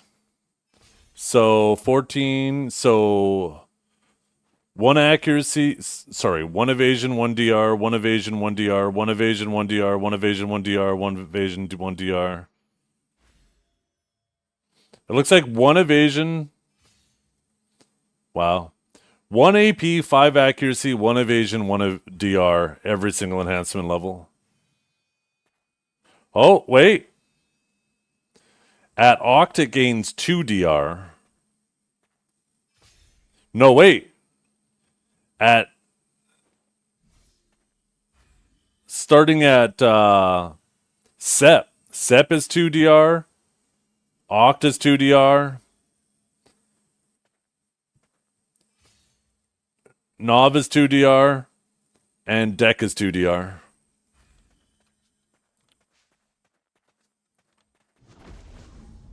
What do you mean Black Star? Nobody's going to have a Black Star anymore. We're talking about Sovereign.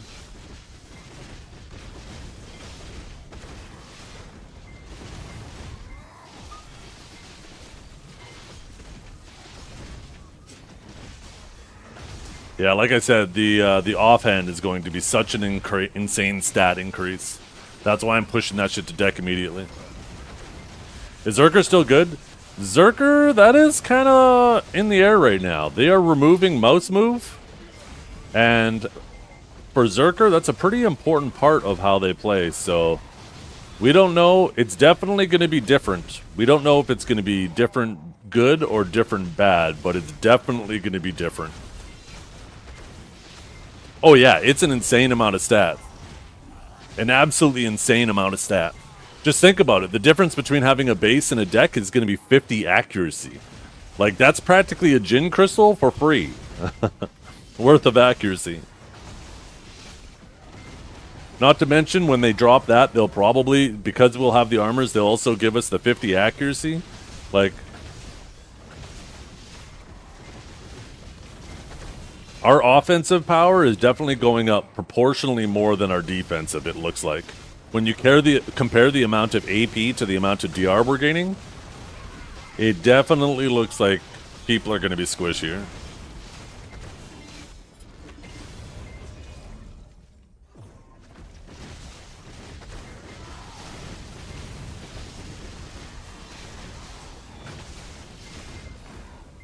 Well, once again, like, now you're adding in like a whole pile of variables if you say, well, unless we lose the AP bracket. There's no world right now where they just remove the AP brackets and leave us with as many defensive stats as we have, because people will legit just not kill each other.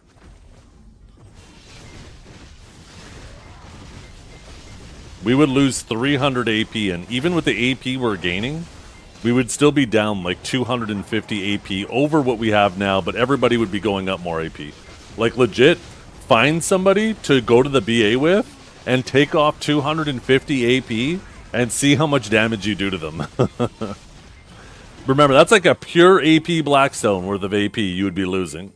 There's no world they're doing that without some type of adjustments.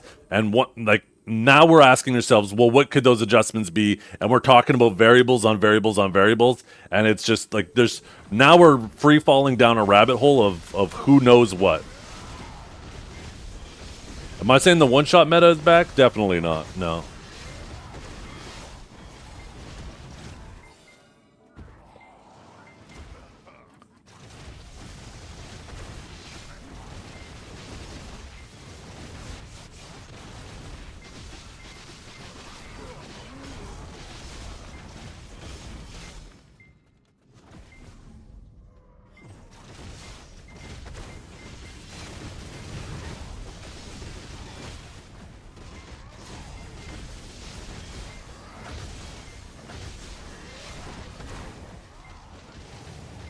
Now, I do think that they are removing the AP brackets, but the question is, what are they going to do to compensate it? Oh, the offhand 100% is going to glow. There's no shot they don't have it glow, right? Oh my god, how much you want to bet that is tears? Or tears? Is it tears? I don't trust these shies.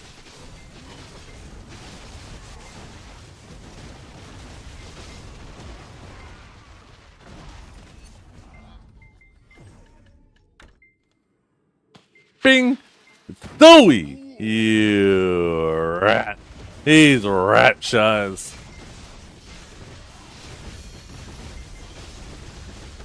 Suck Warrior? Yeah. Any shield class, their Sovereign offhand, I'm sure is going to look really cool.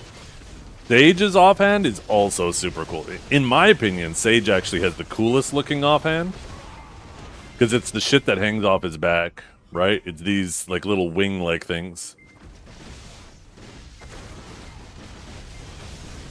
It's a shame that those aren't visible while you're in Awakening. That'd be really cool. I feel like I haven't seen Stowy around in a hot minute. Where is the dog called Skeptic? That's a good question.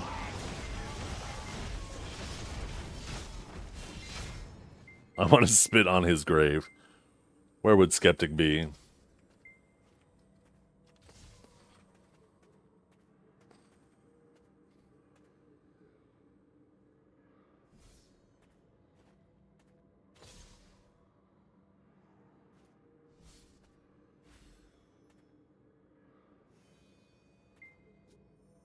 Probably salsa dancing somewhere. Do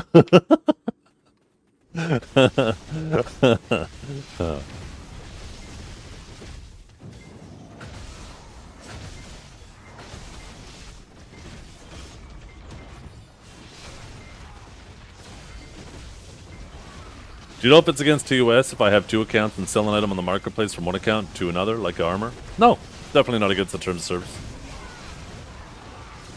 If you use multiple accounts to try to manipulate the market for a profit on one of the accounts, then yes, that can be grounds for punishment. But there's nothing in the rules saying you're not allowed to have multiple accounts.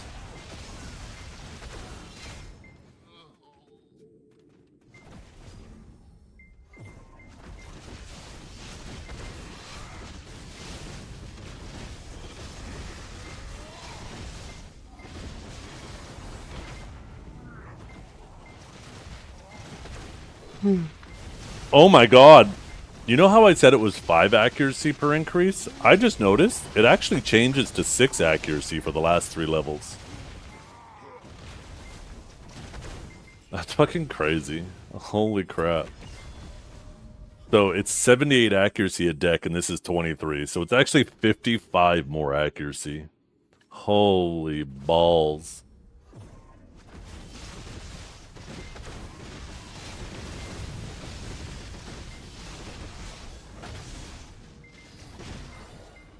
Yeah, I am pushing for deck immediately. That is just way so many stats.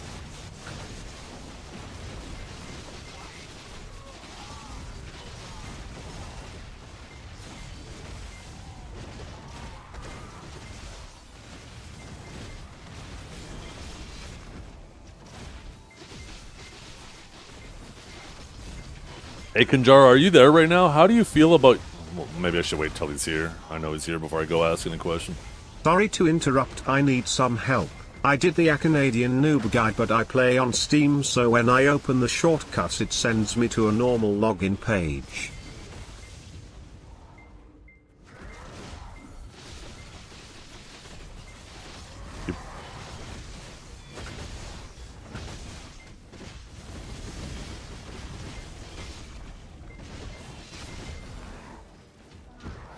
Oh yeah, he was probably trying to adjust the affinity and now it's just trying to launch the game normally.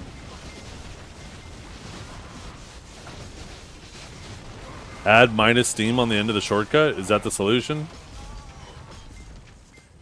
Yeah, I don't know if if Canadian dude has been keeping his guide up to date, but yeah, things might have changed a bit. There might be some things worth updating in there. It does have that in the guide? Okay.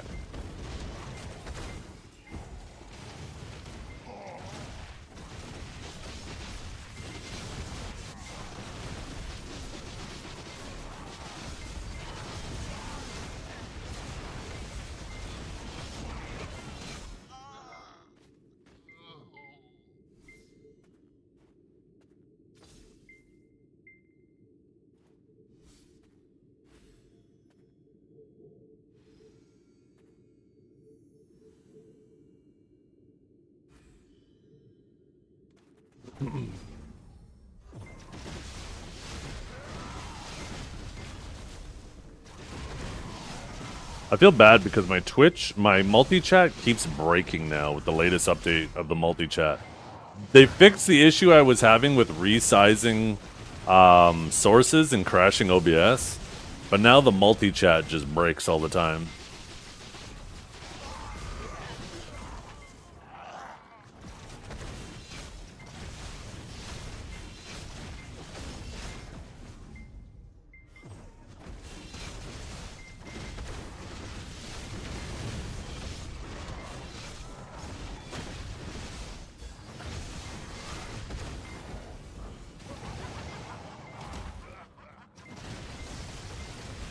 Yeah, I can't wait. I'm gonna get myself a big fat fucking Panzerotti, go chill in the bedroom, and put a movie on with the wife.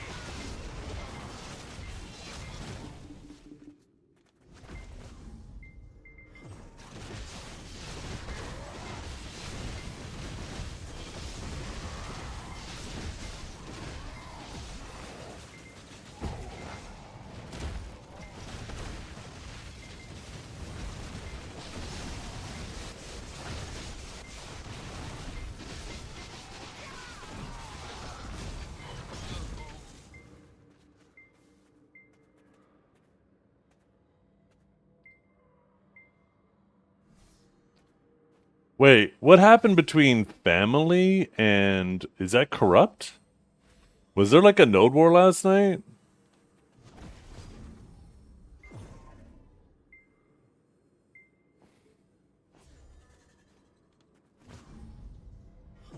I just saw a picture of, It was 2 days ago? Oh, I just saw a picture of like Raffle and then Suna being a little shithead that Suna is, but it looked like something along the lines that I guess family was placed on a spot that was super hard to push, so because of that the fight stalemated, and then I guess family was talking shit. Was that, does that sound about right? What's up, buddy? You gotta go outside? They did a big GVG after Node War. Yeah, apparently there was a big GVG last night. I was saying that I was chilling on the couch watching a movie with the family. I fell asleep. And then when I woke up, I saw on my phone there was a ping for a GVG like an hour before. And I was like, oh shit. So I walked my ass downstairs because apparently it was still going on. And as soon as I got downstairs, I literally pressed the button to get off the dummy. And then the fight was over. I was like, you gotta be kidding me. 60 brave family members held against 120 racists as they climbed over each other's bodies into our unbreakable wall. Why do you gotta call them racists? What the hell? Shut up with that nonsense. You gotta go outside, bud?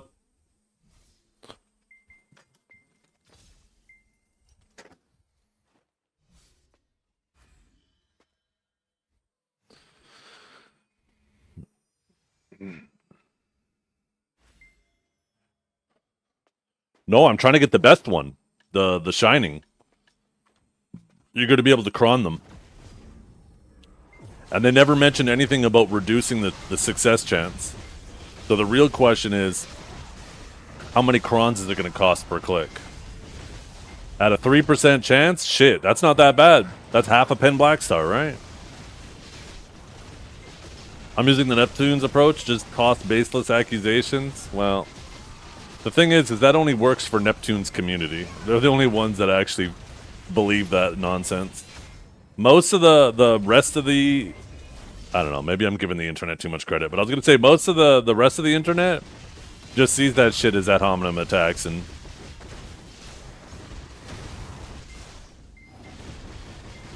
but once again,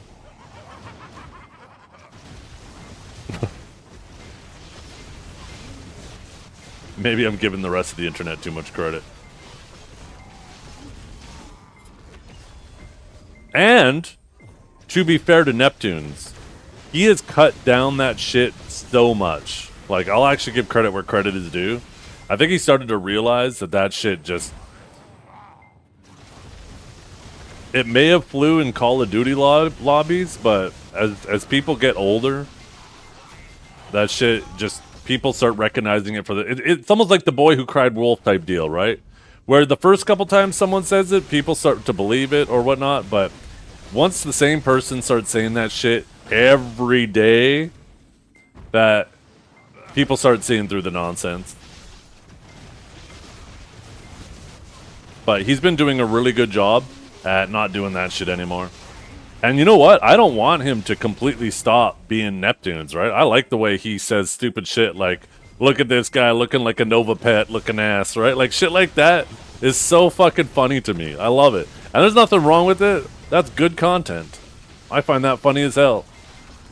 It just gets weird when he starts making personal attacks, right? Let's be clear, too. Saying that somebody looks like a Nova Pawn, that's not a personal attack. That's just a goofy-ass comment that's funny as hell. If you take that shit personally, there's something wrong with you. 60 brave family held against 120 tier 1 players as they climbed over each other's bodies into the unbreakable family wall. In a spurt of anger, the tier 1 players GVG the brave heroes. You know what they say, right? History is written by the victor. So it doesn't matter how you go about winning, because once you do win, you get to write the history books, and that's how everybody gets to remember it.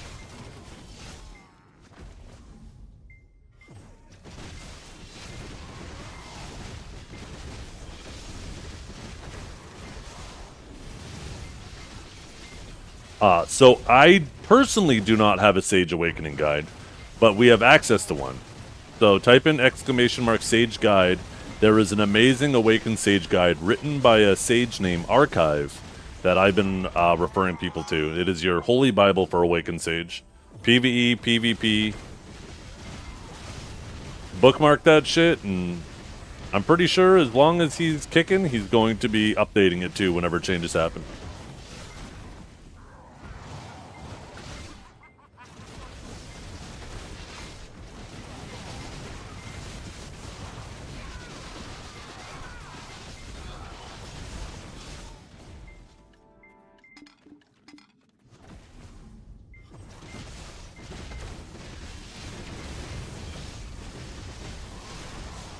I can't watch them. That's fair. I mean, right? Everybody has their own brand of content they enjoy watching. There's a lot of people who say the same shit about my stream. I rub them the wrong way, and, you know, I've come to terms with the fact that I'm not for everybody. You know, Choice isn't for everybody. Biseptimus isn't for everybody. Everybody has their own, you know, their own brand of content they prefer. So, nothing wrong with knowing what you like and knowing what you don't like.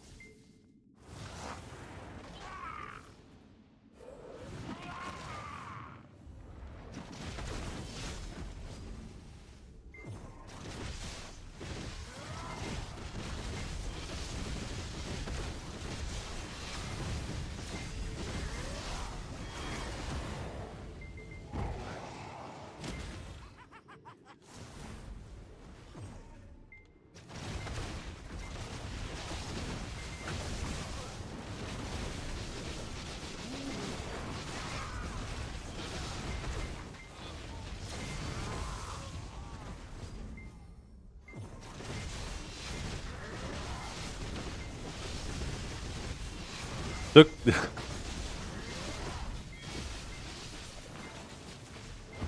Dixie good old country boys of the Family Guild lined up 100 Tier 1 noobs and were rolling over them as they were as cement as if they were cement getting paved by a tough lift 1-ton vibratory compactor asphalt roller steamroller like road construction Briggs and Stratton gas engine EPA certified family wins again.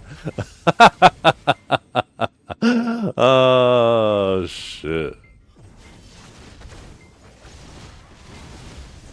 Yeah, here's your infographic on the offhand right here. Get it? Because it's my left hand? Dumb bitch.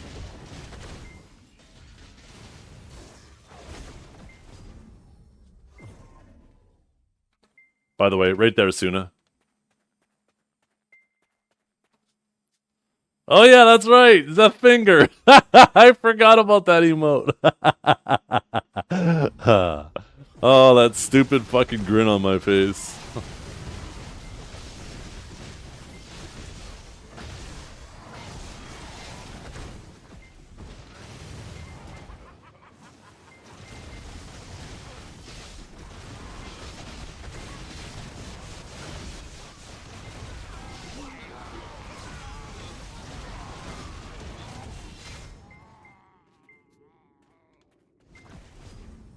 Yeah, you can't read English either, illiterate bastard.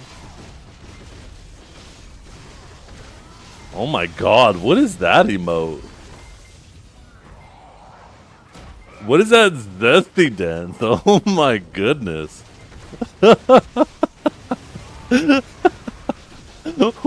What? Jesus. I wish I could move my hips like that. Holy fuck. I feel the back pain just looking at that shit.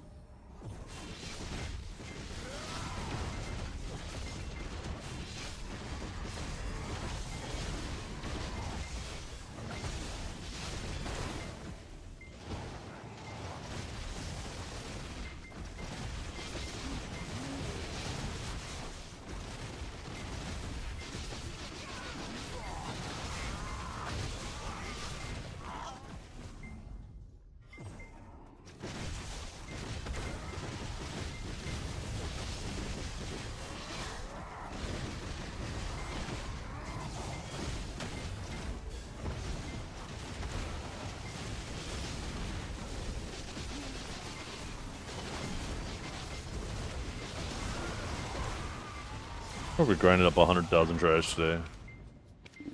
Oh, we did. Look at that. 0.9 more and we're at 10 million Darkseekers trash.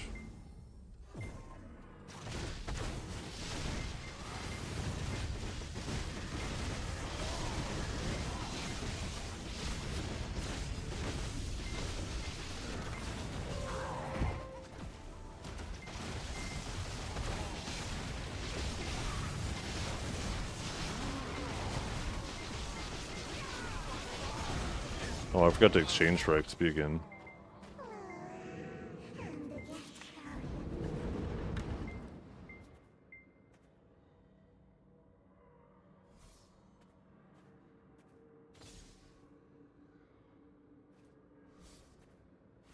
I like your Pink Floyd, but I want more. Let's try some Pantera.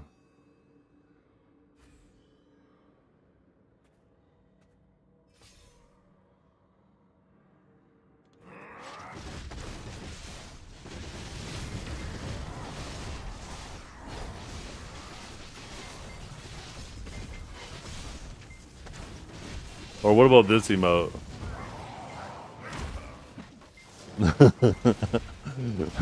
Three. That fucking face. Oh my god. That face for some reason reminds me of Joe Never Fails too.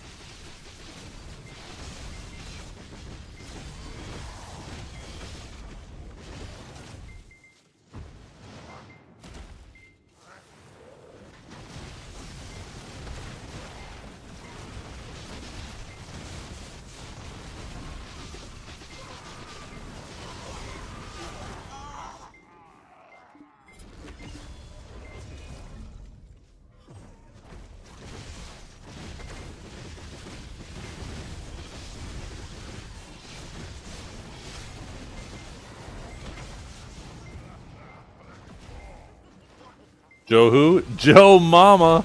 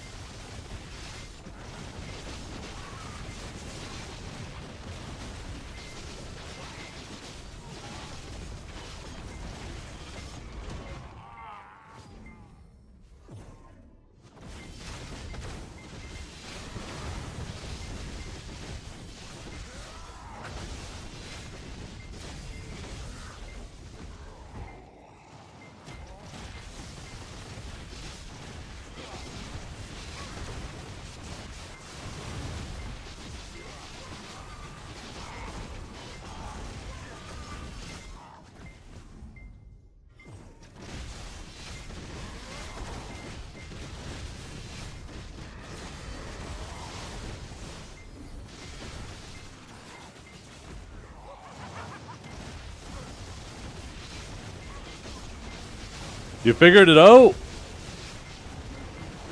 Prove it.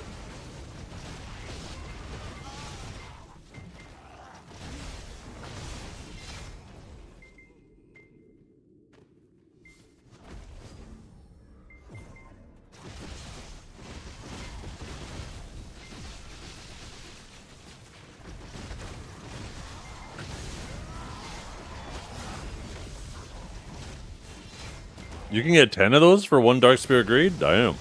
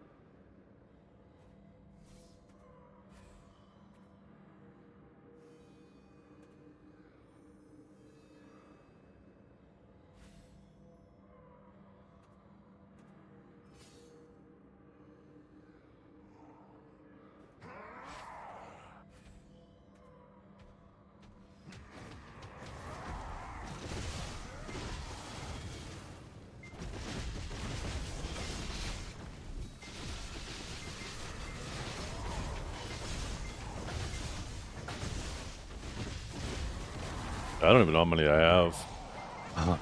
I have almost 9,000 of them.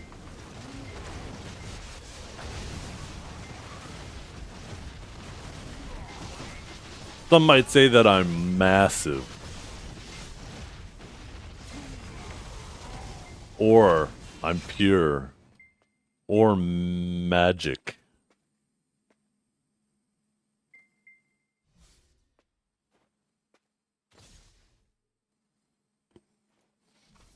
No one says that, but they could. They could.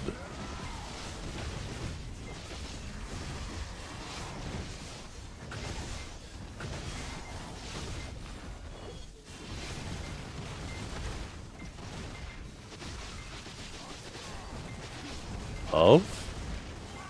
Some might say I'm of? I said every other word.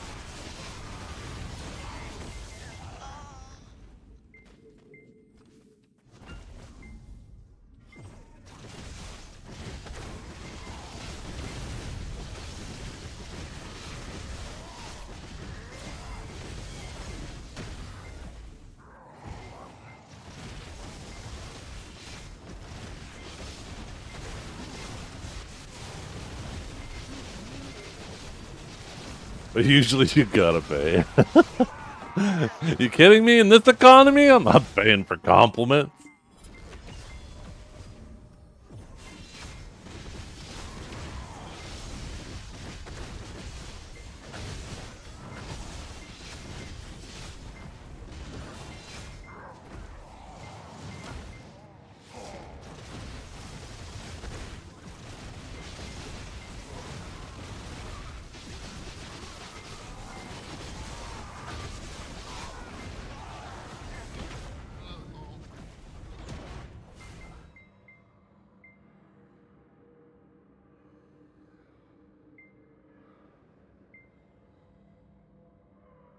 Oh my god.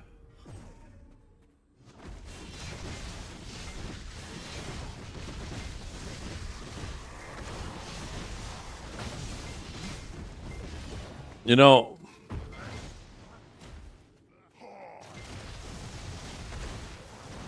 over the last year, you know, all the recent events has definitely put a little bit of a bad taste in my mouth about Pirate Software.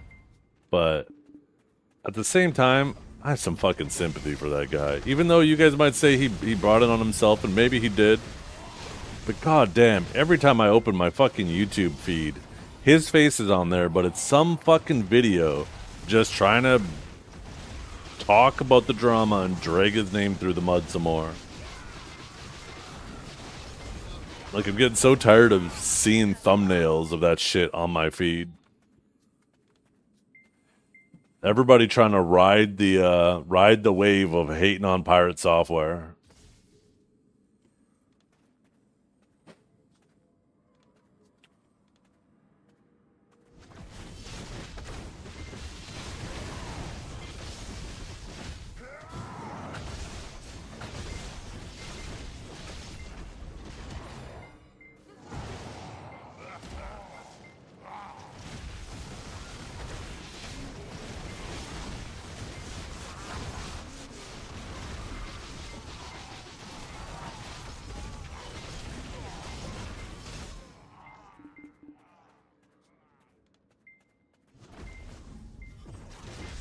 Well, I watched the video of Dr. K kind of talking through the whole situation with him. And it did seem like the conclusion after is just Pirate Software's communication style is what's getting him in trouble, right? Is what is getting people upset with him. The deflection, right? That it feels that it's interpreted by how he talks. Whether the deflection is intended or not. You know, a large part of communication is properly communicating to your audience, right? And making sure that they're interpreting you correctly.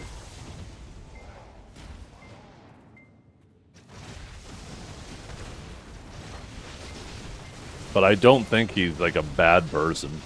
I think it's just his communication style. Yeah, it's just, it rubs people the wrong way.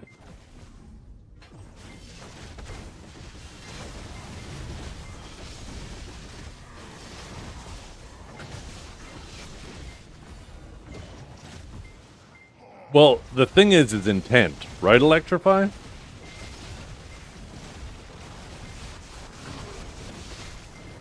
Someone can be an asshole because they're purposely trying to be an asshole. They don't give a fuck about people's feelings.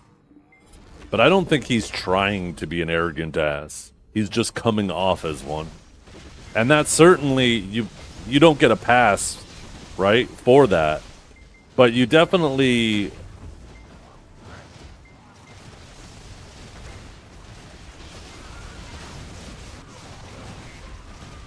You definitely can't put all the blame on the listener either, you know? And that's kind of how it comes off.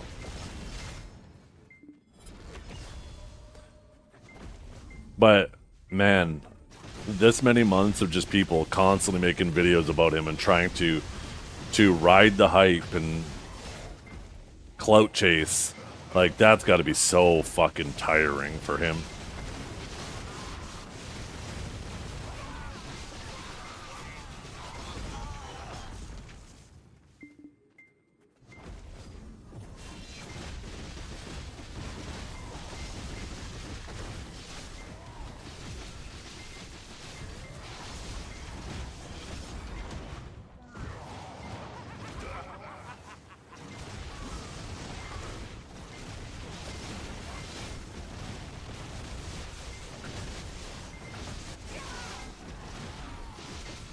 Well, yeah, it is how he said it, right? Because it was like, in regards to like the WoW stuff, for example, he's like, yeah, I made my mistake, but there were 99 other mistakes that happened. This person did this, that person did that, that person did that.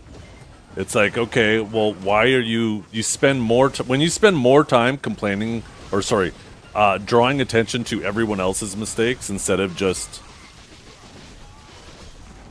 and only focusing on your own, then it does come off as deflection, right?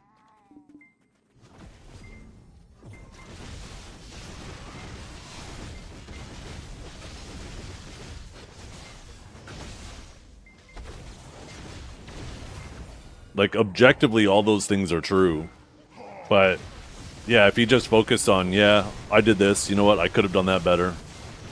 I mean, the whole thing's been beaten to death. I don't even like talking about it a whole lot.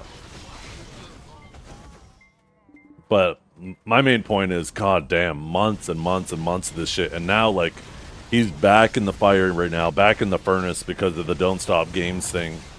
And, like, my feed is just flooded with, like, his face on every thumbnail, but someone else dogging on him. Just talking about Pirate Software, yeah.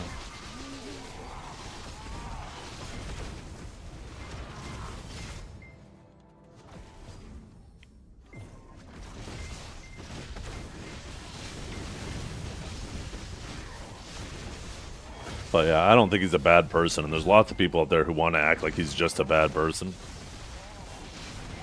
I think overall his intentions are good, and he tries to do good in the world. And we all make mistakes, nobody's perfect. And trying to hold anybody to that standard, you wouldn't want anybody to hold you to that standard. So I don't think you should hold anybody else to that standard where they gotta be perfect all the time.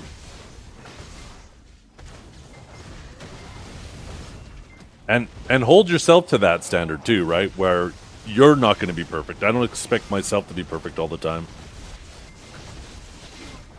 The other day I got kind of snippy with a viewer in my stream, and later I was thinking about it that day, and I was like, you know what, I was kind of an ass. I kind of got into my feelings a little more than it was necessary. So I apologized to him the next day.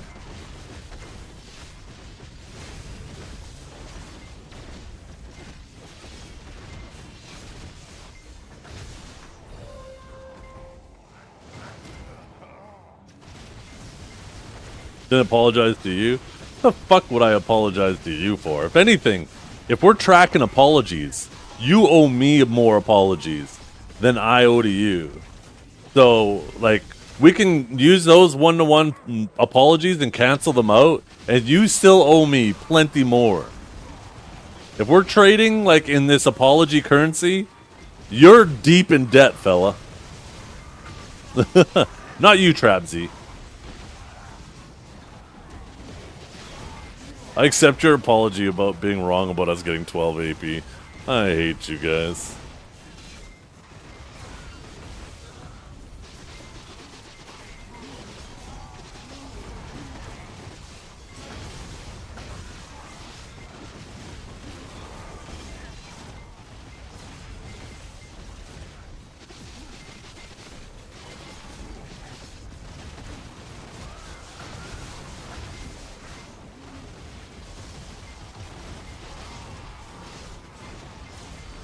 You guys, don't start talking nonsense. You're gonna confuse the sage in chat.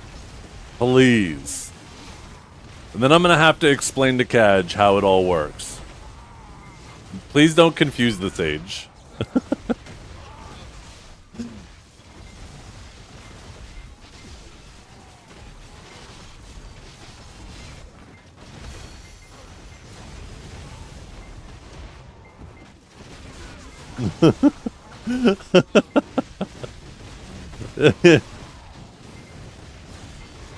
You know what? After this tide, I will do my very, very intricate, well-produced graphical representation of all the AP that's coming to us. So just let this tide finish.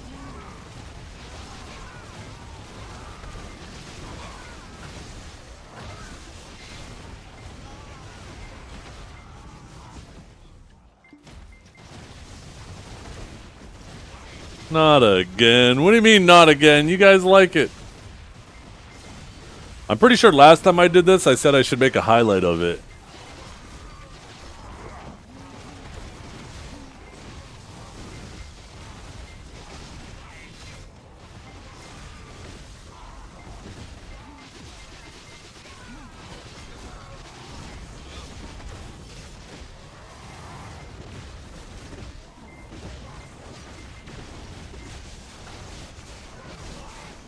We like text on screen? Me too. I like doodling on my screen, I'm not gonna lie.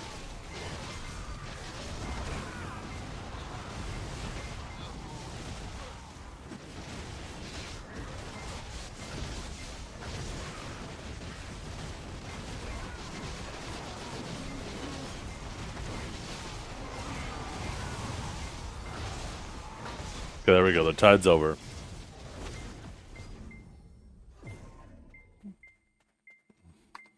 So we need a good canvas to write on.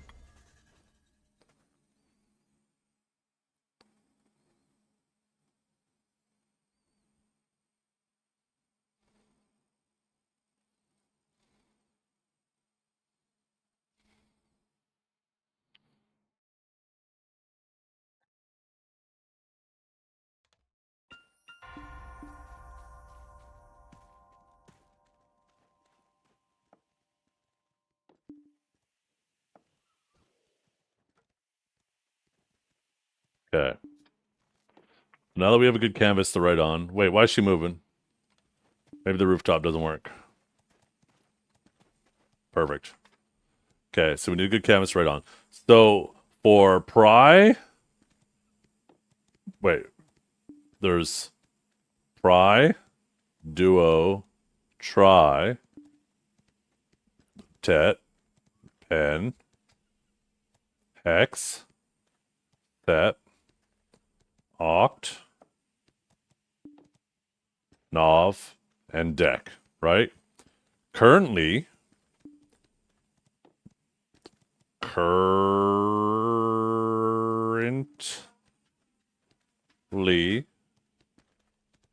these enhancement levels give +1, +1, +1, +2, +1, +1, +1, +2, +2, +2.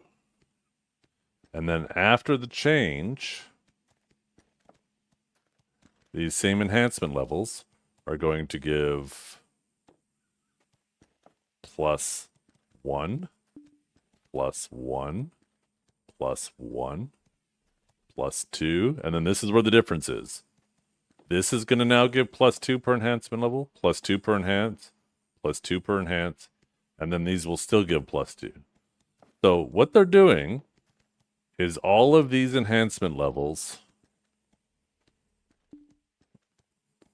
right here, they're changing them so they all give +2 per enhancement level instead of +1.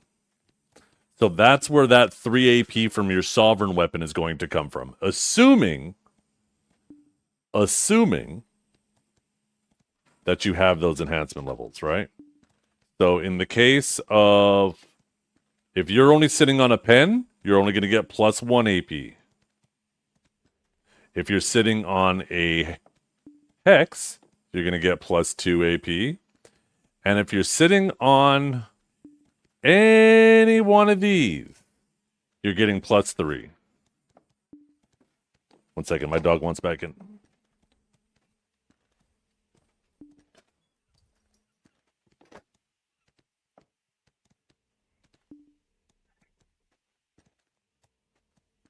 So that's where the first plus 3 is going to come from. So if you only have your Awaken weapon enhanced, then that will only apply to your Awaken. If you only have your main hand enhanced, then it'll apply for your main hand. If you have both of them at those levels or higher, then obviously you will get it for each hand. Now, for Garmoth,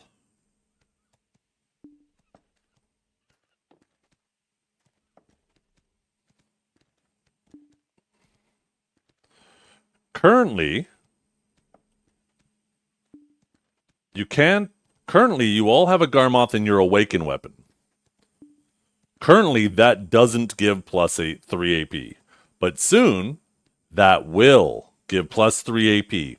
But that plus 3 AP will only be for your Awakening weapon if you only have it in your Awakening.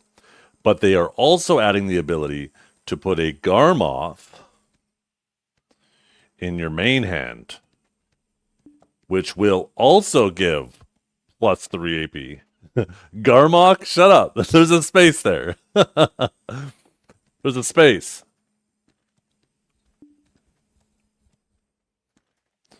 So, once again, as long as you have the Garmoth in the appropriate main hand, you will get plus 3 AP. Now, also, we have more AP coming. Your Sovereign, when you convert yours to the Sov offhand, that's immediately going to be at base plus 1 AP. And then there's all the different enhancement levels all the way down to deck are going to give also plus 1 AP. For a total of plus 11 AP at deck. Also, your Sovereign offhand is going to have plus, since it's the conversion of both, it's getting the 13 maneuver on top of this plus 11. So if you have it at deck, you're going to have 24 more AP than you currently have now. So if you take all of this bullshit, add it together, and you have it all, you're getting plus 30 AP.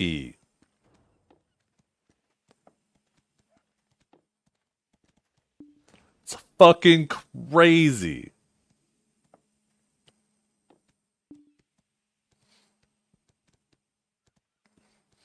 There we go.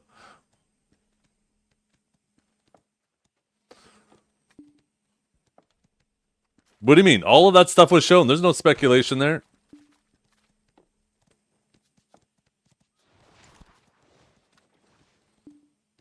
So I do get sick. Woo.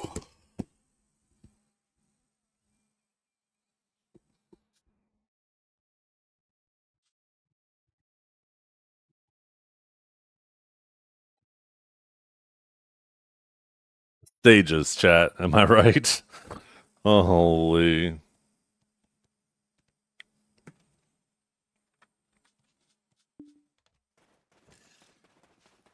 False alizations. Oh my goodness.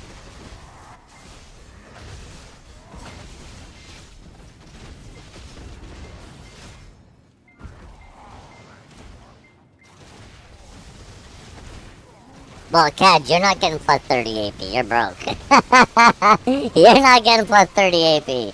You're getting the Garmoth because they're giving it to you for free. That's what you're getting.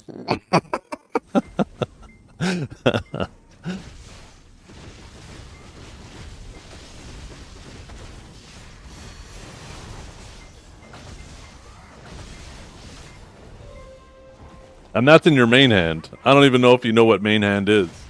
Have you ever played a Day of Succession, Sage?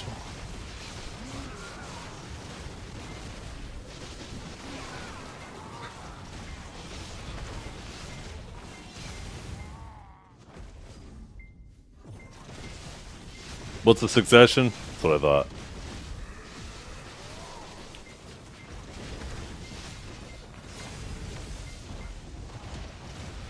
Yeah, Garmoth is sheet AP. The Sovereign changes are sheet AP. We are getting a fuckload of AP. And I'm also speculating, and this is speculation, that with the Alchemy Stone rework, they're going to recognize that people are a lot less interested in Vel. I think they're going to end up changing it so Vel's concentrated magic can be applied to Elk Stones. And we're going to get, if you're a Splendid user, you're going to get another +3 AP. But I think that'll be further down the road. I don't think that'll be right off rip. I'll be surprised if it's right off rip.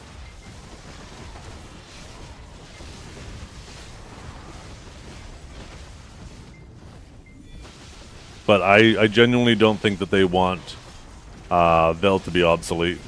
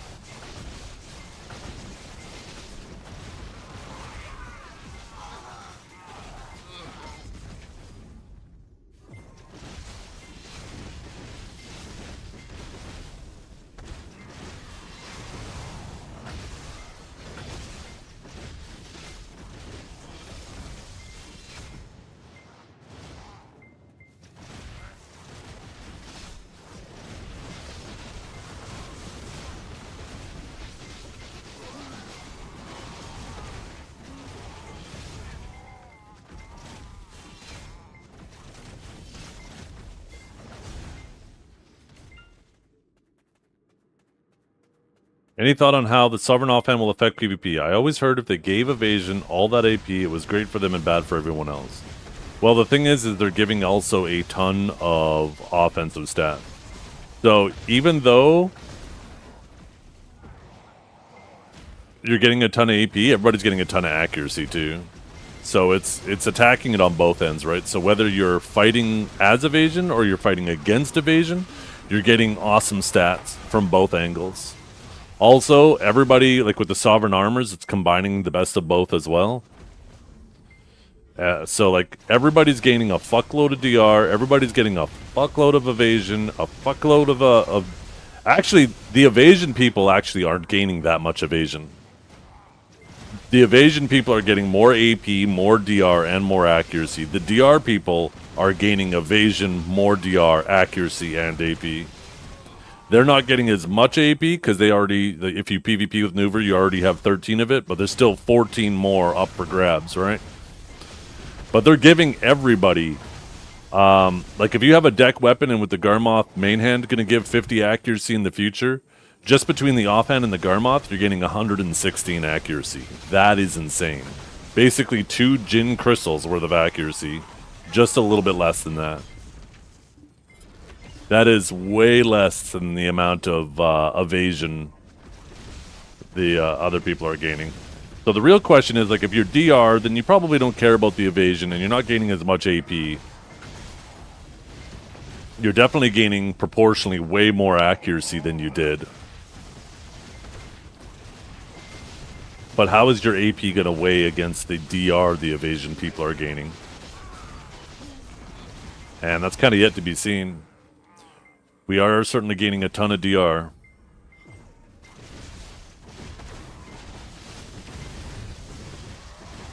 Well, it does feel weird that they are doing that on the accuracy evasion side of things, right? Where they're streamlining it.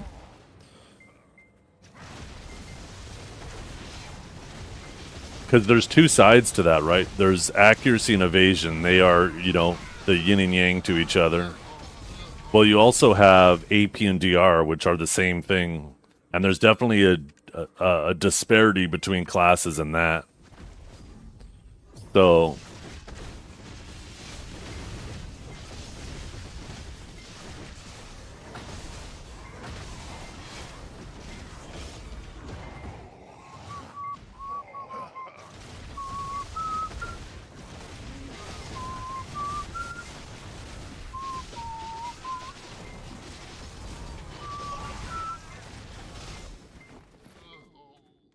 yeah, the whole game, the one thing we can say is there's so many variables being changed right now that, and some variables that we don't even know about, that they did comment that they plan on changing, that the one thing we know for certain is shit's gonna be different.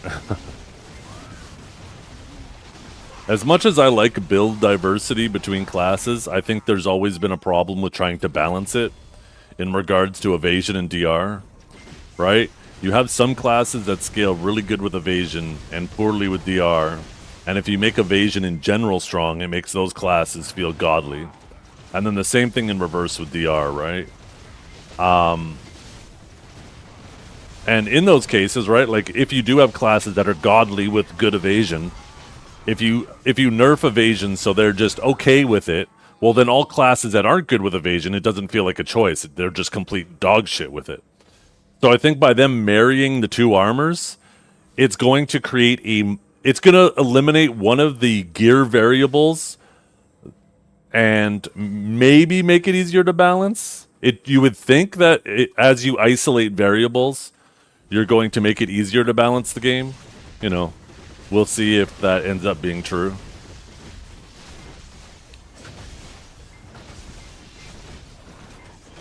Well, the thing is, right, if you were to... This is important to understand, is when it comes to the evasion crystals, right, in order to get this, right, you gain 48 evasion, but you give up 25 DR. And then you take a look at the opposite of that, which is this. You only give up 7 AP, but you gain 60 accuracy. That feels severely... inequitable, right? This trade-off seems far more favorable than this trade-off because this is canceling out more evasion than this gives, but this is also sacrificing less AP than this gives. And that's because there's more to it, right? If this If these you had to give up 25 AP to gain 48 accuracy, then you would be absolutely ruining your damage against evasion, because evasion still has DR, right? You would never in any world ever put these on if they cost you 25 sheet AP, because you would never do damage to evasion people with or without them. You'd be damned if you do and damned if you don't. So it is important that because DR does exist for evasion, that you still have to retain some AP when you're building accuracy.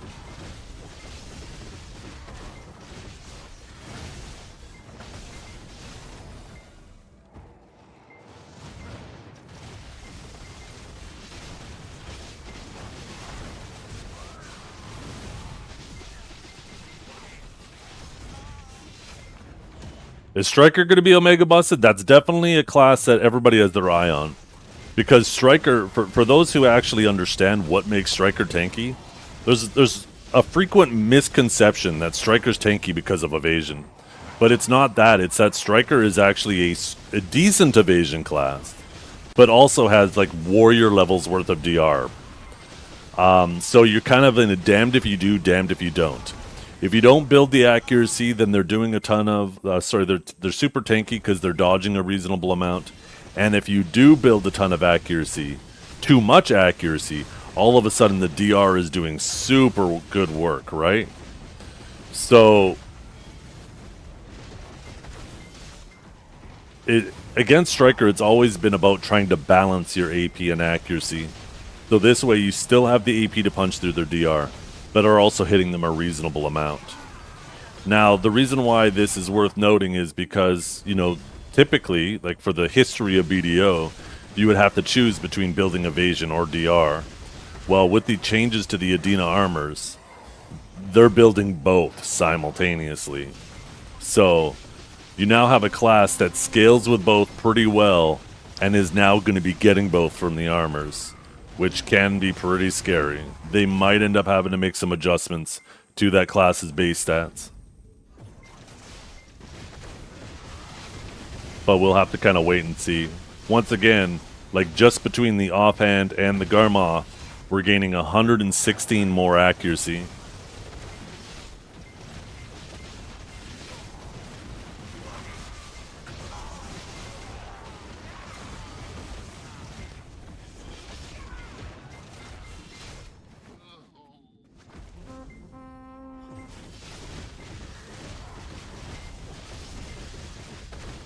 They could. There's some classes that are way too stat heavy in different regards. There's some classes that have way too high, like between their base evasion and their evasion buffs, it's like really, really high. There's some classes in the same way with regards. There's some classes in the same way with AP. Like Sage, my class, is an example of a class that has obnoxiously high AP for just existing.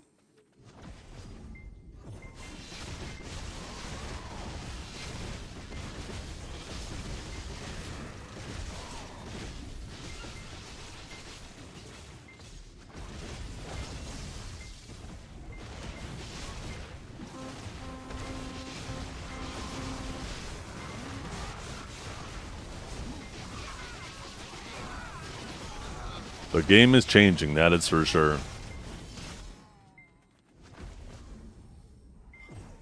Which is exciting. I like a game that's changing a lot. I would rather it be changing all the time than sitting there stale, you know?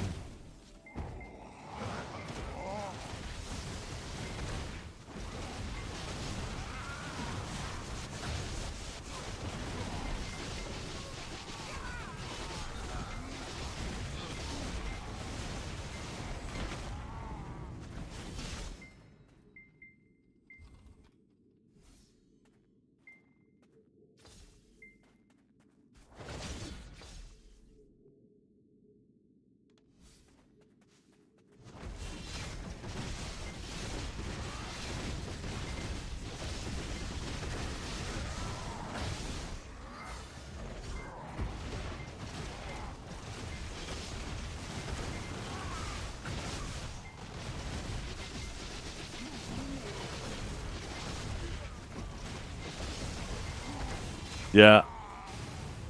I think it's very easy as someone who really enjoys trying to identify with a class and stick with it, and obviously I would prefer tagging to be gone.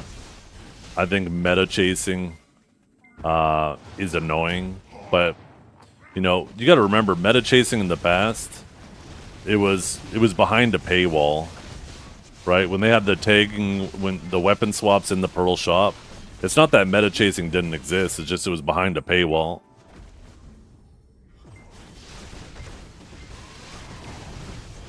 So, I mean, because of that, less people did it, but it's not like it didn't exist.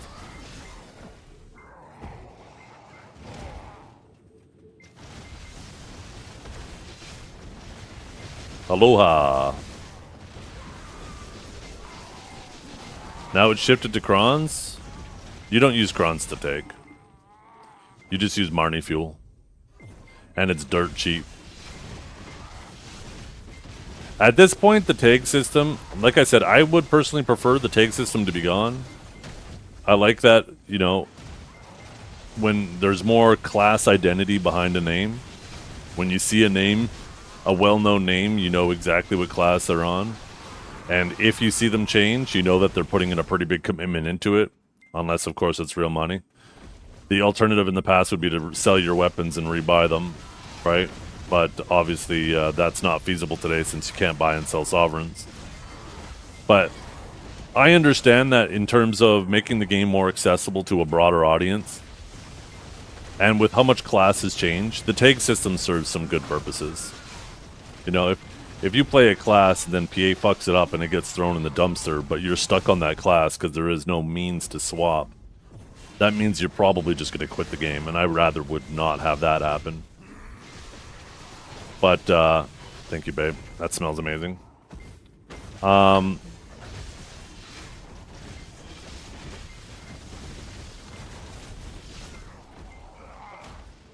thing I do hope, though, like with the tags, or sorry, back to my original point, I almost got distracted there. Like, tagging used to be expensive, and it felt like it served a purpose. Like, there was a bit of a thought behind it. You're like, shit, it's going to cost me $4.5 bill to tag, and then if I want to change, it's $4.5 to do it again. So it felt like you had to put some thought into it before you did it. It wasn't a insane amount of silver, but wasn't a small amount of silver either, and it felt like it was a silver sink. But now they've made it so cheap that just tagging does feel like it's just an annoying inconvenience. At this point, I do feel like because it's just an annoying thing, removing annoying things from the game just makes it better. And I don't think that the way the current tag system anymore is designed serves any value other than just being annoying. So I do feel like they might as well just eliminate it and add universal weapons.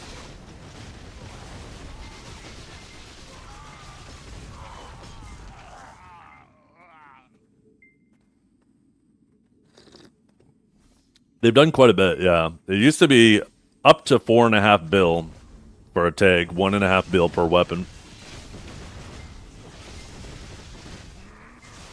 Well, that's what we're saying, Dark-Eyed Demon, is now it's so cheap. It's like 45 Marnie fuel, which is, what, 45 million silver or whatever? 450 million silver? I can't remember. Are they 10 million a pop? Or 1 million a pop? Anyways, either way, it's such an inconsequential amount of silver that now it's just annoying. It's an annoying system. So they might as well just do universal weapons. Like I say, any system in the game that serves no purpose to make the game feel better, but only serves to annoy, should just be removed. At this point, there is no... Like I said, the old cost of the tagging system felt like it was a way to kind of force meta chasers into being more cautious with their swapping and provided a silver sink into the game. It felt like the old system served a purpose. Now it's so cheap that it's just this annoying thing.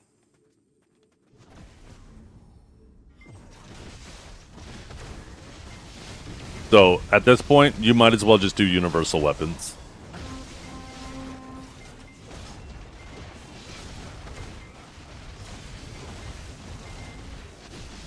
Family weight? Well, weight doesn't matter anyways.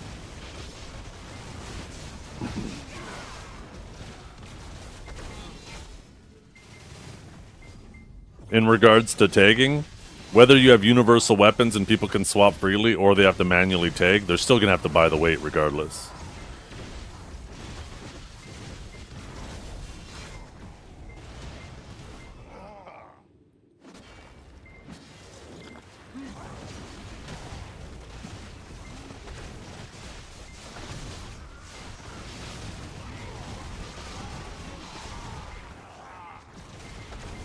The thing is a lot of the weight in your inventory comes from consumables and food and beer. So getting your family inventory up and just keeping all that shit in there takes a lot of strain off your main inventory when you're playing new characters. Not to mention, all of your storage maids and shit are all, you know, that's obviously family-wide, so...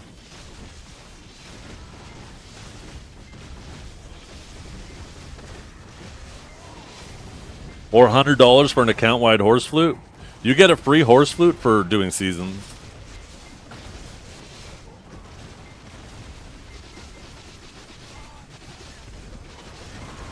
Just make a seasonal character. Whenever you make a new character, make it a season character, and you get a flute.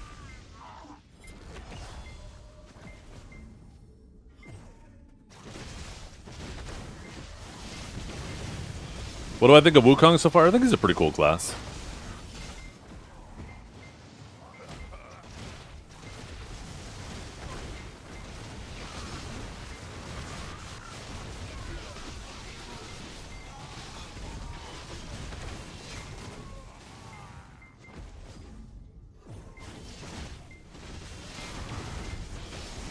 Yep, silver used to have weight. It doesn't anymore. Honestly, they should just let you sell trash to your tent. Once again, having the horse stack and all that stuff.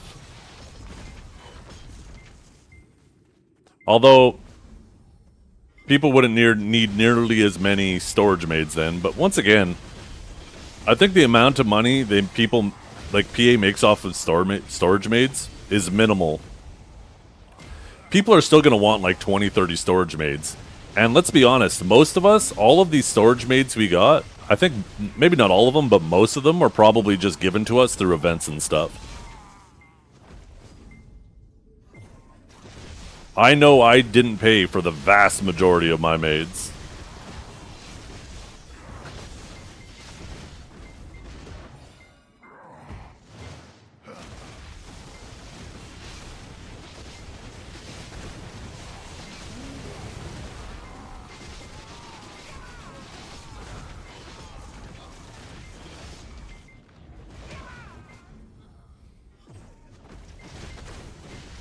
When you start the game, you bought package? I didn't buy that package. I got the basic bitch package. Wait, you started the game so late there was maids in that package? Oh my god. This man's like a little baby compared to us.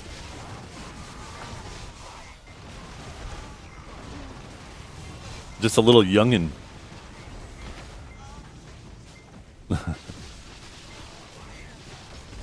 This man grew up with maids. I didn't have maids until I was a man.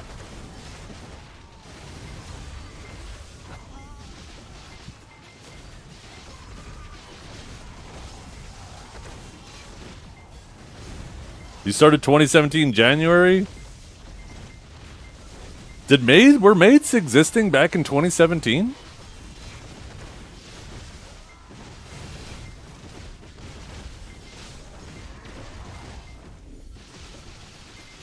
Damn, I guess we have had maids for a while. Shit. Crazy how the years go by.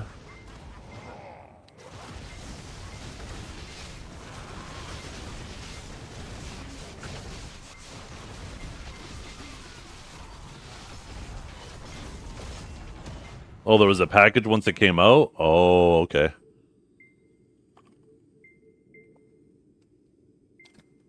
I don't remember what was for dinner yesterday. What kind of question is that? Oh, yeah, I feel that. I had Caesar salad and chicken wings last night. It was fucking delicious.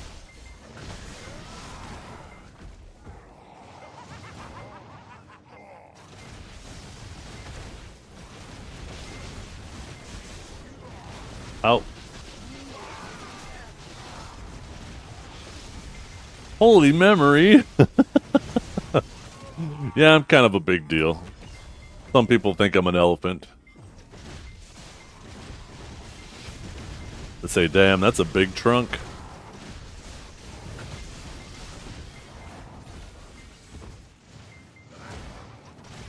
Hello, I have a question. Have BDO not played since 3 years now. I want to start again with BDO and then season character first, but I don't know which class. It's good or meta in PvE without gear, and then later in-game PvE. Can anyone help me? Thanks. Right here, fella.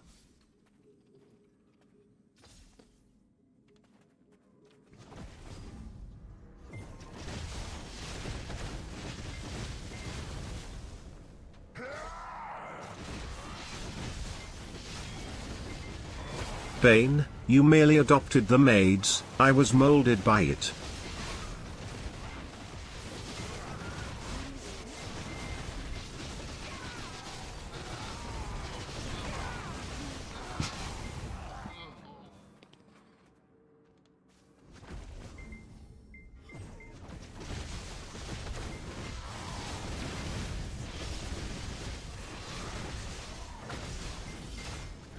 God, I love that video so much. I miss Bong.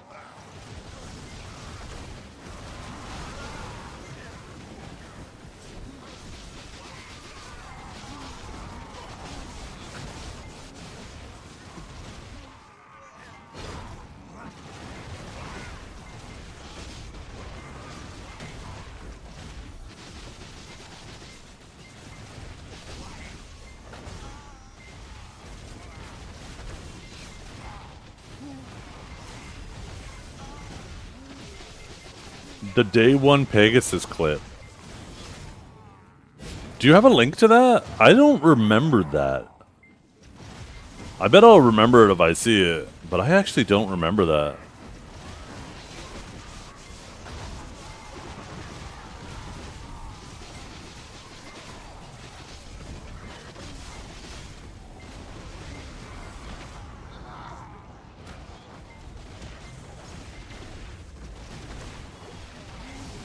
Oh, I remember that clip now.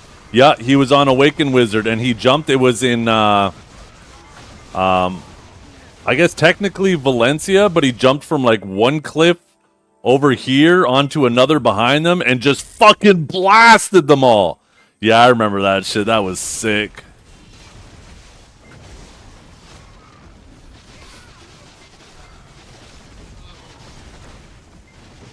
And that was the clip that immediately made everybody want to get a Pegasus.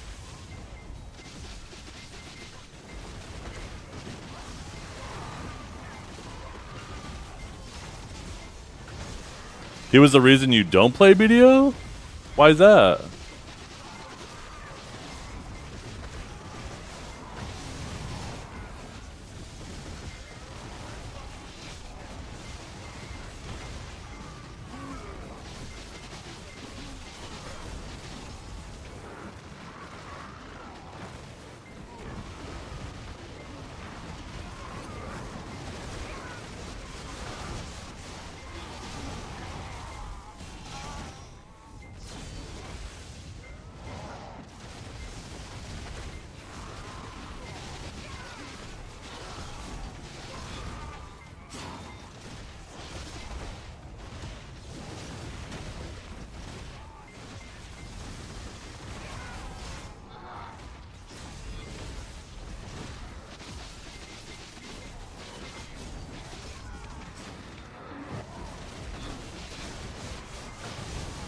Oh, I'm definitely going to try Crimson Desert. I actually was able to get my hands on it. Pearl Abyss flew me to their office, paid for my hotel and flight, and they the purpose of the trip was to mess around with Crimson Desert, and it felt awesome. It exceeded my expectations. I've already been pretty hype about it. But after getting my hands on it, it exceeded my expectations. It is a single-player game, yes. Paid actor? Quite literally paid, but I'm not acting. So BDO had nothing to do with the trip? No, there was a lot of conversations about BDO, but I can't talk about those.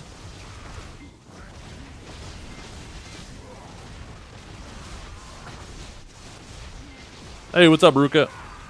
Good afternoon.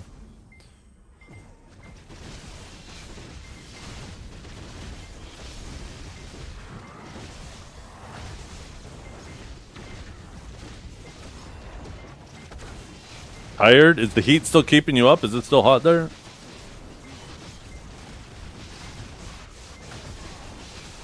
Tell us when the sex update is dropping? No, but there is a secret nudity patch that's actually already in the game, and it applies only to Zerker. You go into beast form and you start jumping around, and you can see him cheeked up every day of the week.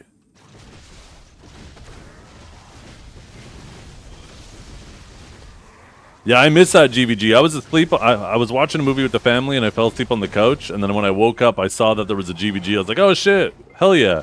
So I went to go watch, or go downstairs to participate, and yeah, it ended just as I was sitting my ass down.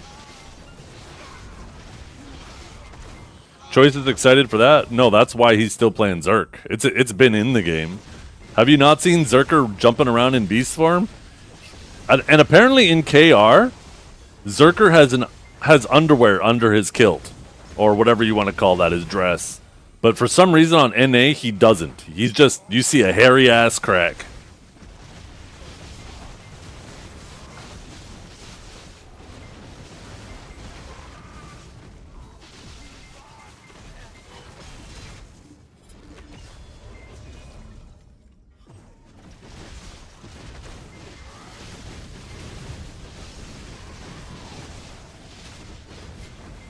A Demon Race character? Well, Wukong makes sense, right? Because Wukong kind of battles demons and stuff. It kind of fits his lore.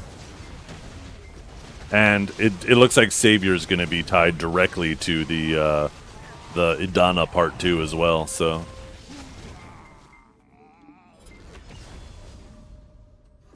Let's be honest. Nobody gives a fuck about any other class. We just want our Savior. God damn. Female Paladin? That's kind of what we're thinking.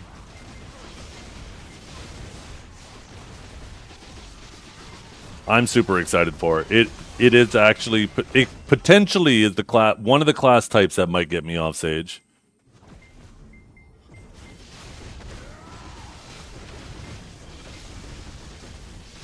Not just Velku. It's like Velku, Guardian Who, Drac Who, Warrior Who, right? You gotta remember, there is so many people in the game that refuse to play male classes, and they would love a female warrior. Well, this has the potential to be that, right? This might be one of the most played class releases ever in BDO. It might be up there with like DK. They might be making a statue about Savior in a year from now and cashing out on it.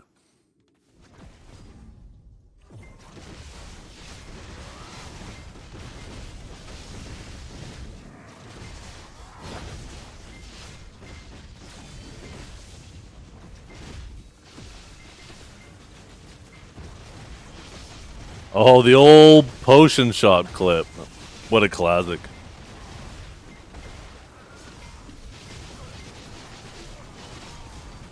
Have you ever had a dream that you could don't you want don't you could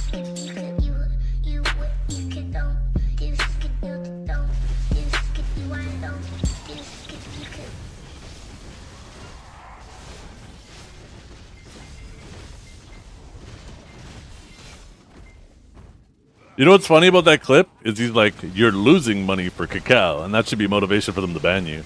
I think at this point, everybody has such a bad taste in their mouth about cacao. At this point, we would cheer that on. Fuck cacao.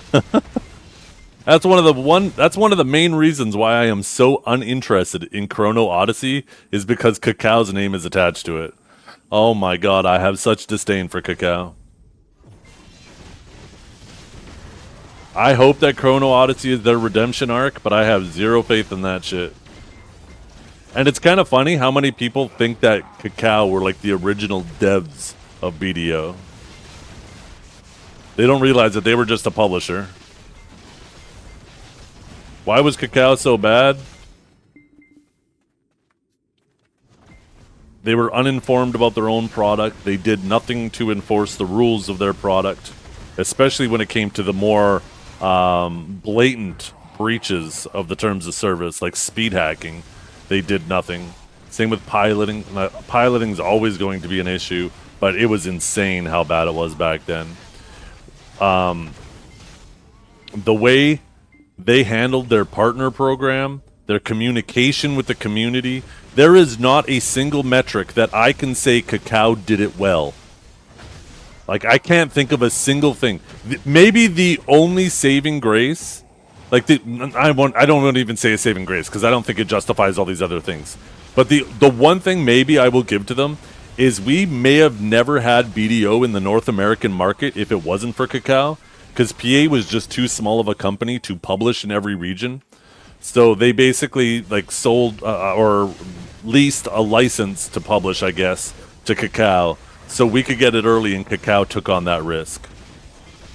But aside from them being the potential catalyst for us getting BDO in North America, I can't think of a single thing, a positive thing to say about that company.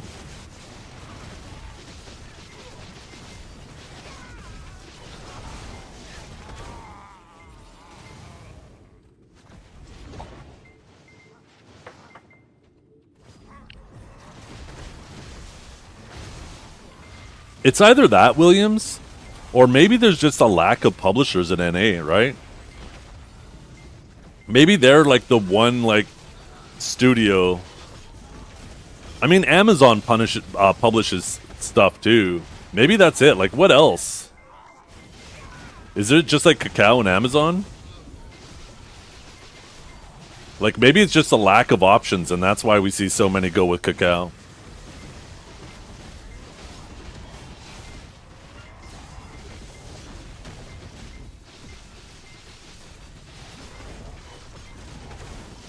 But every single thing they've touched has turned to shit. And BDO absolutely was turning to shit. And as soon as PA took over self-publishing, things immediately were getting better. Now, PA obviously has their own problems, right, that they're working through. No company's perfect. But, man, I can't imagine if we had another 5-6 years of Cacao where the game would be today.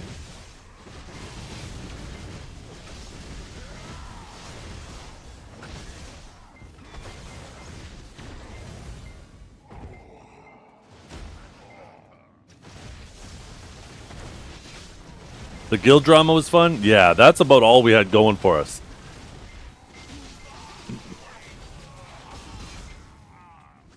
We made our own content, which, you know, something's never changed. And you know, in regards to open world, it seems like PA's making it difficult for us to make our own content.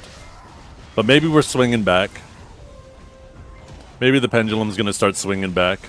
We see it happen in BDO all the time, right? Where they overcorrect in one direction and then it takes time for it to swing back. And maybe in regards to open world PvP, it'll take some time, but we'll eventually see the backswing.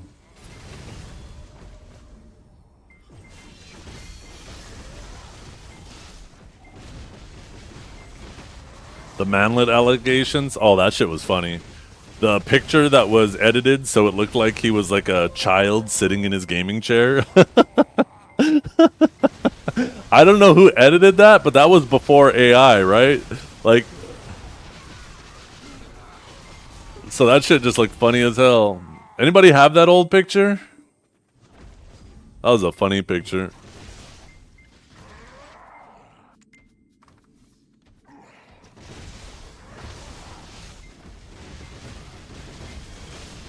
Yeah, it definitely won't go all the way back to the way it was, but I could see us, like, I think we could see a middle ground.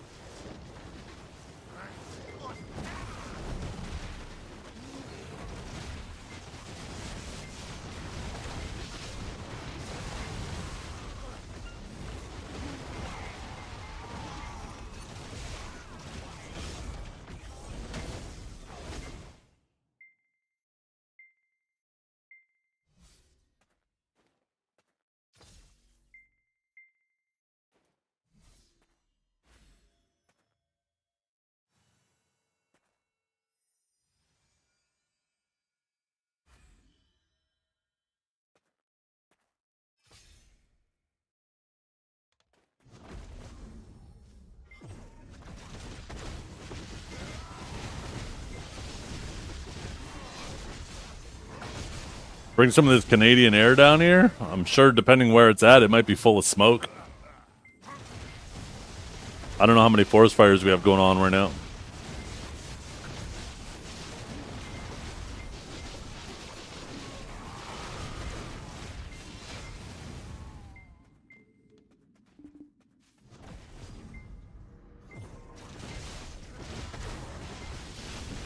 I'm in northwestern Ontario, so it's not that smoky here today.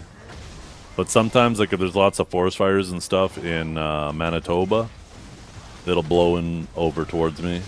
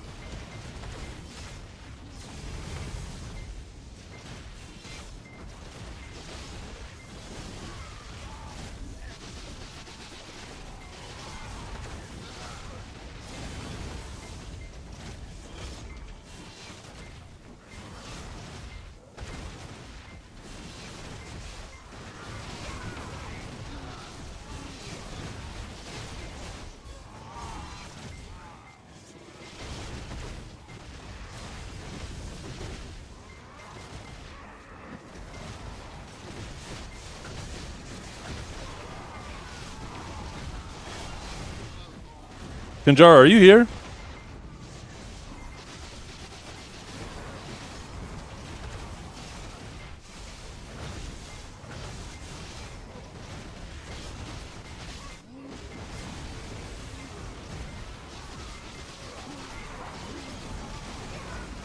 I want to ask him about his mic stand.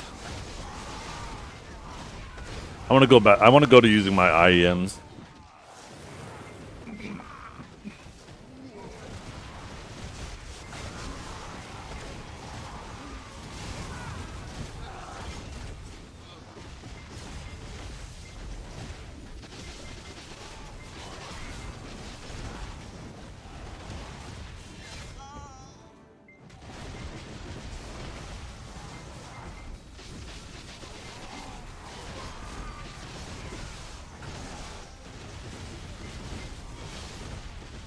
Oh, my thing broke again.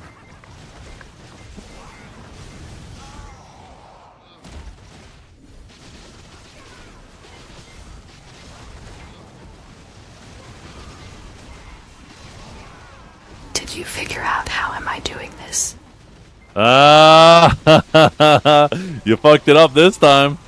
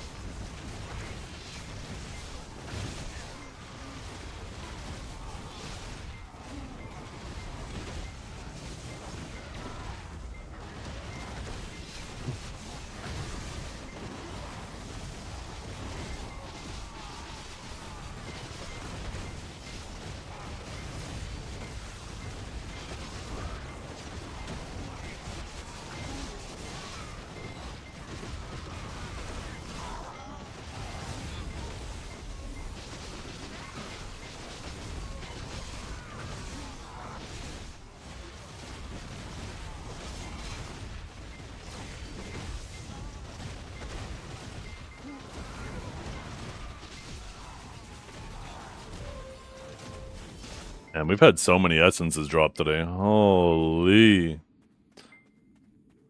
Holy chat. 37 essences. Although I might have started with 3. I saw that the spacebar camera thing that they forgot to fix it in Buddha form.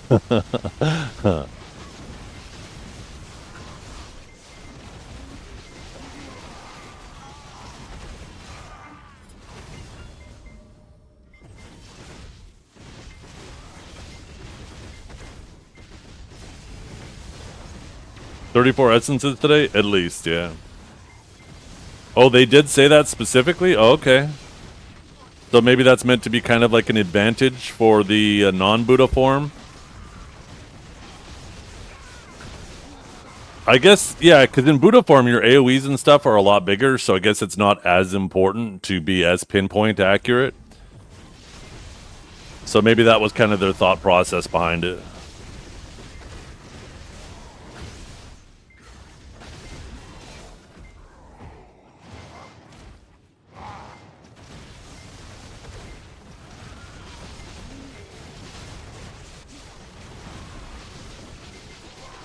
On the right of Gem of the Void. Oh, these are traces of Thunderbolt. These are used for Voltarian. That's this horse here.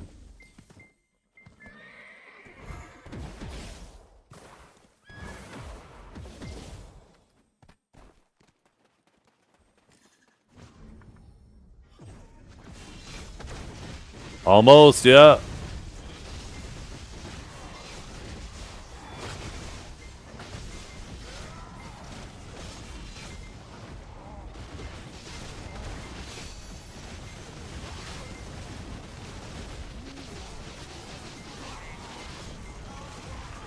I'm gonna finally have a big stud for my female. Wait, actually, is Raiden a male or a female? I can't remember. I just named it. I don't think I made it. Oh yeah, that is the female icon. What are we gonna name the male? Is there a T10? Not yet, no. But I want a male and female just in case they do add it. I do think it is inevitable.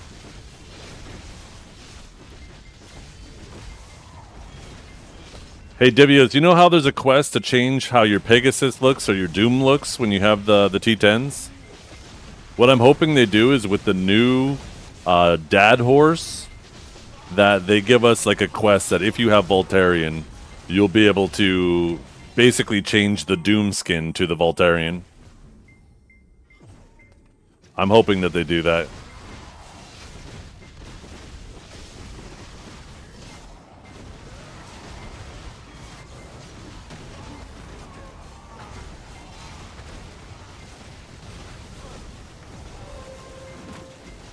You can change T10 Doom skin? Can't you? I thought you could. I thought if you have a T10 Doom, you can change it back to the old one. Can't you?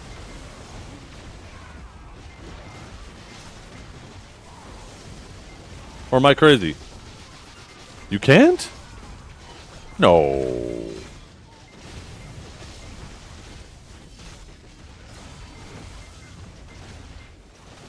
Are you sure? Okay, I guess I'm crazy. Never mind, I guess I'm wrong.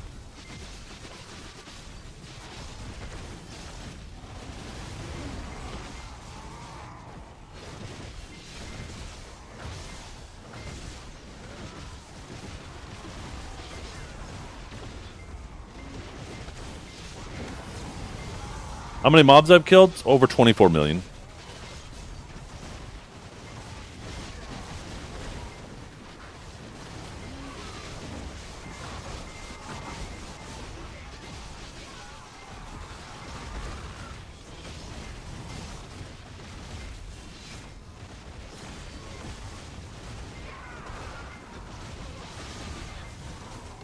Ooh, you know what I could probably do to fix my multi-chat? Oh, this might be a much better idea, because I actually don't need this anymore.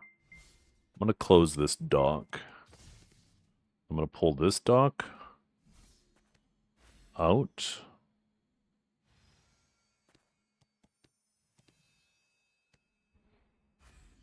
Yeah. And then I'll do that. Change the filters.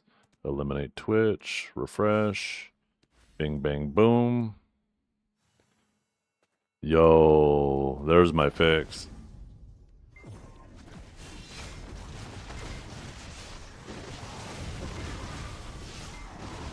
Wait, it just still showed Twitch. The fuck? Are you kidding me? Please don't tell me every single time I refresh it, it's going to turn that one filter back on. Oh, of course it does. Stupid ass.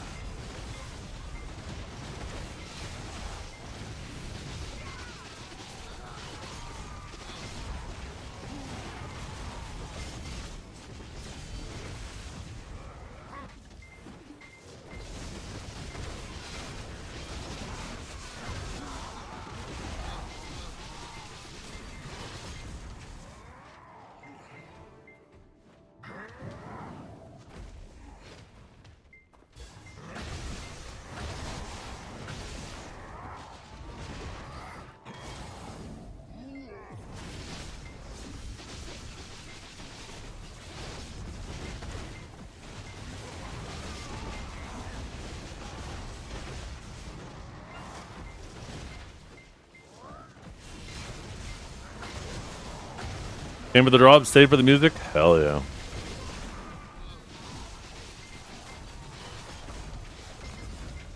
I have a pretty long playlist, but Spotify is fucking stupid and their shuffle doesn't shuffle properly. So I either A, have to listen to the playlist in the same order every day, or B, deal with it barely using any of my playlists. So what I've been doing is I've been actually just going to the very end of my playlist, play the last song on it, and then it'll start playing random music after that, just based off my playlist, which has been kind of nice. So this way we can listen to new shit every day, but stuff that's similar to what's all in my playlist.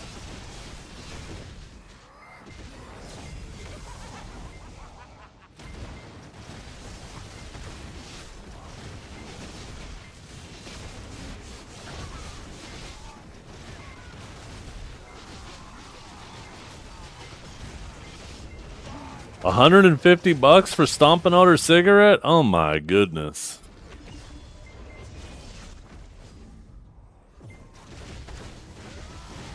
Ska music. I don't even. Why do I recognize? What is ska again? For some reason I remember that when I was younger. There was like a ska genre, and I remember not liking it. I'm pretty sure.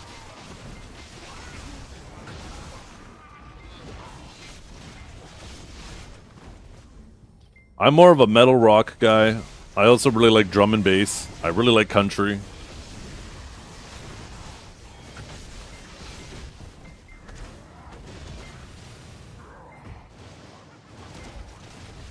No Doubt is pop ska genre. Oh, really?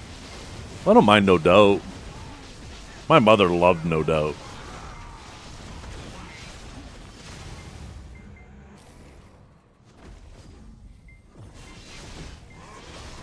Yeah, I played most of the time grinding on Sage and Warrior, and I don't know, metal just feels like super fitting for both of them.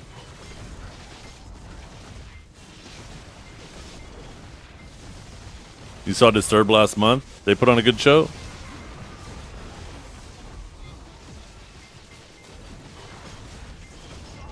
Streetlight Manifesto. What's that? Is that a song? A band? I don't recognize it.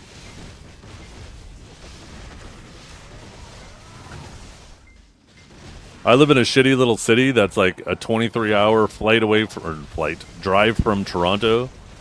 So if I ever wanted to watch, like, nobody ever comes here to perform, nobody big. So if I ever want to go to concerts and shit, I'd have to fly to Toronto, stay in a hotel. You know, all of a sudden, you know, it's like 2, 3, 4 times as expensive to go see a show. So unfortunately, I don't get to see nearly as much as I would like.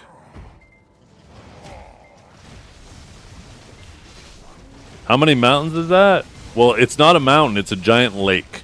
The nice thing is if it was a mountain, they could maybe just build a tunnel through it or whatever, but, you know, I gotta drive all the way around the Great Lakes to get to Toronto. It's a beautiful drive, but, yeah. It's a 23-hour drive or an hour and a half by plane. It's actually reasonably cheap to fly to Toronto.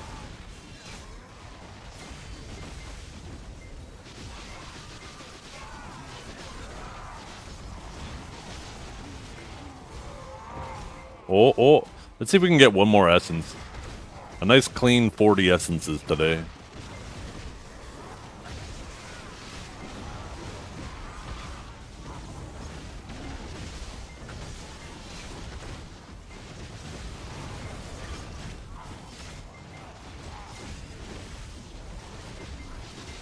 Really?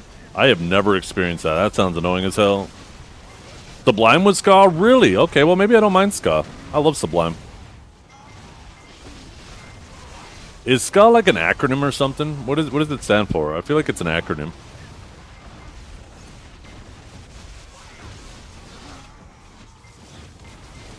Oh yeah. Especially with Sage, like in the Valencia RBF, being able to just like rift chain between houses and shit and get this jump on people is so fucking strong.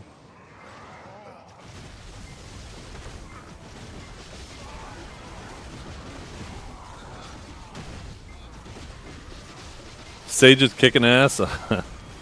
Shitty Kids audio. I don't think either of those are the real.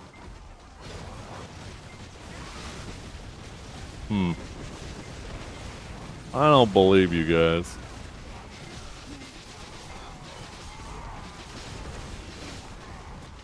Yeah, and you're like invisible for the first bit of it. You just kind of see the cloud for a little bit.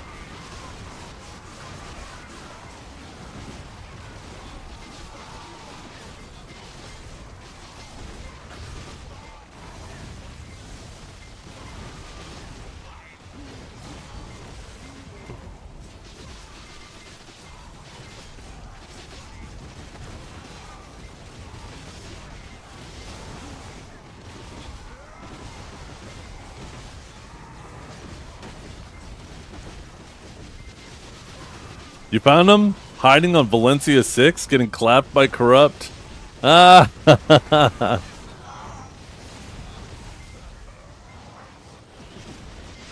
I guess, hey Howie, are you still here? Apparently your GM is getting his cheeks clapped by Corrupt on Valencia 6.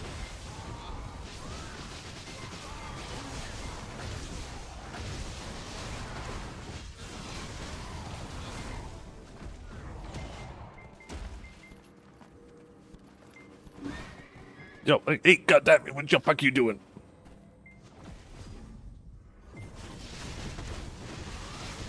Corrupt's back? Yeah, Corrupt's been back for a while. Like, not like officially like back, but like they have like a kind of like an offshoot.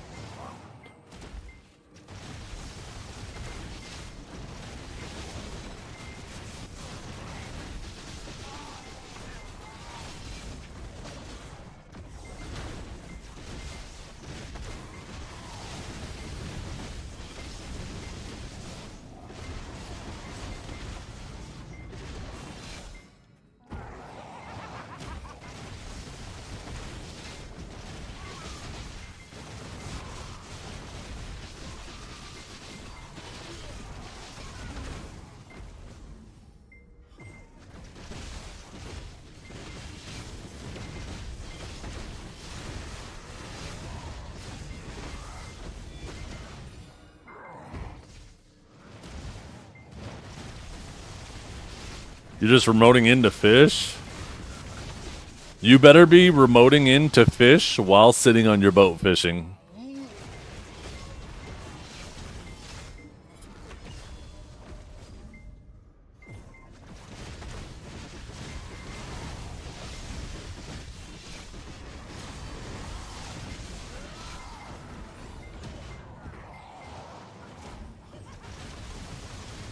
You're in a hotel with your laptop? Oh, that's nasty. How much you want to bet he's sitting there in bed with no fucking pants on, laptop on his lap, and an erection? Ugh, what a terrible mental image you put in my head. I hope there's a mirror across the room so you can see how dirty you are.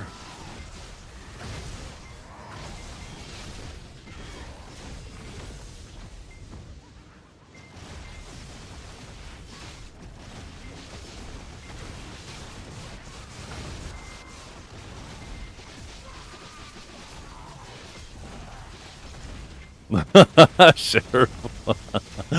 Wait, what's this? What juice? Oh god, do I even wanna?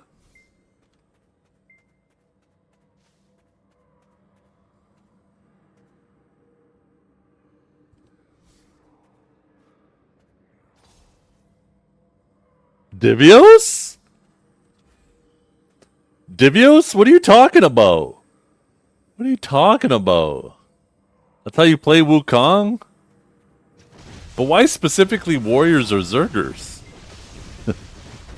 Oh, probably because they're more SA and less iframe. I guess that makes sense.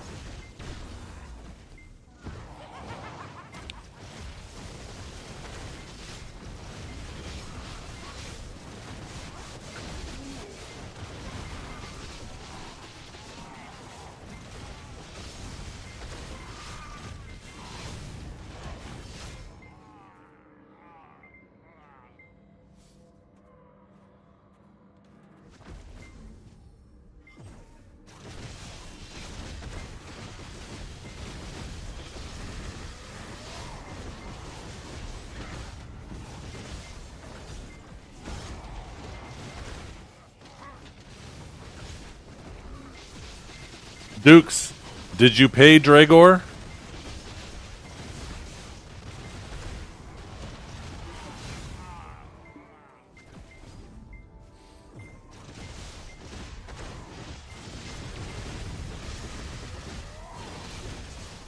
Yeah? Okay. He ate? Did you order him food?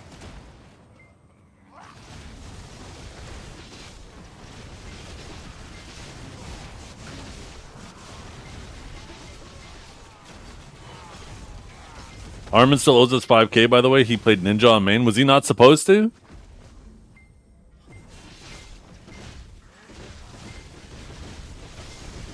You know what you should have done, Dukes? You should have ordered Dragor a pizza? 2 pizzas, because I guess if it's $50, right? Order him 2 pizzas and get them to draw a penis out of the pepperonis. And F you Dragor on the second pizza on the other one.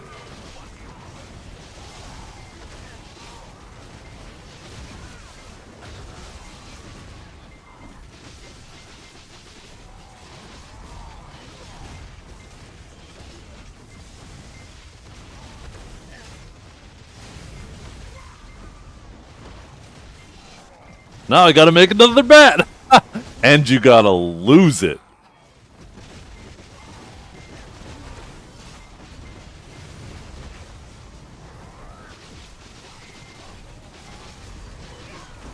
How you got a wave in a safe zone? Wait, this isn't a safe zone?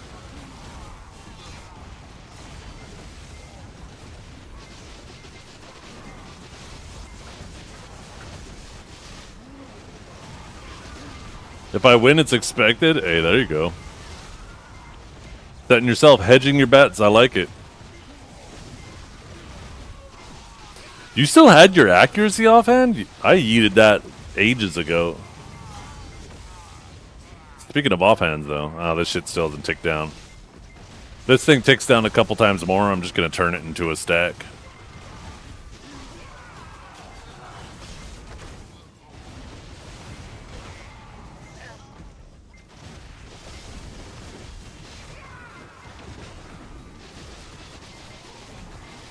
Oh, we got our essence. That's 40 essences today, maybe. GM buffs, BA1. Yeah, I love GM buffs when I'm already maxed out on drop rate.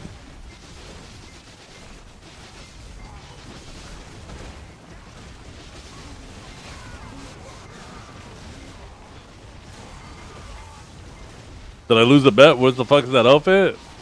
What are you talking about? This is my raiding outfit. You keep it up, I'm going to be raiding your pants soon.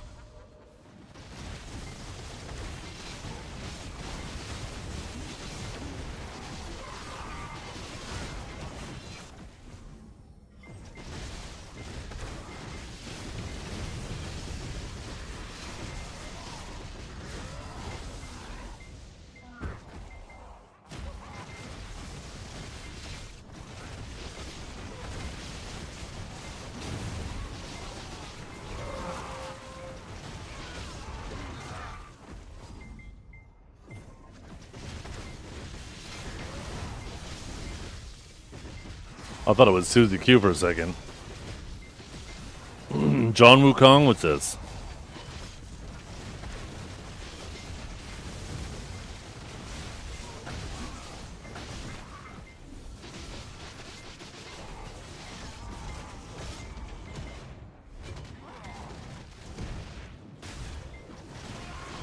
God damn.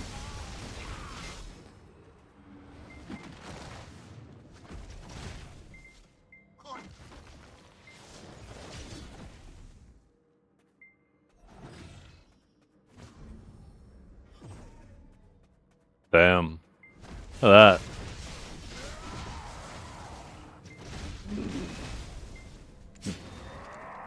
Look at that.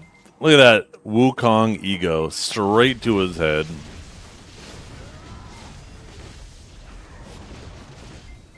What the fuck's going on?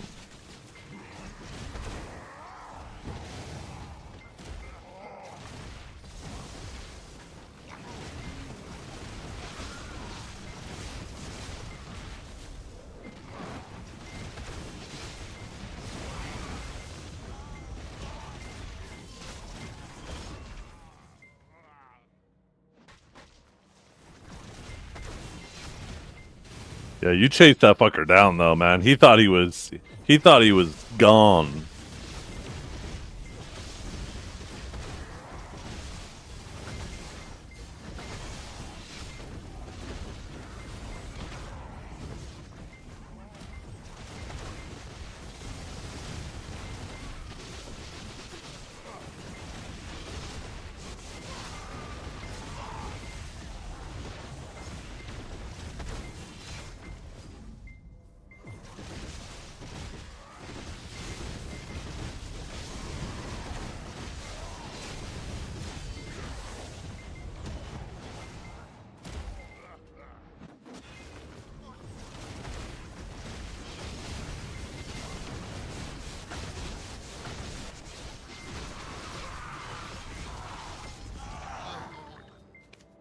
Oh my goodness.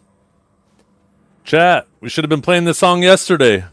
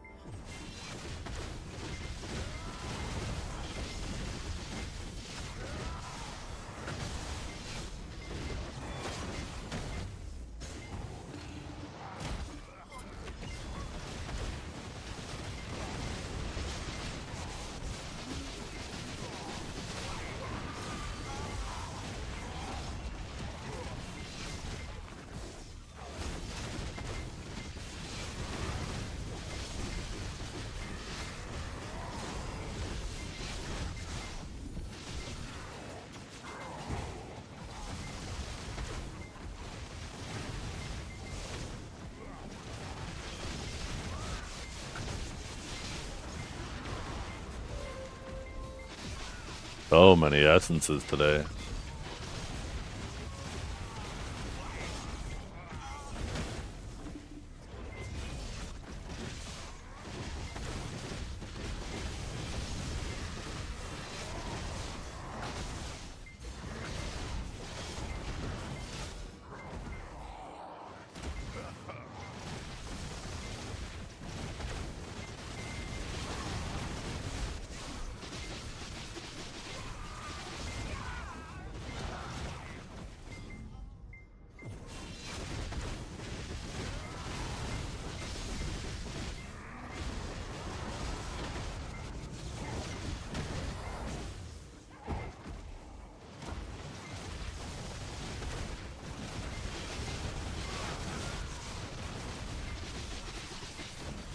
Ooh, 88.8, chat. 88.8.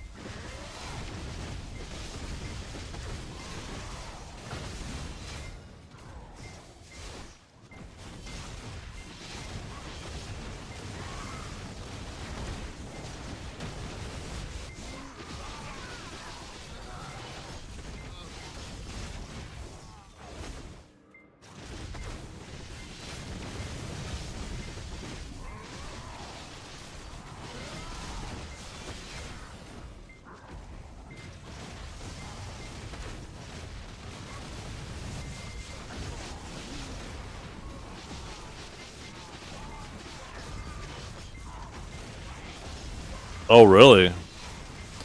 That reminds me of back when they first gave Warrior absolute grab, and it was the same thing where the grab was doing like 30% of people's life.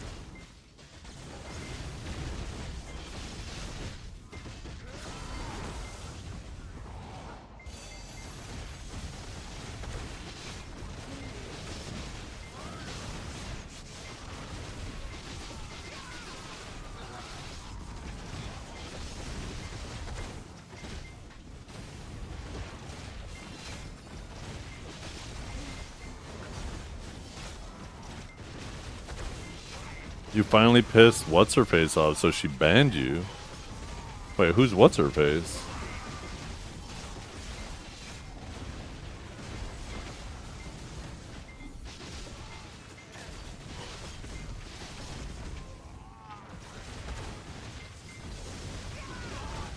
I'm very unsure if essential classes are supposed to have core skills or not. Apparently, like, Archer has them, Scholar has them. I don't know if Shy does.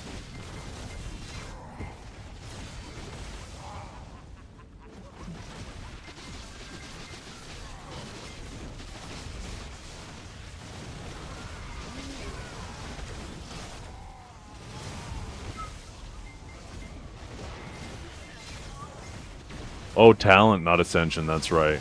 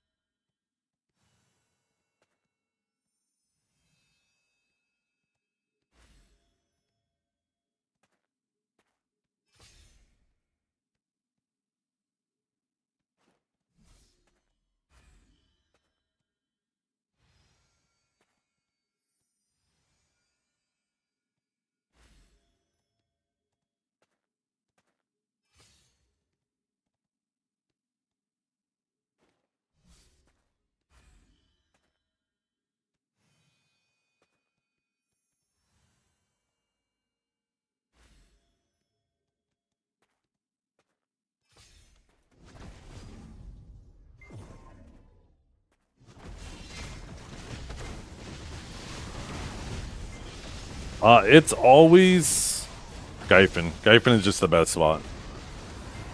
Darkseekers is the best spot if you also value silver.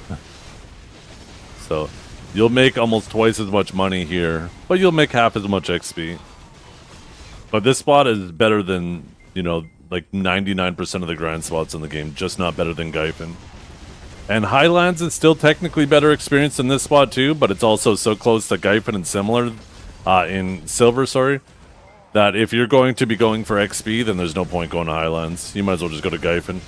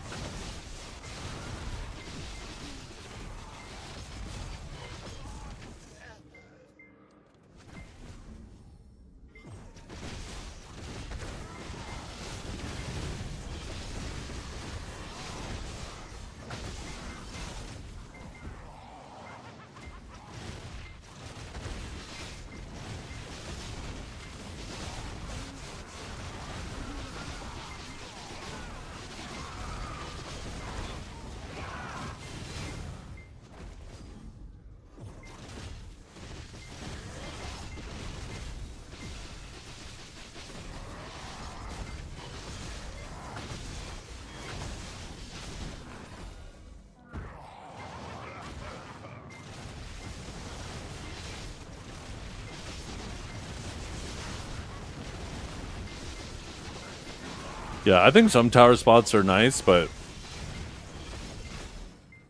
we like variety in our grind. I like some pack-to-pack, too.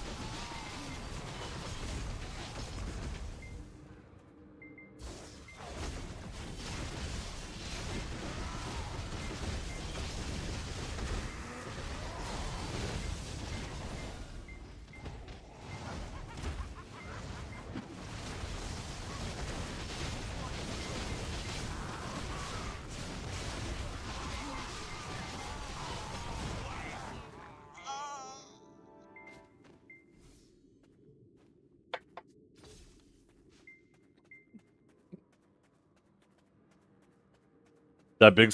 Are you talking... Is that the shift R&B?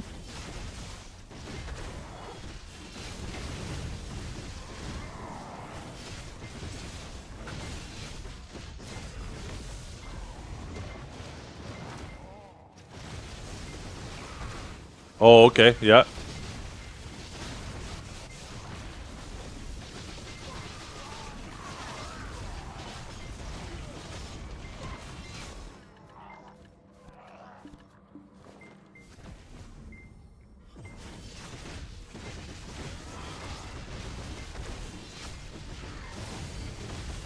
How many protected CCs does it have in the kit?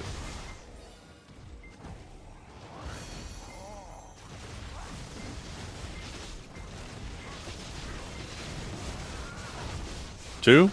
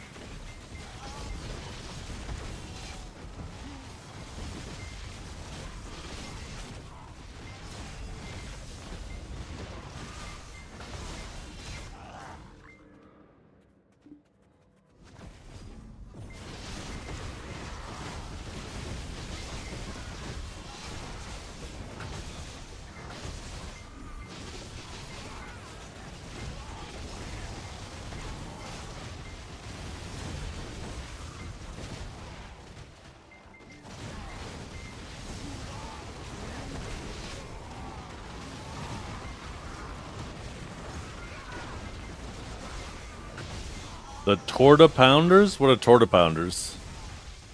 What are you guys doing to each other? And how are you making sure you don't pass STDs back and forth?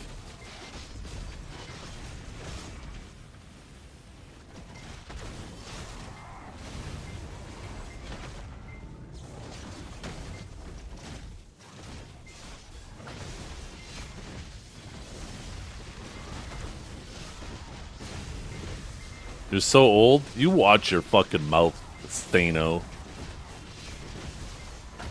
That even is your real name.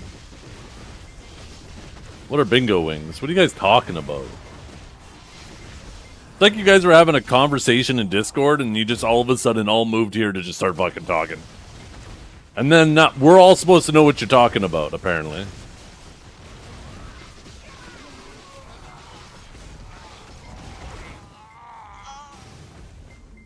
Oh, here comes fucking Suna, too.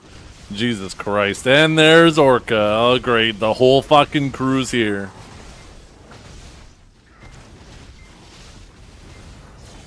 God, you guys are fucking losers. What are you guys doing? Shut up. What do you mean, hey, Zeth? Hey, Zeth what?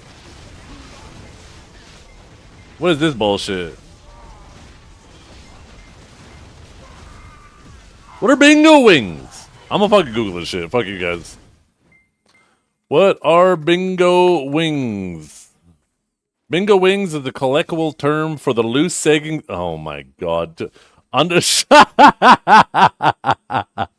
under the arm. Yo, is that these? I don't have bingo wings. What are you talking about? You fucking dumbasses. Oh, goddamn.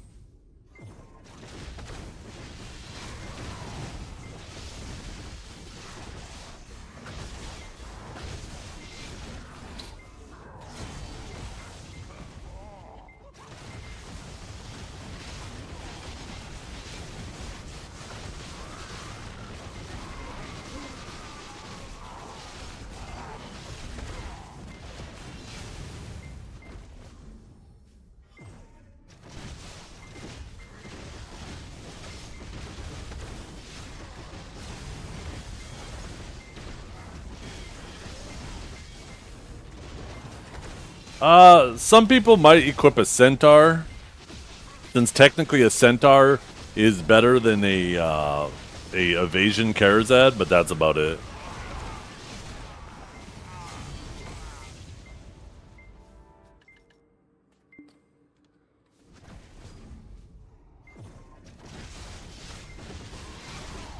We're about to get upgrades for our crystals, though, so that ship's about to sail.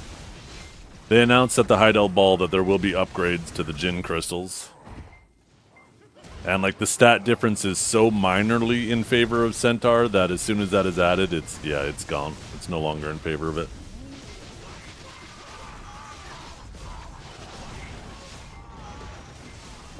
Fucking bingo wings, you dumbasses.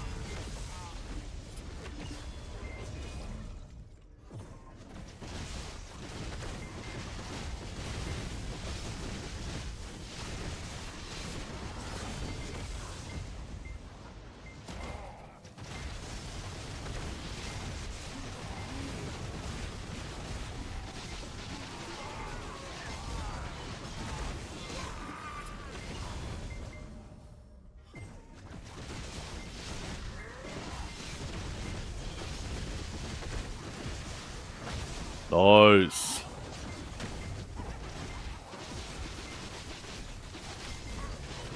You might need stacks, though. I don't know if I would have got rid of those. I don't know how you're doing stack-wise. The main reason why I sell a lot of mine is because I have a ton of stacks.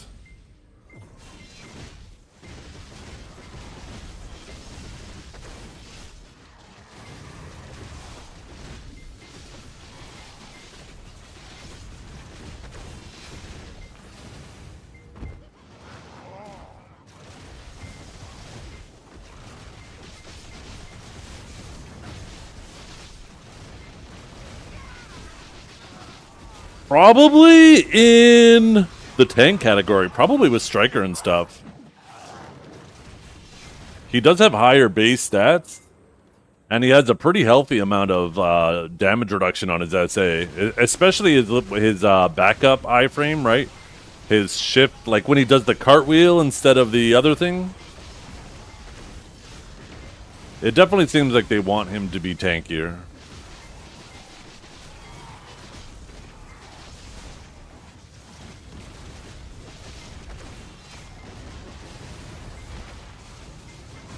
Yeah, that's just like a little mini PA while you're doing it.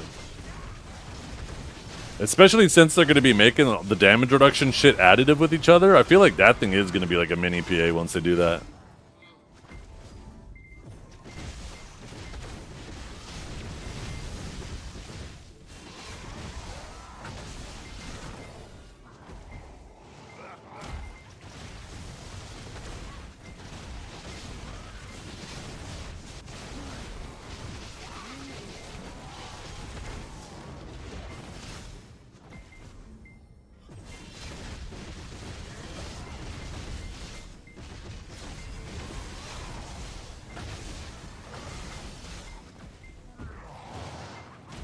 Are you taking the old Wukong to Siege tonight? You gonna stream it?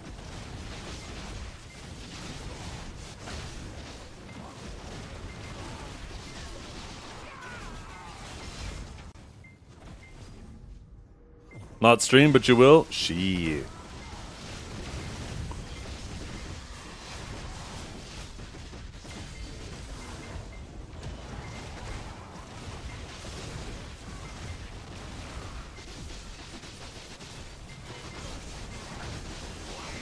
How are they?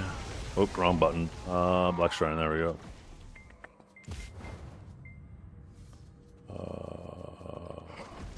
How the fuck do I look at times again? Oh, there we go. It's probably at the bottom, right? Or no? Why the hell can't they just make this shit alphabetical? It makes me so fucking angry. Wait, oh, that's C1. Okay. King Divvy, please say that's not you. There's no shot. You named your Wukong King Divios. I swear to fucking God, if he called himself King Divios, I'm banning him.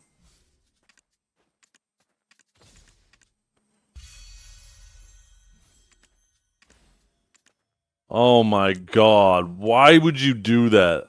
That's it. Fuck this guy.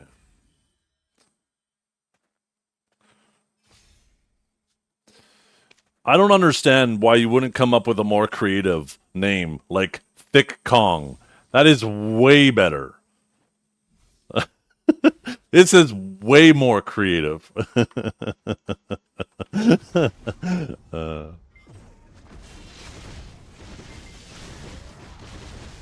Not again!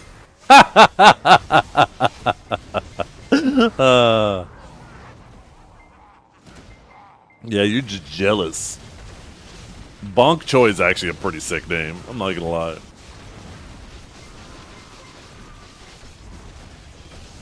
Wukongian, yeah.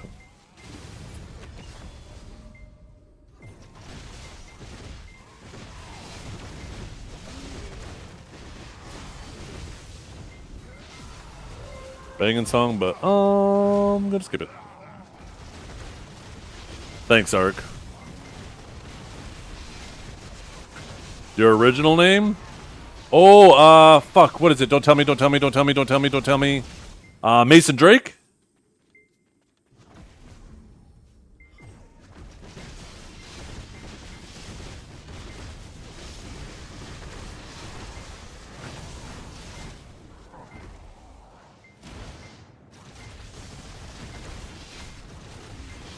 Oh, Divios. Damn. First Divios copies my hat. Now he's copying my name, sticking a Z in there. Jesus. No shame. No shame.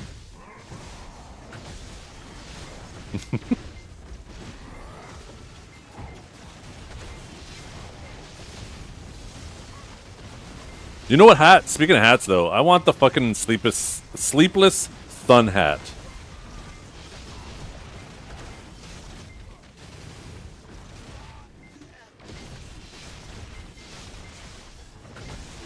I want that wizard hat so bad. So bad. Or the dark martial hat. This one's a good alternative, but I prefer the Dark Marshal. Or,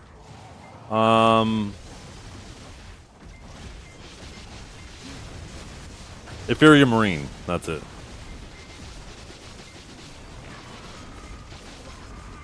That's another hat I want on my Sage.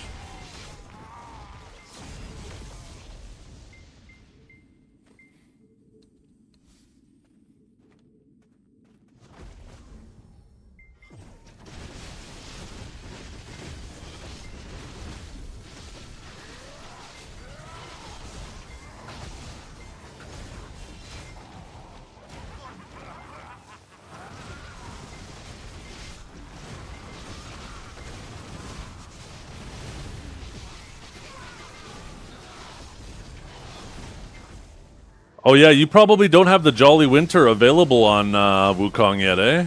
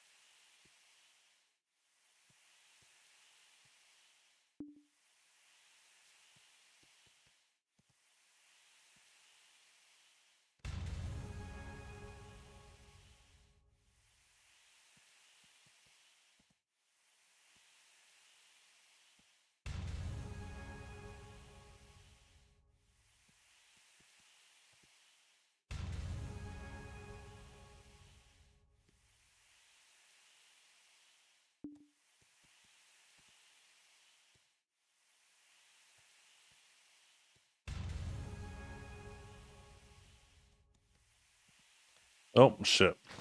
I just realized I should have did this in bulk.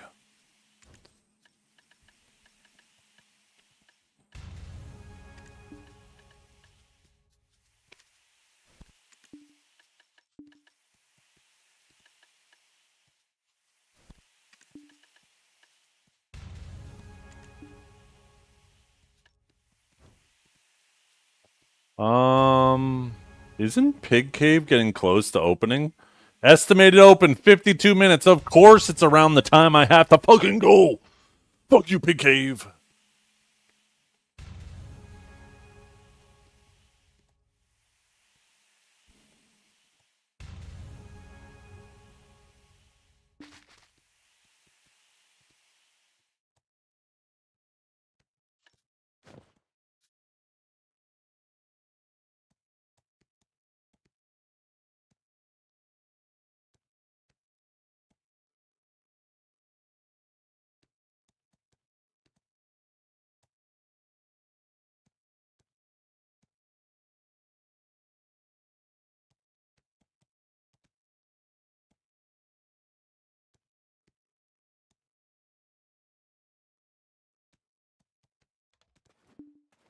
Yeah, let's go turn this crap in.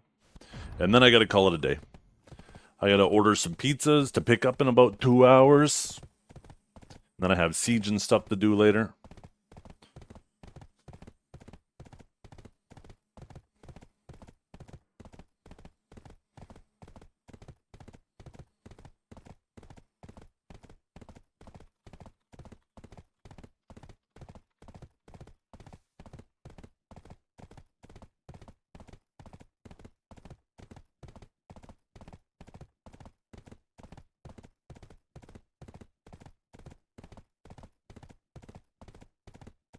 Who do you guys want to watch? Maybe I send you guys over to Ellie? I haven't rated Ellie in a little while. Normally she's finishing before me or playing another game. I would feel kind of bad, though, if I raided her and then all of a sudden she starts playing something else. I don't know if she's supposed to be playing something else later. I know you guys like to collect your drops.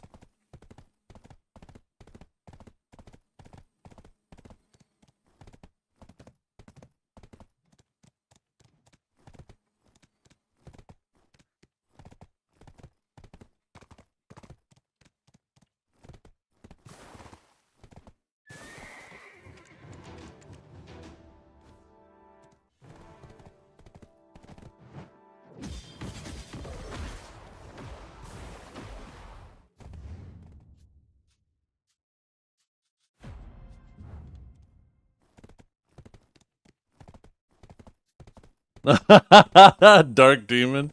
Yeah, I raid Grimkill quite a bit. Like I said, I like to give love back to people who show me love and raid me.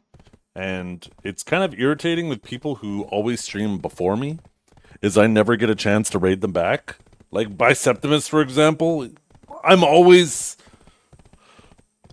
streaming after him. So like whenever I do have the opportunity, I always got to take it when it comes to raiding him. So I think I am going to take the opportunity and raid Ellie today. Thanks for hanging out, everybody. I hope you all have a wonderful day. We won't be back tomorrow, but we will be back Monday. I hope you all have a wonderful weekend. Good luck with any enhancing and grinding or anything else you do online. Unless you're doing foul things to your body, then you need Jesus in your life. We'll see you later, you guys. I hope you have a wonderful day.